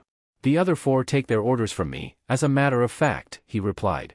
At this confirmation, Naruto sprung his second, much more pressing concern. "Where's Satsuki Uchiha?" he questioned. With the knowledge that no more security would be found beyond the man before them, it stood out as very strange that Naruto could neither see nor sense his teammate. "Safe and sound," the white-haired man said vaguely. The Jinchuriki's hands curled up into fists. He had been working to control his temper throughout the day, but with his desperate objective so close at hand, his desire to maintain composure immediately wore down to nothing at the dismissal.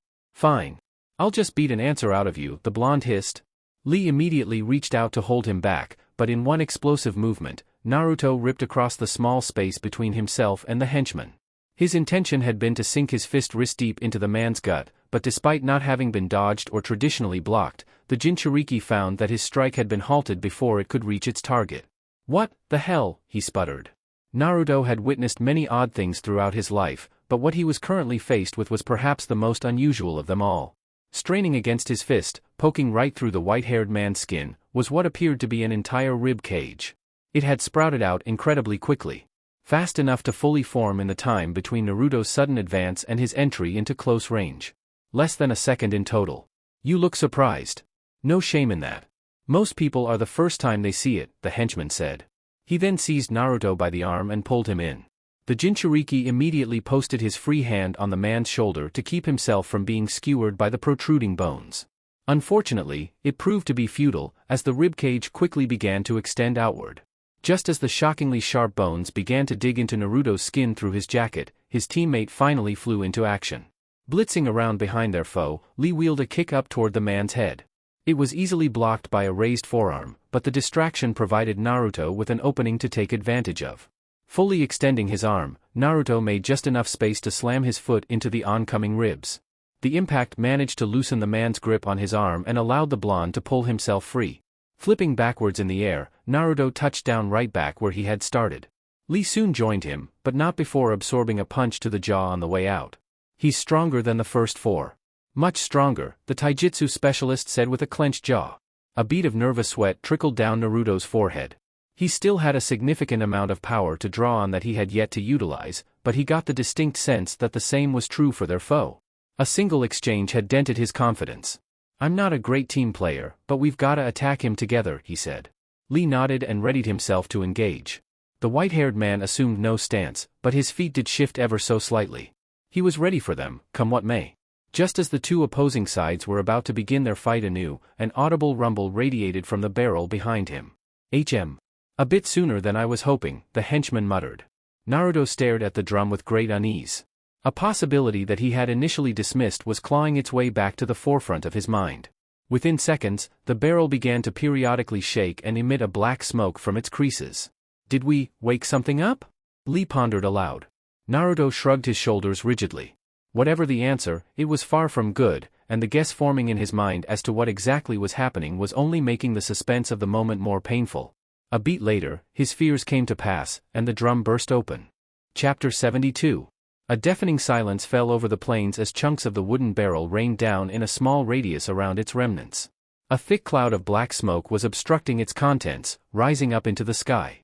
Visibility or no visibility, Naruto could feel that whoever, was within the cloud was very much alive. There was an inbred hostility to the new presence. One that he recognized. As the smoke cleared away with a cold gust of wind, his initial assumption was proven correct. They had finally caught up to her. Standing up from the rubble of her container, Satsuki threw her head back. Her messy hair fell back behind her shoulders. She was facing away from Naruto and Lee, with her back turned in their direction. As such, her face was still hidden. Still, despite the limited view, Naruto immediately noticed something strange. Her hair was the wrong color.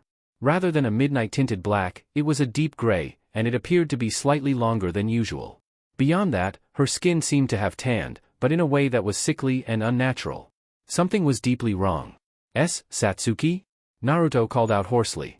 Horror was gripping him, and he wasn't entirely sure why. Even with the unsettling aesthetics, he was halfway to succeeding. They had tracked her down. She was less than 50 feet away. But even still, he couldn't shake the feeling that his task was far from done. There was still hell to be paid. After several moments, the Uchiha turned her head just enough to give a hint of her cheek, but stopped halfway and turned away again. She said nothing. "You picked a bad time, but it's nice to know you were worth the trouble. Now get going," the white-haired man said, drawing the slightest of nods from Satsuki. Interestingly, her hair then retracted a few inches and returned to its natural shade, alongside her skin reverting back to its usual color. A few seconds later, she broke out into a sprint toward the opposite end of the plain, where the final set of woods before the valley lay. With no hesitation, Naruto took off to pursue her. He hadn't made it 15 feet before the henchman appeared directly in front of him. In one harsh motion, Naruto was backhanded across the jaw and sent down to his back just in front of Lee. "This is as far as you go," the man said. Naruto bared his lengthening canines and shot back up to his feet. As he rose, a burning aura of reddish-orange chakra cloaked his body. The very same he had conjured during his encounter with Gaara. He had fully snapped. "I'm sick and fucking tired of everybody butting in and slowing me down," he yelled, pushing off his back foot and bursting forward to engage as he lashed out. Though Lee did protest to his reckless charge, his cry fell on deaf ears. With shocking speed, the henchman protruded a sharp bone through the palm of his hand and stepped forward to meet his aggression in kind. The pair collided in the middle of the space between them, with Naruto barely managing to avoid being skewered through the eye socket by pulling his head off to the right. While avoiding fatal damage was a positive in isolation, the exchange was one he decisively lost. In the midst of evading the serrated bone spur, his intended punch had flown off course, and missed entirely. Enslaved by his own momentum, he had run right into the man's knee, which was now driven into his stomach. Coughing painfully, Naruto made a pointless attempt to punch with his free hand, but was seized by the throat and lifted off the ground mid-swing. "You're quite fast. Powerful too.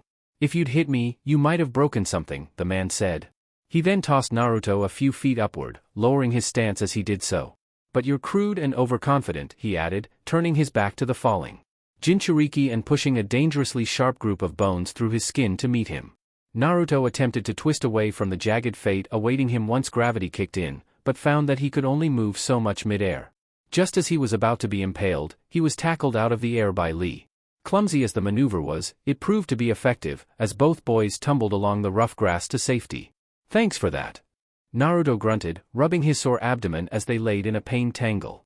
Lee nodded and stood up, walking a few steps before assuming his distinctive taijutsu stance between Naruto and their foe. Go after her, he said. Naruto frowned and labored up to his feet. Angry as he was, his grasp on logic had yet to completely deteriorate. You don't have a chance alone. He'll butcher you, he said reticently. If the prospect of an early grave fazed Lee at all, he did not show it. We have a mission to complete. Whether or not I can win is irrelevant. The longer he stalls us, the further Satsuki-san runs. One of us has to stop her, and your chances are better than mine, he reasoned. Naruto pursed his lips and looked toward the henchman. He looked nearly bored. He was hardly trying. Are you sure? He asked. Lee nodded again, but said nothing. Instead, he reached into his kunai pouch and produced a smoke bomb. He then glanced back at Naruto. His intention was clear, as was the proper action to take in response. Taking a deep breath, Naruto awaited his chance. It came 10 seconds later, when Lee threw the bomb to the ground. The very same instant the smokescreen burst into being, Naruto rushed straight ahead. It was a high-stakes gamble. It had already been conclusively proven that, for the time being, both he and Lee were almost certainly outsped by their adversary. Timing and cover would be everything. As he crossed by the meridian on which the henchman stood, his heart practically leapt out of his chest. Whether by way of foresight or sheer reaction speed, the man was making a beeline toward him. The distance he had to cover to reach the Jinchuriki was minuscule. Only a few feet. The odds were stacked in his favor, and Naruto could feel that reality stabbing him in the back. Then, in a surprising turn of events, Naruto's view of the man was obstructed by the blurred form of Lee, who met a swing of the henchman's serrated bone with the sharp end of his kunai. His body was enveloped in a light green aura. A sign that he had opened at least one of the 8 inner gates. How he had managed it in such a brief window, Naruto did not know, but it was a blessing. Not taking a single look back, Naruto ran as fast as his legs could carry him. Currently, all that mattered was putting as much space between himself and the battlefield as possible. And soon, his ability to make up the ground Satsuki had gained over him would matter even more. While she only had a lead of 2 or so minutes, the Uchiha was far from slow. Gritting his teeth, Naruto kept his eyes fixed straight ahead. There was no room for doubts. The final chase was upon him, and every ounce of his focus was needed. And so, with pained resolve, he barreled toward his inevitable reckoning with Satsuki. Niji spat blood out of his mouth as he stared numbly up at Kidamaru. Nearly an hour of fighting had drained him of his ability to feel much of anything. Not even disdain for his enemy. Shino had fallen minutes ago. He was not dead, but likely near to it. His help had been invaluable. His insects had proven an excellent counter to Kidamaru's webs, and he had even proven himself to be proficient with the summoning jutsu of all things. He had fought valiantly. But unfortunately, he had been the weakest of the 3 participants from the very start, and Kidamaru had targeted him ruthlessly until he could take no more punishment.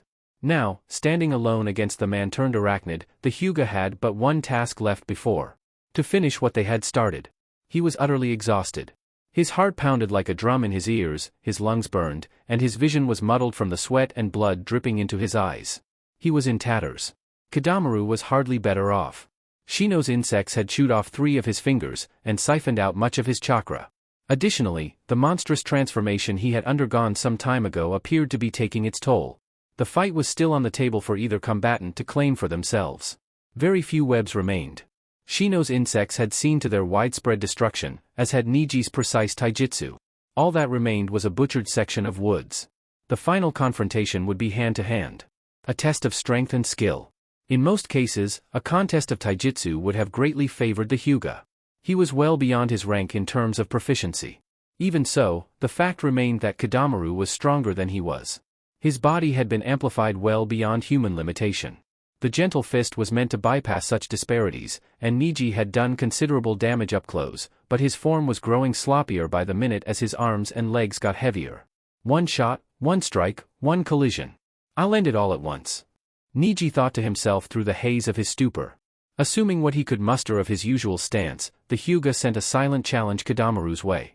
Combat, especially in long form, had a way of revealing a person's character. Put under enough duress, a human being's true colors tended to show through. Through the brutal struggle, Niji had learned a number of things about Kidamaru. First and foremost, he was highly intelligent. His schemes were well constructed, and his execution was clean. Second, he was much more a tactician than a strategist. His focus was more tuned to the question of how as opposed to why. Lastly, and most importantly, the second trait was his greatest weakness. It made him inherently short-sighted for all his sharpness. His schemes only ever accounted for their immediate execution and impact. As such, he could be manipulated. It was far easier said than done, but it was a clear path to success. The particular idea running through Niji's mind as he tauntingly stared into Kidamaru's eyes was far from nuanced. In many ways, it was downright boneheaded, but he was far too tired to think more than 2 steps ahead. Regardless of its risk, the Hyuga committed to it fully when Kidamaru leapt down from his branch with a sickly yellow spear drawn. Delaying his own jump just a touch, Niji flew up to meet him in the air. As he had expected, Kidamaru was faster than he was. When they collided, the henchman struck first, and drove his spear right through the genin's stomach. As the sharp tip erupted out the other side of him, the Hyuga seized the shaft of the weapon and pulled Kidamaru in. With the last of his strength, he slammed his palm right into his foe's throat and forced a forceful surge of chakra into it. Both shinobi promptly crashed to the ground, with Kidamaru landing on top of Niji. For a few silent moments, neither moved. They had both been badly wounded. Eventually, once the shock of his impalement had worn off, Niji pushed Kidamaru off of him and staggered up to his feet. He only made it a few steps before dropping down to his knees and gripping the spear that had been run through his abdomen. A grotesque choking sound then escaped the henchman, drawing Niji's battered gaze. "I severed your jugular vein and carotid artery from the inside. You're as good as dead," he rasped through the severe pain in his gut. Kidamaru's body then convulsed, with the odd casing of yellow armor his transformation had manifested melting away. Soon enough, he had fully downgraded back to his normal state. "We'll call it a draw," he forced out, blood spilling from his mouth with every word. A set of strangled coughs followed, each more severe than the last as he choked to death on his own blood. By the time the 5th convulsion had run its course, he stopped moving. He was dead. Normally, Niji would have been at least somewhat unsettled by the torturous nature of Kidamaru's death, but as things stood, he was too spent to care. Finding the strength to rise once more, Niji hobbled over to Shino. The journey lasted no more than 60 feet, but it cost him the last of his stamina. The moment he reached him, he collapsed onto his side next to him. With a grimace, he ripped the spear from his stomach and tossed it aside. He then rolled over onto his back, staring up into the cold sun poking through the canopy. There was a far from insignificant chance that his end was nearing. He had lost a dangerous amount of blood, and his chakra pool was as close to empty as could be. Blindly reaching left, he found Shino's wrist. There was still a pulse. It was weak, but present. "You had better survive," he silently lectured his fallen comrade. His senses then dulled in tandem. His consciousness was fading fast. "One of us has to." Naruto felt a weight lift from his shoulders as a distant speck of black and blue came into view. He had finally caught up after a brutally long stretch of sprinting. He was still well behind, but he was making up for lost time. Satsuki was in his sights, and he would not stop until he had run her down. With renewed motivation, he picked up his pace even further, skipping multiple branches at a time with every leap as he blasted through the forest. Of the many emotions swirling about within him, the chief among them was desperation. Armed with the knowledge of where, and to whom, she was headed, he knew with panicked certainty that this would be his only chance to ensure her safety. On some level, he felt foolish for not having seen the exact scenario he was currently neck-deep in coming. He had long been aware of Satsuki's perplexing inferiority complex, and her broad feelings of inadequacy. All of that, coupled with the sudden reappearance of Itachi after 7 long years, should have created far more concern for the possibility of rash behavior on her part. Yet, he had still been blindsided. He was still confused. He was still grasping at straws. He was lost. He hadn't the foggiest notion of a plan. Only a few loose assumptions. Of them, the one of which he was most certain was the idea that they would come to blows. Under far less pressure, she had lashed out at him physically in the hospital. There was little doubt in the Jinchuriki's mind that there would be a fight waiting for him if and when he caught up to her. Attached to this assumption was but one single question. What did he plan to do should he defeat her? There existed a simple answer, that being that he would return her to Konoha by hand, but as dedicated as he was to the cause of keeping her from Orochimaru's grasp, something about essentially smuggling her back to the village did not sit right with the blonde. For reasons he could not pinpoint, it felt wrong. Frustratingly, despite his conflicted feelings on the matter, he had yet to come up with any other solution. Shaking his head, Naruto pushed the thoughts into a far-off corner of his mind. He could not afford to be conflicted. Satsuki's mind was clearly made up. His needed to be as well if he hoped to have ground to stand on. Hardening his focus anew, Naruto continued to slowly move closer to Satsuki as they both sprinted headlong toward the valley. After nearly 5 minutes, he was finally close enough to make out the Uchiha emblem on the back of her shirt. Once he reached this range, however, he stagnated. Not out of exhaustion, but due to the slightest of increases in pace from Satsuki. She had been intentionally moving below her top speed. For whatever reason, she had allowed him to whittle down her lead. Perplexing as it was, Naruto took the opportunity to make his voice heard. "Slow the hell down and talk to me," he called out to her loudly. If she heard him, she ignored him, because she gave him no reaction whatsoever. Grinding his teeth in frustration, Naruto attempted to squeeze out a bit more speed, but was unable to do so. He was stuck trailing her. "I don't want this to get messier than it needs to. Please, Satsuki," he yelled. Predictably, dishearteningly, he was stonewalled a second time. He was far from new to the silent treatment, he had dealt with it plenty throughout his life, but it hurt now more than ever.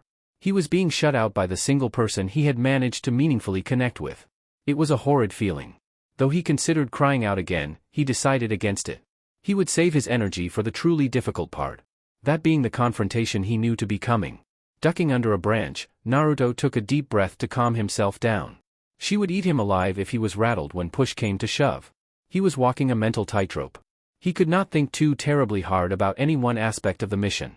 He was all too aware of the fact that his teammates had paved the way for him to be so close to the Uchiha in the first place, and the thought of what may have happened to each of them was far too guilt-inducing to be worth consideration. All he could do to repay them for the favor they had done him was to succeed. Failure was not an option, for he would be letting far more than only himself down. He won't lay a finger on her. Naruto swore, the unsavory face of Orochimaru flashing across his mind's eye at the thought. Uncertain though he would find a way. No matter the method. Lee gripped his punctured shoulder as he and the white-haired man, whose name he had learned to be Kimimaro, circled one another. He was losing, and badly at that. Kimimaro was more than formidable in every area. His taijutsu was of considerable finesse, his ninjutsu was deadly, and while he had not utilized genjutsu up to now, Lee was certain that he was proficient. Compounding his skill was a significant advantage in physicality. He was far faster than Lee was man-to-man, having managed to evade even the second gate on more than one occasion. He was also a good deal larger and more powerful. When they collided, Lee was nearly always sent stumbling back from a difference in impact. Calling on the upper reaches of his pain threshold, Lee charged in to attack his foe. Initially entering on a linear path toward the man's front, the eccentric genin made an abrupt cut-off to his left. The maneuver saved him from being blasted at point-blank range by Kimimaro's finger bones, which he had often used as deadly projectiles. Slamming his heel down, Lee propelled himself in from the new angle he had created. Spearing a punch toward the left side of the henchman's jaw, Lee managed to connect at the very end of his arm's reach. The blow turned Kimimaro's head to one side, but did not force him to adjust his feet. As such, he was still rooted to counter with immediacy, and he did so viciously. Clamping down on Lee's wrist, Kimimaro yanked him off his feet and kicked him in the stomach. The blow set Lee in a short float just above the man. When gravity sent him falling back down again, Kimimaro broke out into a rapid spinning motion. "Larch dance," he uttered. With every rotation he made, Lee was sliced open by the bones protruding from his skin while being juggled back and forth. It was a tremendously painful experience, and he could do nothing to escape it. After nearly 36 agonizing spins, Kimimaro finally stopped, and kicked Lee again. This time, planting his foot firmly across his nose. Hitting the ground back first with a pained thud several meters away, Lee groaned in pain. He had taken more damage in seconds than he had in the entire fight up to that point. Propping himself up onto his elbows, Lee powered back up to his feet. He was bent, but far from broken. Forcing a wry smile, Lee wiped the blood from his lips. "Is that all?" he falsely taunted. Kimimaro raised an eyebrow, clearly quite surprised that his most recent assault hadn't put the genin down for the count. "Far from it," he said shortly, extending his fingers out toward him. Lee tensed and took a frantic look around. He knew what was coming. Digital shrapnel. Kimimaro announced, sending forth a volley of launched finger digits at breakneck speed. Just as the bones were about to collide with his body, Lee managed to switch a nearby tree branch in for himself, swapping places with it just in time to avoid injury. The wood was torn to shreds on impact. The substitution bought him practically no time at all, as Kimimaro honed in on his position within seconds and sent another barrage his way. Making a long dive to his right, Lee was able to evade all but one of the digits, the last of which grazed his face and cut him open along the cheek.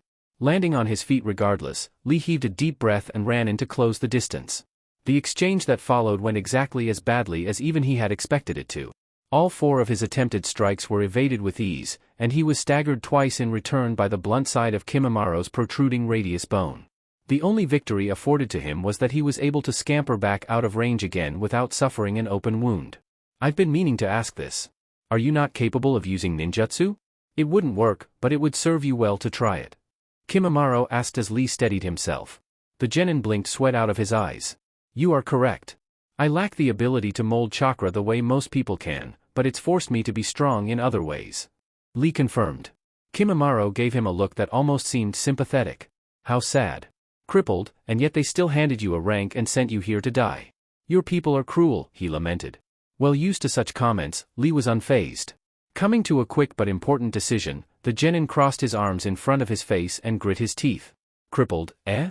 We'll see about that, he shot back. With considerable effort, he began the process of forcing his gates open once more. He had managed to work himself into a shape that allowed him to access the first gate with minimal strain, and the second was also rather easily accessible. The third and beyond, however, still required immense concentration and fatigued him greatly. Even so, extreme measures were needed for any outcome but defeat to be possible.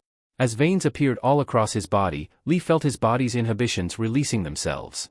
He would unleash his hidden lotus, and if it failed, he would be killed. A gamble of the highest order, but his only chance all the same. Don't bother. It won't work. Not with this one. Lee flinched in surprise at the new voice that had rung out from behind him. Looking back over his shoulder, the genin narrowed his eyes as the sound of footsteps echoed from the tree-line.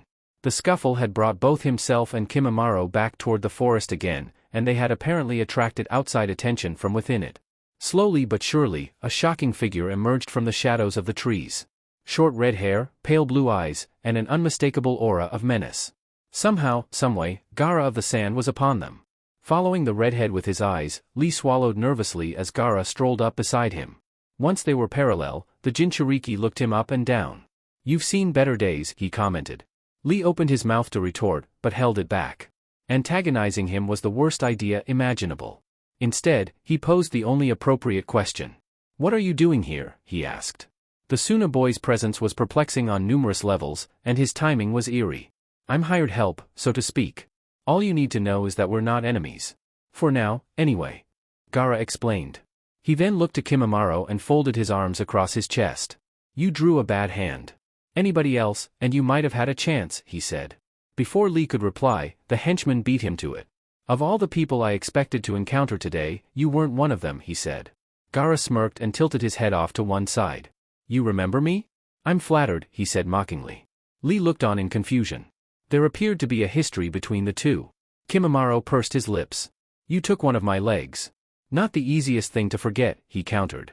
Lee's eyes darted back and forth between them.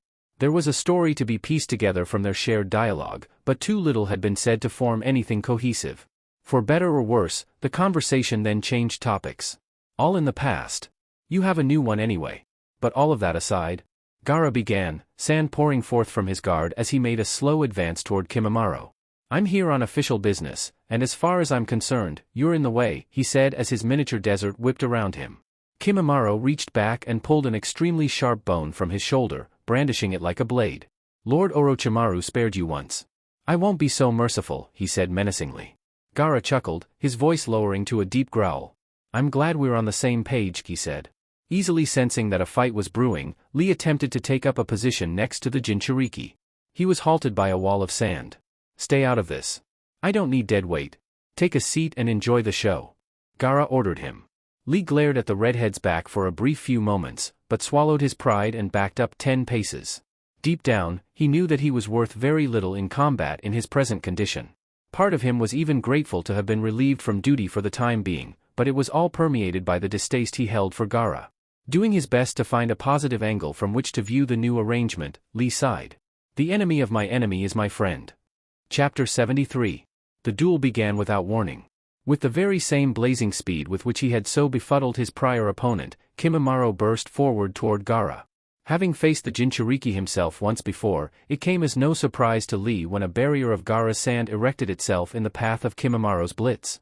The collision broke nearly even, with Kimimaro straining hard against the sediment, but in the end, he was repelled back several meters. As per usual, Gaara's defenses were stalwart. Opening and closing his fist several times, Lee watched intently as Kimimaro paced side to side in Gaara's sights. Finding a way in won't be easy, even for him. That sand is flexible. Lee thought to himself. A moment later, Kimimaro picked his opening and charged in. Though his approach appeared to be a linear one at its outset, he quickly cut left once he had drawn close enough to draw a reaction from the sand. Predictably, the sand pursued him despite the change in direction. The sharp change in trajectory was quickly followed by a second, with the henchman turning on a dime and making a dash for Gaara himself.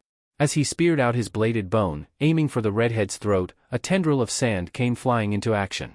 Just before the tip of Kimimaro's weapon could touch Gaara's skin, his wrist was seized by the sedimentary vine. He was then ripped off the ground. "You're light on your feet. Nice to see that you can still move so well after what I did to you last time." Gaara called up to him as he dangled him many feet in the air. Before Kimimaro could respond, he was whipped around in a circle and violently slammed into the ground. The impact sent a small shockwave through the grass, which Lee could feel through his sandals. The Leaf Genin's chest tightened with conflicting sparks of discomfort and hope. In some ways, it almost felt like reliving an unpleasant memory. He would not soon forget the hellish battle he had waged against Gaara, and the many weeks he had needed to recover. But, conversely, the redhead's strength was nothing but a boon as of now. Kimimaro soon rose back to his feet, with minimal damage showing anywhere on his body. He was highly durable, that much was obvious. His expression also lacked any sort of surprise. He was clearly no stranger to Gaara's brand of combat. With no pause to recover, he came tearing back in. Gaara met his aggression in kind, sending forth half a dozen tendrils of sand to apprehend him. Unlike before, Kimimaro evaded each and every one. He had adjusted, and quickly at that. Dodging to whatever direction necessary, all while advancing rapidly, the henchman worked his way into range. Within seconds, he was dangerously close. As the distance closed between Kimimaro and Gaara, Lee spotted something. A quick, almost imperceptible twitch of the hand from the Jinchuriki. Contrary to Lee's expectations, no more sand came to Gaara's aid in response, despite a solid volume of it still being available for use. Instead, the redhead simply stood in place. As such, Kimimaro took full advantage of the glaring opening by ramming his bladed bone right through Gaara's chest. Lee's eyes widened, and his mouth fell open. For a few tense moments, all was still. One mistake. That's all it took. Lee thought nervously. He would undoubtedly be forced to enter the fray once more should Gaara's wound prove to be critical. As he pondered what he assumed to be his impending injury, however, something strange happened. Rather than bleed, Gaara began to dissolve into sand. Instantly, Lee pieced together what had occurred during the odd pause he had caught in the midst of the scuffle. Unfortunately, Kimimaro came to the same realization just a few seconds too late. With an eagerness befitting a predator, a massive swathe of sand came crashing down onto Kimimaro from all sides. Eventually, all but his face was completely covered by sand. "You really went and fell for a bait and switch. I thought you were better than that." Lee jerked his head to the right, where he saw a swirl of sand rising up from the ground. Out from its epicenter walked Gaara, who was unscathed and oozing a smug self-satisfaction. The Jinchuriki casually strolled up to the cocoon of sand in which he had trapped Kimimaro, stopping just short of it. "You've survived this once before, so let's see if you can do it again. I'll squeeze a little harder this time." Gaara sneered, clenching a fist in front of himself. The sand then condensed and pressurized around the struggling Kimimaro, with sand finally moving to cover his face as he was gradually mashed. As with before, Lee experienced a rush of conflicted relief. The tide had never truly turned. He hasn't lost a step. No, if anything, he's stronger, the Leaf Genin thought grimly as he watched the execution unfold. Indeed, the Jinchuriki sand was moving at a far higher speed than it had been during their own match during the Chunin exams, and his finesse with it had only grown. Unlike before, he had been prepared with traps ahead of time in the event his defenses were penetrated. But, as Gaara continued to attempt to grind Kimimaro into a pulp, it became clear that something was off. There was no blood seeping through the sand, nor had the sound of breaking bones made itself heard. By all indications, the henchman's body was intact, or so it seemed. Persistent. Some things never change. Gaara grumbled, backing away from the mass of sand. Then, on cue, Kimimaro's hand burst out from the sand. The rest of his arm followed. Soon enough, he had pried his entire upper half out of the sandy prison Gaara had made for him. His body was covered with distinct black markings. Extending his left hand out, Kimimaro bared his teeth. "Digital shrapnel," he yelled, launching a single digit from his middle finger straight at Gaara. For all that the redhead's clever trap had been successful on the surface, it had left him outside of the immediate vicinity of his sand. In a rare moment of vulnerability, Gaara was struck cleanly between the eyes by the projectile bone. His head snapped back, and he stumbled back a few steps. His momentary stagger appeared to weaken the sand's grip on Kimimaro, as he fully broke free from its grasp immediately after the digit had lodged itself in Gaara's skin. Making an immediate rush for Gaara, Kimimaro pushed a new bone through the palm of his hand and reared it back. For the second time since the confrontation had begun, Lee's stomach dropped. The sequence that followed did not quell his nerves, but it certainly did redirect them. As Kimimaro closed in, ready to skewer Gaara clean through the neck, the Jinchuriki recovered his balance, planted his feet, and caught the pointed bone with his bare hands. In yet another twist, his resistance stopped Kimimaro dead in his tracks. "I didn't want to do this so soon, but I'm short on time," Gaara said, tightening his grip on the bone. It was then that Lee saw the translucent red aura flaring out from Gaara's body. The Jinchuriki then shifted his grip on the bone and applied more pressure, snapping its end clean off. Kimimaro let out a short gasp of pain and performed a round-off in the opposite direction to recreate distance. Gaara's sand then came pouring in toward its owner, leaving both Lee and Kimimaro untouched as it formed a small cyclone around the redhead. "What on earth?" Lee pondered aloud with eyes like saucers, taking several instinctive steps backwards. For the better part of a minute, the sand whipped and swirled around Gaara like a tempest, obstructing him from all view. When the storm died down, the sand rained out in an omnidirectional arc like a shimmering cloud. As the grains fell back down to earth, Gaara calmly stood in the center of the mess. He had changed, both on a tangible and intangible level. Outwardly, he had shed his gourd, now wearing only his tunic and pants. His skin was also imprinted with tattoos that bore a broad similarity to Kimimaro's, though of a clearly different design. Most noticeable of all were his eyes. They had changed from pale blue to a deep gold, with diamond-shaped irises. What was more striking than any of his physical changes was the sheer immensity of his presence. Lee was not a censor, but he could hardly breathe under the pressure Gaara was exuding. He felt completely inhuman. Rolling one of his shoulders and cracking his neck, Gaara steadily walked toward Kimimaro. When his course brought him parallel with Lee, he stopped, and turned his head to look at him directly. "Humbling, isn't it?" he asked vaguely, not bothering to wait for a response before continuing his trek. Tellingly, Kimimaro backed up a few feet. At his retreat, Gaara stopped once again. "I never got the chance to show you this before, so I'll be making up for lost time," he said darkly. His voice had noticeably deepened. The black markings on Kimimaro's body spread a bit further along his frame, sharp bones growing out of his body on all sides. Gaara chuckled. "Shikutsumyaku. Such an ugly ability. You're deformed," he said bitingly. Kimimaro assumed a taijutsu stance. "It's the only gift my blood ever afforded me. Deformed or not, I'll wear these bones with honor," he said. Much to Lee's surprise, Gaara took on a stance of his own. "You're the last of your clan, aren't you?" he guessed. Kimimaro nodded. Gaara smirked, showing a single fang beneath his upper lip. "Then I suppose what I'm about to do could be considered genocide." Kimimaro let out a short battle cry as he pushed off his back foot and charged in to meet Gaara head-on. There was no room for posturing. Much less hesitation. The Jinchuriki had been exceptionally dangerous before, but even having never faced him in his current state prior, it took little deduction to know that he had become something new entirely. This assessment was proven to be correct nearly immediately, as when the pair came together in the center of the space between them, Gaara vanished from view. Well before Kimimaro could perceive where his foe had gone or how, the Jinchuriki's fist sunk into the side of his exposed ribcage. He had been blindsided in a fraction of a single second. The force of the blow sent him tumbling to his right. Rebounding back to his feet quickly, Kimimaro was barely able to duck down in time to avoid being kicked clean across the jaw by Gaara, who had tracked him down again instantly. He was orders of magnitude faster than he had been only minutes ago. The difference was so drastic that it hardly made sense.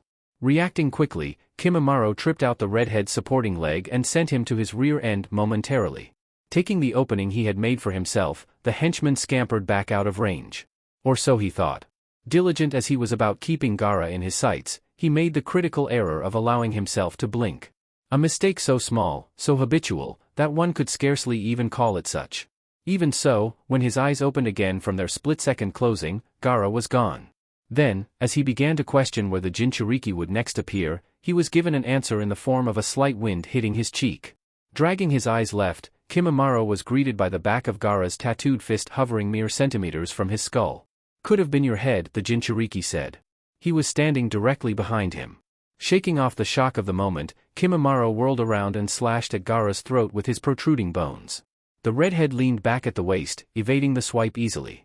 He then allowed himself to fully topple over onto his hands, pushing off of them and slamming the bottom of his foot into Kimimara's chest. The kick sent the henchman flying backward, forcing him to perform an aerial roll to orient himself and land upright when he hit the ground. What is he? Kimimaro thought to himself frantically. Gaara had chosen not to immediately pursue him, unlike before, and was patiently waiting for him to act some 20 feet away. The theatrics of his transformation had been fitting. Not only had his power massively increased, he now fought completely differently. It was a jarring change to contend with. Opting to try a different tactic, Kimimaro extended both of his hands. Digital shrapnel, he announced, launching his digits at the Jinchuriki for the second time. In an instant, the projectiles reached Gaara's location. They proved ineffective. Of the 10 bones Kimimaro had fired in his direction, the redhead had managed to catch all of them. For between the fingers of each of his hands, and 2 between his teeth. Spitting them out and tossing them aside, Gaara blasted forward. He was upon Kimimaro blindingly quickly, but the henchman's reflexes once again kept him from major harm, as he was able to raise both of his arms to absorb the harsh punch aimed for his chest. Gaara's fist smashed through the radius bones Kimimaro had grown through his skin, but the extra layer of protection lessened the force of the strike against his arms enough to keep Kimimaro on his feet on impact. With his stance still stable, Kimimaro responded by slashing his broken bones across Gaara's face. The blunt assault turned the Jinchuriki's head to the side and backed him off a step, allowing the white-haired ninja to follow up his attack by driving the chipped ends of his free arm's bones into Gaara's stomach. Though he had succeeded in inflicting a minor wound, the exchange was far from over. Clamping down on his wrist, Gaara pulled his arm away from his stomach and out to the side. With gritted teeth, Kimimaro attempted to impale him with his other hand, but his hand was caught. The resulting tangle saw both combatants straining against one another through their bound hands. "You're fighting for nothing," Gaara said, digging his heels in and pushing Kimimaro back. The henchman held firm and matched him as best he could. "You could never understand what Lord Orochimaru means to me," he hissed back. Gaara gave him a bored look and leaned his head back before slamming his forehead into Kimimaro's. The unsavory tactic buckled the henchman's knees. "When you die here today, he won't spare you so much as a thought. You're brainwashed," Gaara assured him. Kimimaro felt an angry heat burn up inside him. In response to his heightened negative emotion, his ribcage burst out from his abdomen, sinking 3 inches deep into Gaara's body. A short grunt of surprise escaped the Jinchuriki, coinciding with his hold on Kimimaro's hand and wrist being released. Retracting his ribs, Kimimaro jumped backwards. "As long as Lord Orochimaru is still safe and sound, part of me will always live on inside of him." "Your words are empty," he affirmed. Gaara sighed and shook his head. His wounds had already healed. He then brought his hands together into a seal. An unseen pulse reverberated through the plains. For a few silent moments, it seemed as though the strange emission had been without meaning.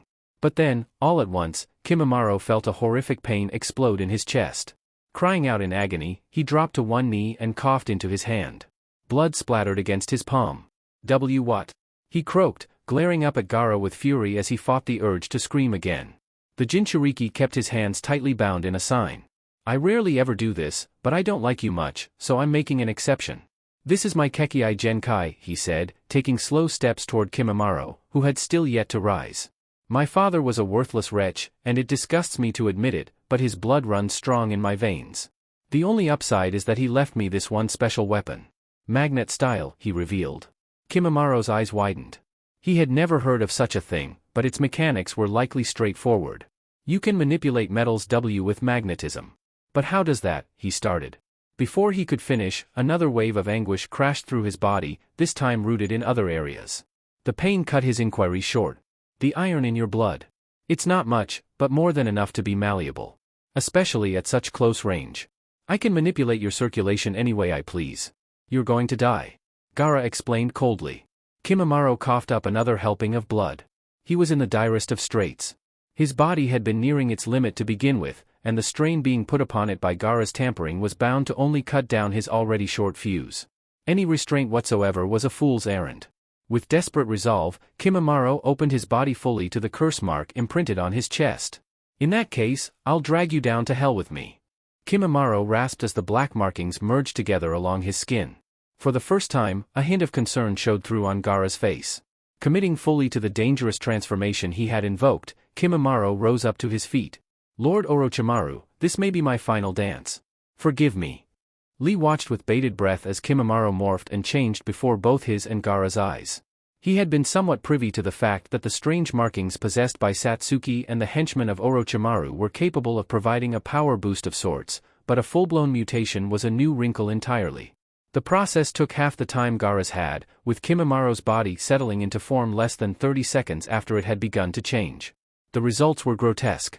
Kimimara's skin had turned a sickly brown, with large black markings surrounding his eyes. He had grown fangs, and his nails were claw-like. He had even sprouted a fleshy, reptilian tail that swayed behind him with bone spurs running up its length and along his back. He barely looked human anymore. You let him make a lab rat out of you. You're pathetic. Gaara said as Kimimaro stood at the ready. Though Lee could not subscribe to the Jinchuriki's roundly insulting manner of speech, he certainly agreed that the henchman's new form looked almost experimental. As though it were an unfinished product somehow. Not meant to be used out in the open. He gave me a purpose. It was the least I could do, Kimimaro said. He then charged in to engage. Gaara did the same. The first exchange of the renewed battle was won by Kimimaro. Ducking under a wide swing from the Jinchuriki, he slammed his body into Gaara and dug his bone spurs into his skin. The collision sent Gaara reeling back, with Kimimaro in hot pursuit. Still clear-eyed despite having been hit cleanly, the Jinchuriki took advantage of the henchman's reckless charge and cracked him clean across his jawline with a compact punch that froze him in place. With a stationary target, Gaara kicked straight upward and dug the ball of his foot into Kimimaro's stomach. It was a solid connection, but the redhead's foot was caught. With great effort, Kimimaro spun Gaara around twice by the ankle and tossed him up into the air. He then sent forth a flurry of digits to essentially shoot the Jinchuriki out of the sky. Gaara twisted mid-air, avoiding all but one of the bones. The final digit grazed his cheek and drew his blood. What reflexes! Lee thought to himself as Gaara sailed down toward the ground. The battle unfolding at present was one of a level he had no hope of contending with, even at his peak. This sentiment was then further set into stone, as just before he touched the grass, Gaara threw together a blistering series of hand signs. Wind style, great breach. Gaara bellowed, launching a cataclysmic blast of concentrated wind squarely in Kimimaro's path. The kickback of his own jutsu sent Gaara flying backward, but the results were desirable. Kimimaro was ripped off his feet and sent crashing away at the mercy of the gale. Lee was forced to dive left in order to avoid being clobbered by Gaara's oncoming body, which was thankfully caught by a cushion of sand that had been twitching on standby for several minutes. Gaara was back on his feet in no time, walking up next to Lee and halting. His miniature hurricane had stripped all of the grass from the plain in a wide, long arc laying at the furthest end of the small crater was Kimimaro, nearly 200 feet away. He remained grounded. You've won, Lee said confidently. Gaara shook his head, his eyes narrowed and focused on the far-off henchman. No, not quite. He's still alive, and he's nothing if not stubborn, he said. Gaara's prediction was proven correct moments later, with Kimimaro staggering back up to his feet. Due to the large distance, it was difficult to tell with any certainty, but a large, thick spiral of bone appeared to form on the henchman's right arm. It reached completion rapidly, almost resembling a drill in its final iteration. Here he comes, Gaara said. A small mass of sand came rushing to him, wrapping around his arm and hardening into a crude spike. Kimimaro then broke out into a dead sprint toward them, covering the lengthy gap extremely quickly. Gaara, contrastingly, stood still initially. When Kimimaro was within 50 feet of them, the Jinchuriki finally ran out to meet his adversary. Gaara met a stab from Kimimaro's spear of bone with an identical motion from his spike of condensed sand. Kimimaro's bone cracked and broke on impact, with Gaara sending him staggering back. Unwilling to concede, Kimimaro swung a naked punch for the Jinchuriki's head. Gaara ducked under it easily, popping back up and taking him by the throat in one swift motion. He then lifted him off the ground, performed a half-rotation, and slammed him into the dirt with horrific force. The sound of his neck breaking sent a shudder down Lee's spine. Gaara's inactive sand then rushed in toward the two combatants. It came down upon them like a flood, with Gaara rising above the whirlpool on a platform of sediment. You should be paralyzed from the neck down, but I don't trust it. I'm going to bury you 500 feet below the surface of the earth. You'll never see the light of day again. Not even as you die, the Jinchuriki said just loud enough for Lee to hear.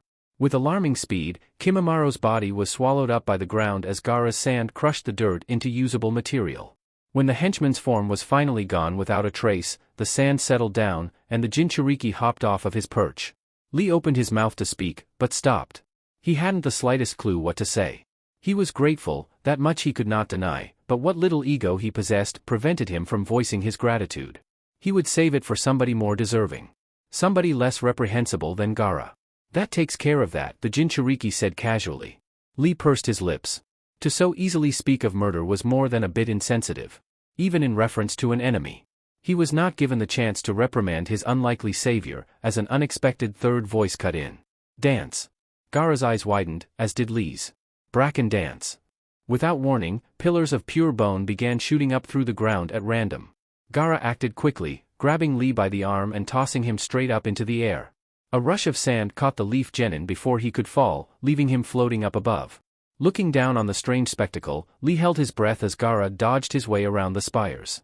They continued to push through the dirt for nearly a minute straight. The last bone to emerge was not a single bone, but a cluster nearly 50 feet in front of Gaara. Sticking out of its centerpiece was the upper body of Kimimaro, whose badly snapped neck could barely support his head as he glared viciously at the redhead. Maybe I am just a failure, but he's the only person who's ever given my life meaning. I won't let you interfere. Kimimaro yelled, throwing together hand signs in an attempt to perform one last jutsu.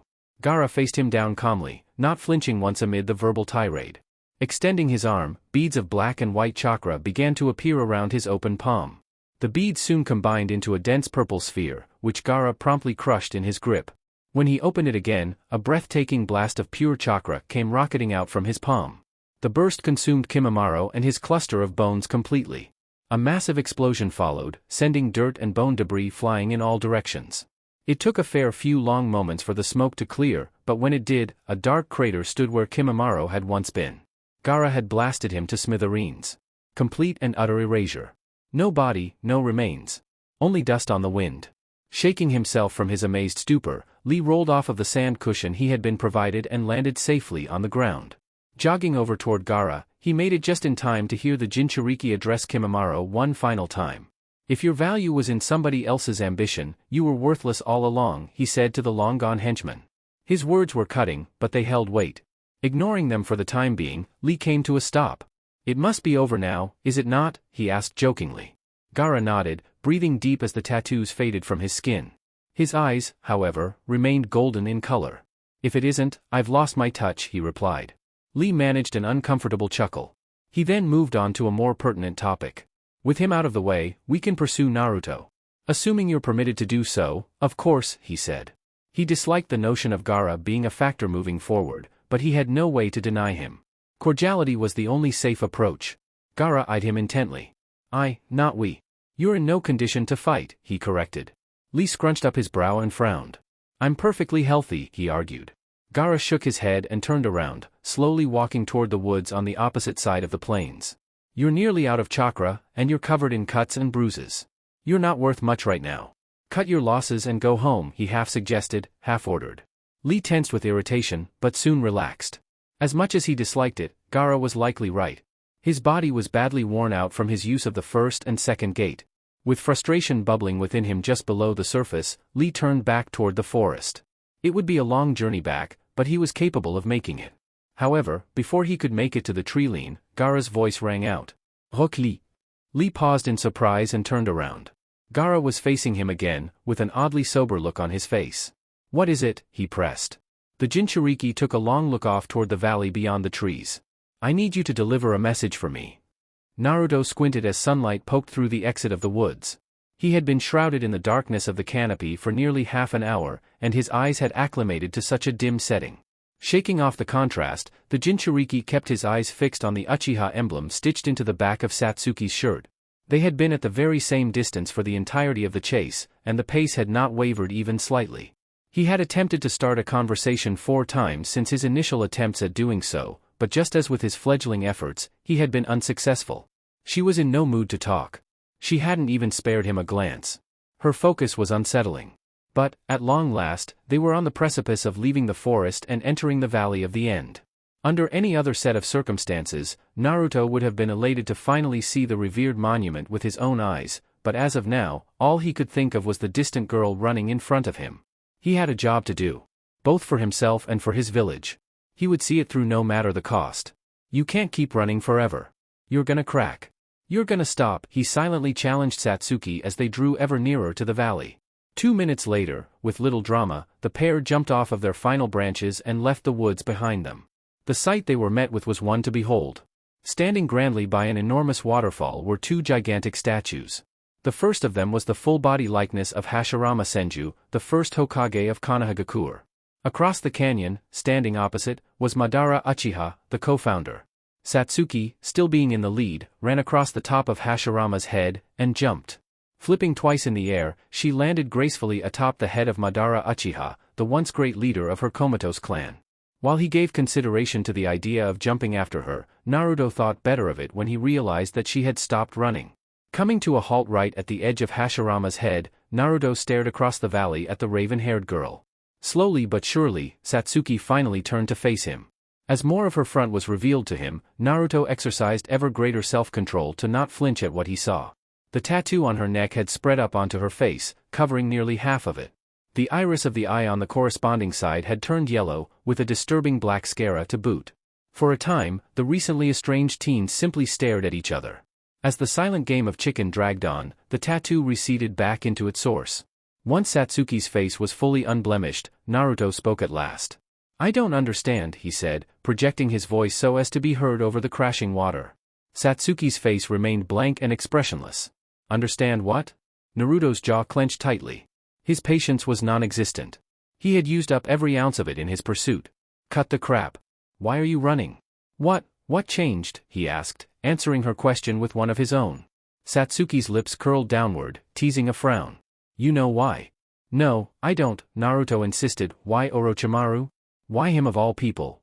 Satsuki turned her palms out toward him and shrugged. "You'd get angry no matter what my reasons are. I don't think it matters much at this point." Naruto's immediate instinct was to lash out, but he kept within himself. To do so would only prove her correct. "I don't care what that freak told you. All he wants to do is use you," he said, containing himself by just a hair. "If that's what it takes to bring Itachi down, that's fine by me." Satsuki replied bluntly. Naruto threw his hands up in frustration. "You'd let him ruin you for some payback?" Satsuki stared right through him. "You know damn well it's more than that." "Even if it is," Naruto said firmly, "I'm not gonna let you throw your life away. I don't have anything left to lose." Satsuki shot back with the same blasé attitude.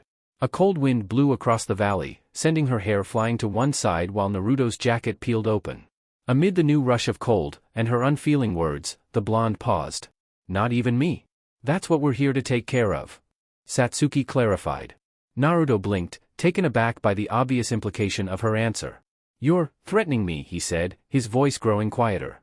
Satsuki then grew slightly more animated, with her face visibly straining to remain stoic, and her feet shifting. "I tried to let you down easy. I came by to make sure your last memory of me was a happy one. Something you could hold on to. But in hindsight, I really should have expected you to follow me," she said. Naruto swallowed a lump in his throat. "I'd never take this sitting down." "Never," he said. She was right in front of him, but she may as well have been 1,000 miles away. Any opportunity to talk her down had long passed. If it had ever been an option at all. "And it's my fault for hoping you might," Satsuki admitted. Closing his eyes for a moment to gather himself, Naruto did what he could to mentally prepare for what was almost certainly to come. "What now, then?" he asked. He dreaded the answer he knew he would receive. Part of him regretted asking in the first place the moment the words left his mouth. But it was too late to take it back. Satsuki met his eyes directly.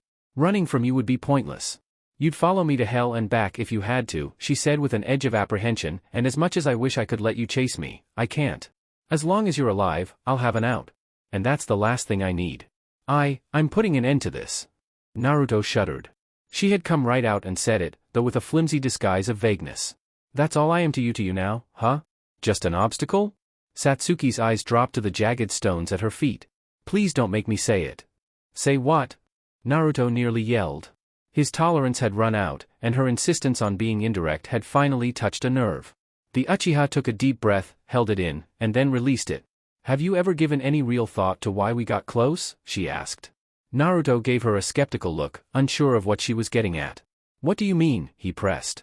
Satsuki took ample time to choose her words. Whatever she had to say, it wasn't coming out easily. "Think about it, Naruto. You and we aren't normal. We never have been. You've been abused, neglected, and lied to your whole life, and Itachi ruined me a long time ago. By the time we really met, we'd both been grasping at straws for years, all alone," she began. Naruto stared at her in silence. He could easily see the point she was on her way to making. All the same, what she said next punched a hole straight through his chest. I'd have taken anybody so long as he let me cling to him, and you just needed somebody to protect and support, Satsuki said. It sounds backwards, but it's who we are. We only bonded because our issues dovetailed. Her words echoed torturously over the valley, bouncing around in Naruto's skull a dozen times too many. And yet, for all his pain at her cold trivialization of their romance, it was Satsuki who cracked first.